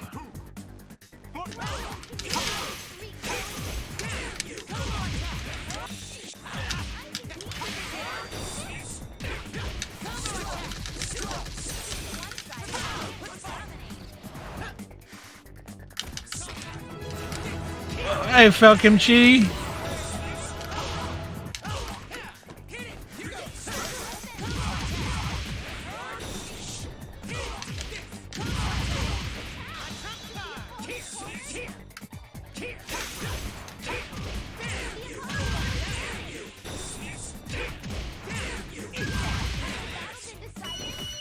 Hopefully having yourself a fine Friday.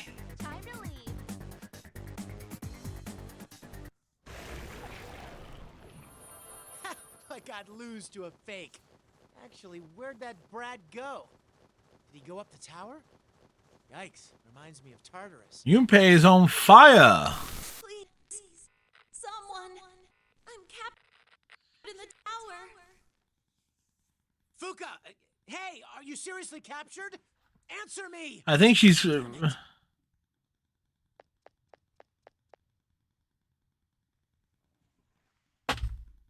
huge victory! Yeah, by the way, I'm doing all right. That reminds me. Some food was delivered, so I don't have to worry about being hungry. So I was like, okay, sweet. And got a little cleaning done. Talked to Mom a few times today. They moved her into the master suite at the hospital. Whatever that means.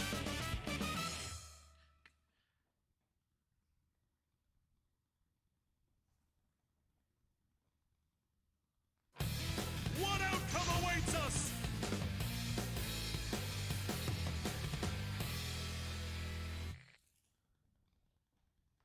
This fight No. to the death has reached the 4th match. I also got some writing done. Aren't they? Being productive as I can as I wait for work to settle out.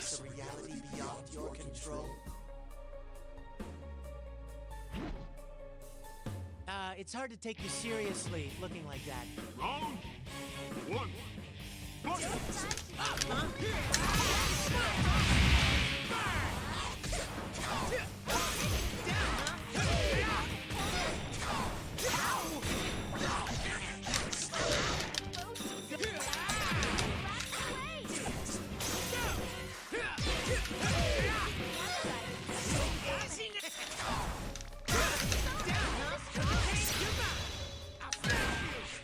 All right. Will they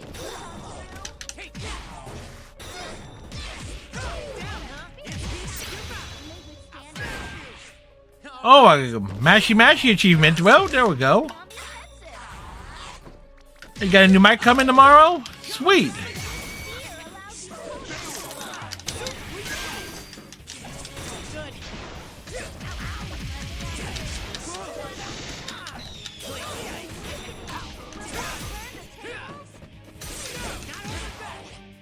What type of mic did you get, Fel Kimchi?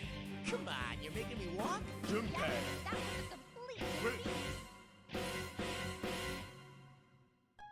Round 2. Fight!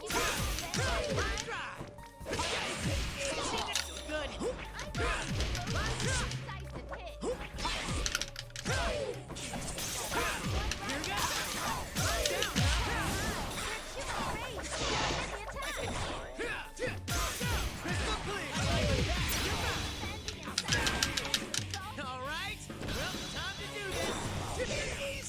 Good. Crystal clear.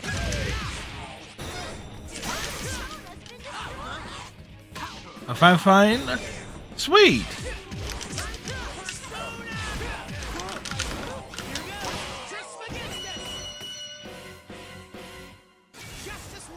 One of my mics was a fine. In fact, I still have it too. Matter of fact, I think it also had like a pink piece to it. I haven't heard back from Fuki, and I hope those guys are safe. Oh, pink is a cute color, and then for a lot of folks, it is like it's easy to match with a lot of aesthetics. The pink tax.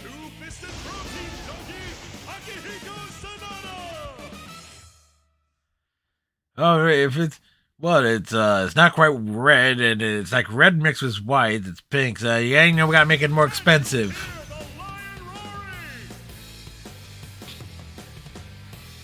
The way to bet though is because it's almost like particularly for streamers and stuff, folks wanting pink headsets and stuff like that, having a pink microphone kind of like works.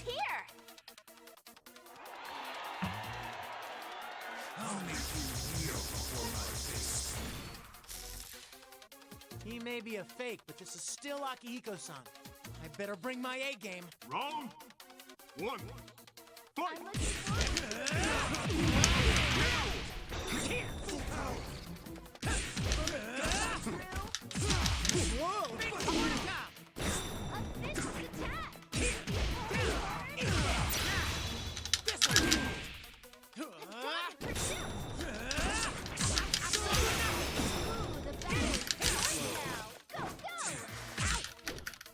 Really? Huge lead in stamina.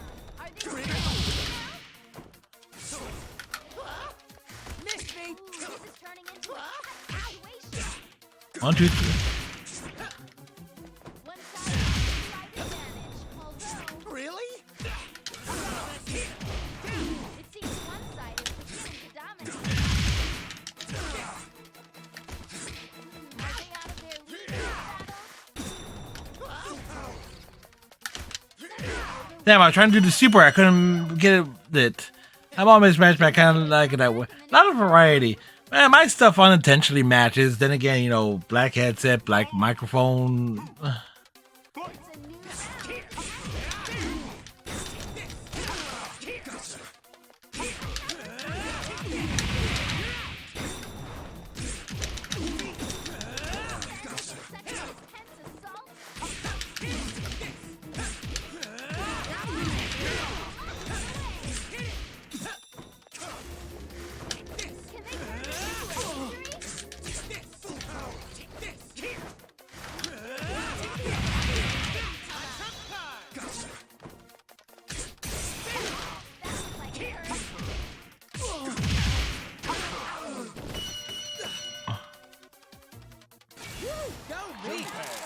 Didn't quite.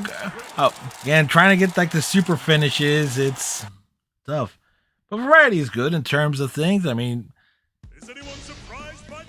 matter of fact, now to think about it, all my game consoles being like kind of like gray or black is like the two Xbox consoles I have being white. They stand out. I don't know. I also hope that like my modem gateway is also white, so it kind of matches with. It kind of like works out a way with a large degree. You know, matching things up is hard and difficult. Speaking of matching, I remember after the stream to empty the dryer.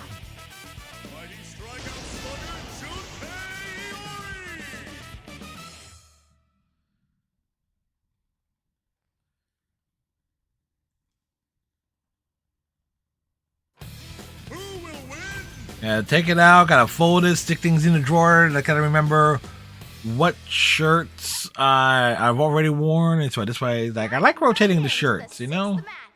Both fighters' spirits are flaring. Man, I could just take the drawers out and just swap them.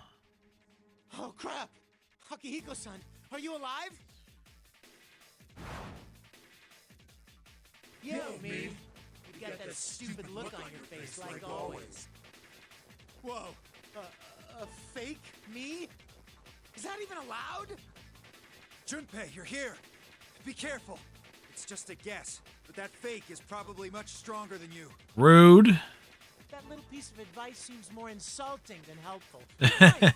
I'm winning this now. Just you watch. Check out the real Junpei's power.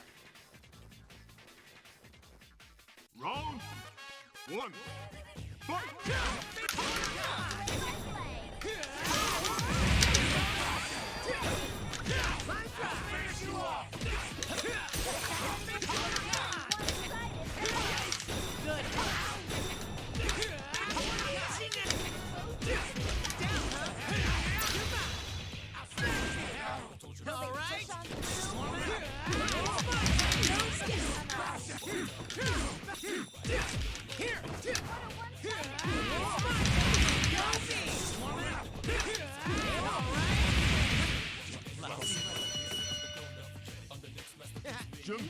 That's not good. Win. Round 2. Fight!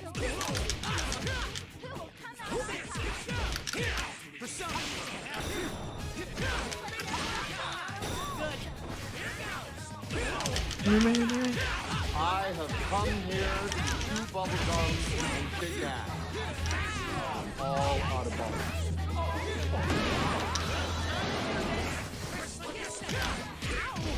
I'm definitely out of bubble. I haven't had bubble gum in a while. Not a.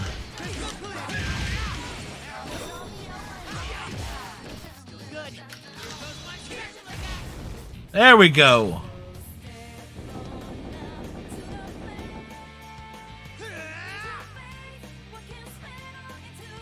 Here's the pitch. It's a long fly ball. Back, back, back. It's out of here.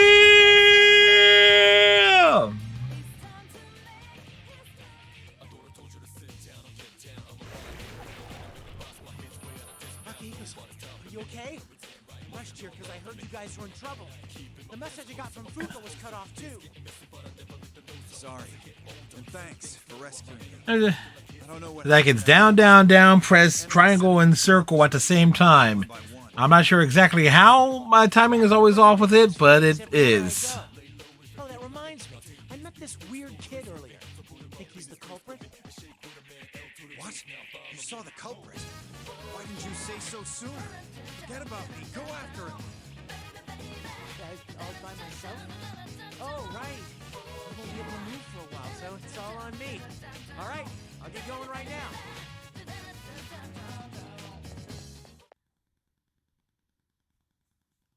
How to realize is like that run animation, not quite very baseball-y. And that means I have to be the one to catch that brat and tie him up. Like, tie him up? What did he do? Oh yeah, he caused all this mess. Who's next? Who do we have here? The unconquerable Snow Black, Yukiko Amagi!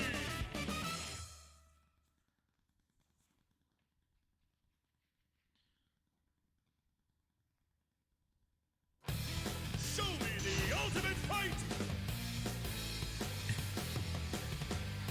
You know, they met earlier during when we were covering the first half of the story. Game 7! Which one will Lady Luck smile upon?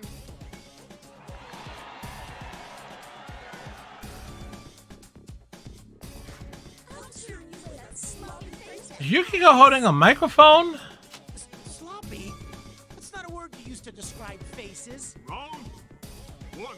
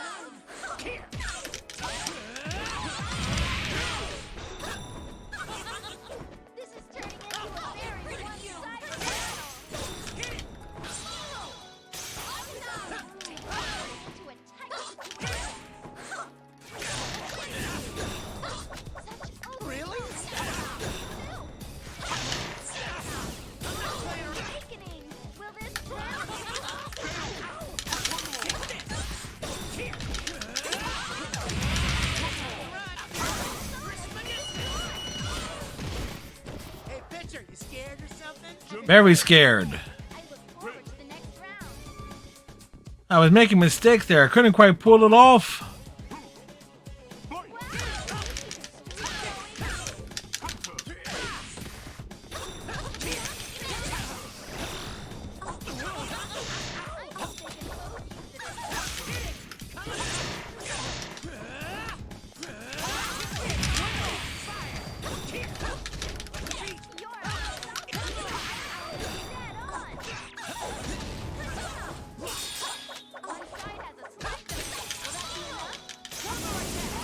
Well, that got hot.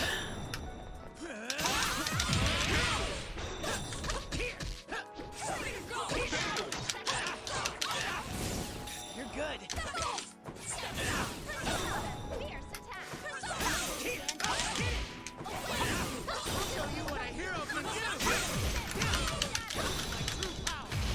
There we go.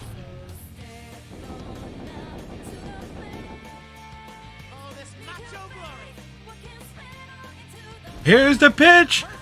It's a long fly ball deep right center field. It's out of here.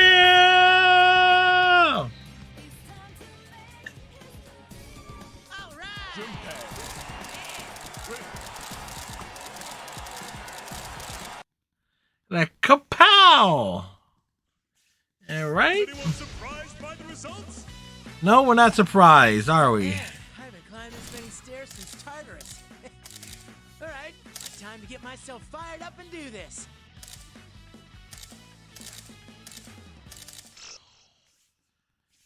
Junpei does have a nice overall set. Problem is like that one trophy.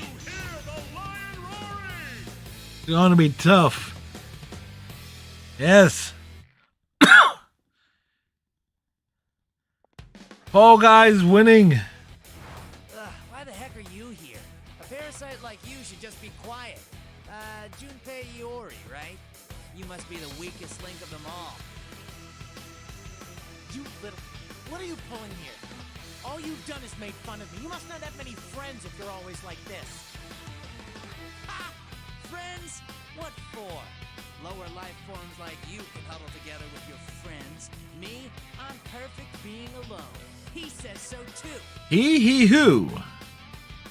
Seeing you get all defensive about it makes me think I guessed right. Still, I won't forgive anyone who hurts my friends. Shut up! You go ahead and be buddy-buddy with whoever. I'll kill you so your buddies can experience a more emotional side of friendship. Well, friendship is magic, you know?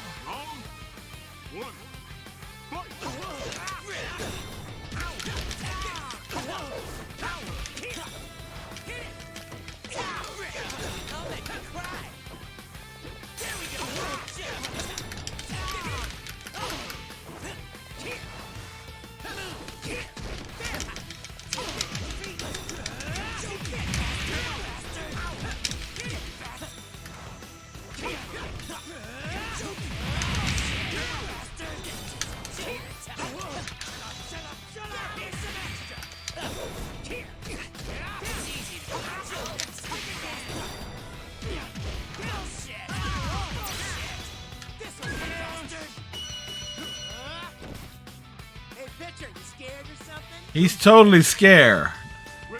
Totally.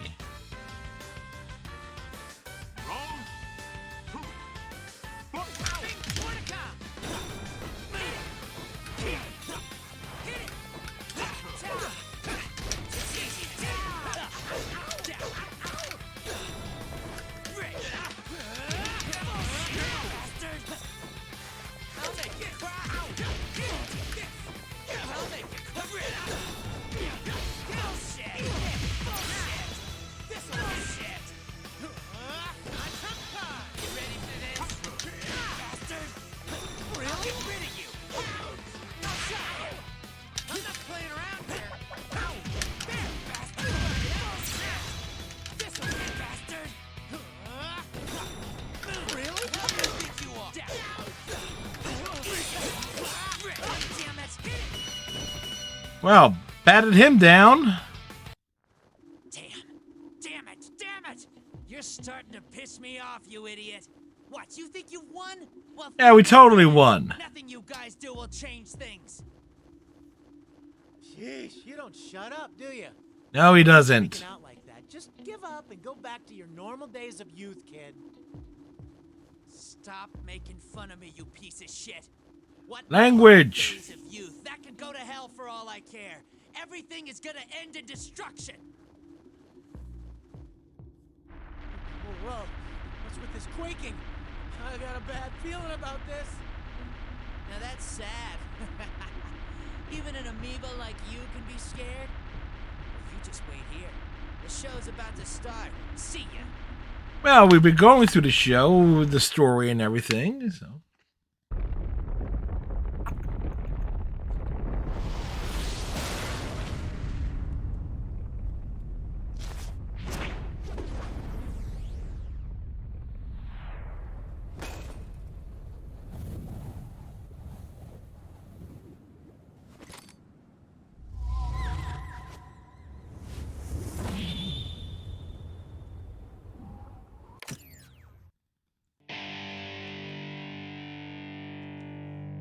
All right. We had a good run there. Actually, You completely cleared it. A true shutout victory. That felt great. Let's storm down the road of our winning streak again later. well, definitely in terms of understanding and diligence.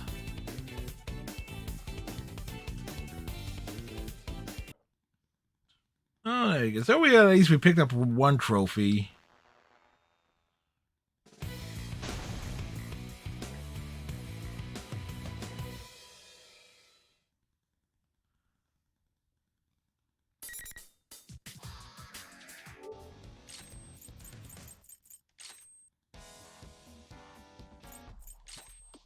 See, the one I was trying to get, and I'll bring it up there. Oh.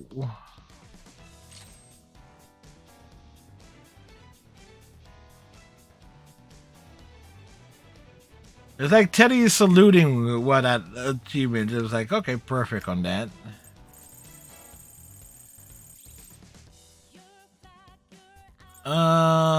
Where is it?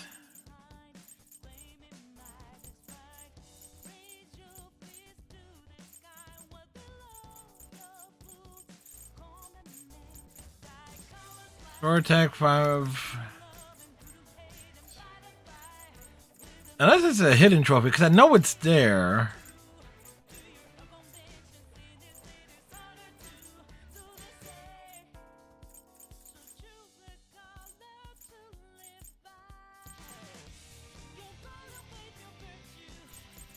I know it's a hidden trophy because we didn't have it. It's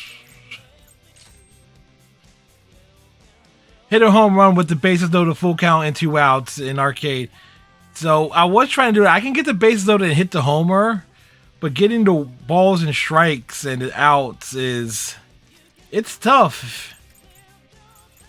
It is the toughest achievement to get, and that's not even counter in trying to do online matches.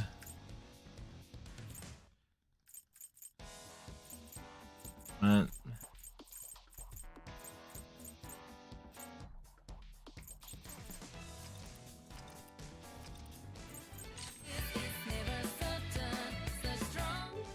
that's right, we close it out there. So we had a good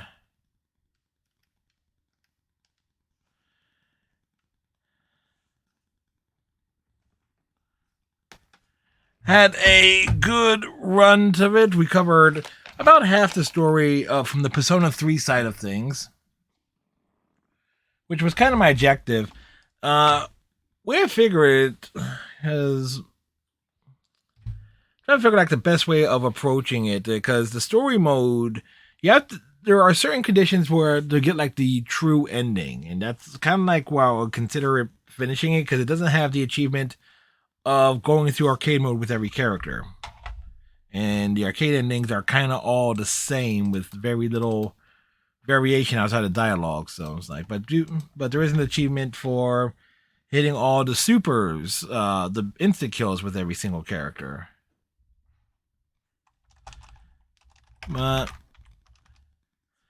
Plus, complete the story mode. Then you have Adachi story mode and what was a DLC story content. But let's see, who shall we raid this evening? Who's doing things? Who is doing the stuff? Who is doing stuff? Who's doing stuff and things? There are a lot of people doing stuff and things. Alright, that one's a no-go.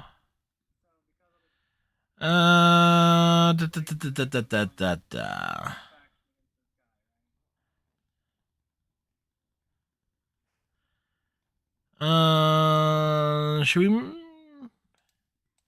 know what? We'll send you guys over to Mystery Science Theater. Everyone over to Mystery Science Theater 3000. There you go. Can't decide. MST3K is a good one. Go to you get like some movies with expert comedy commentary. Bad movies, mind you. That was definitely awesome in its own way. Tomorrow night, variety night, Divine Knockout to lead off, Ghostbusters, Spirits Unleashed. Maybe Smite or Multiverses, we shall see. So till next time, folks, hope you all have a great night. Thank you for hanging out. Greatly appreciate y'all. We'll see you next time.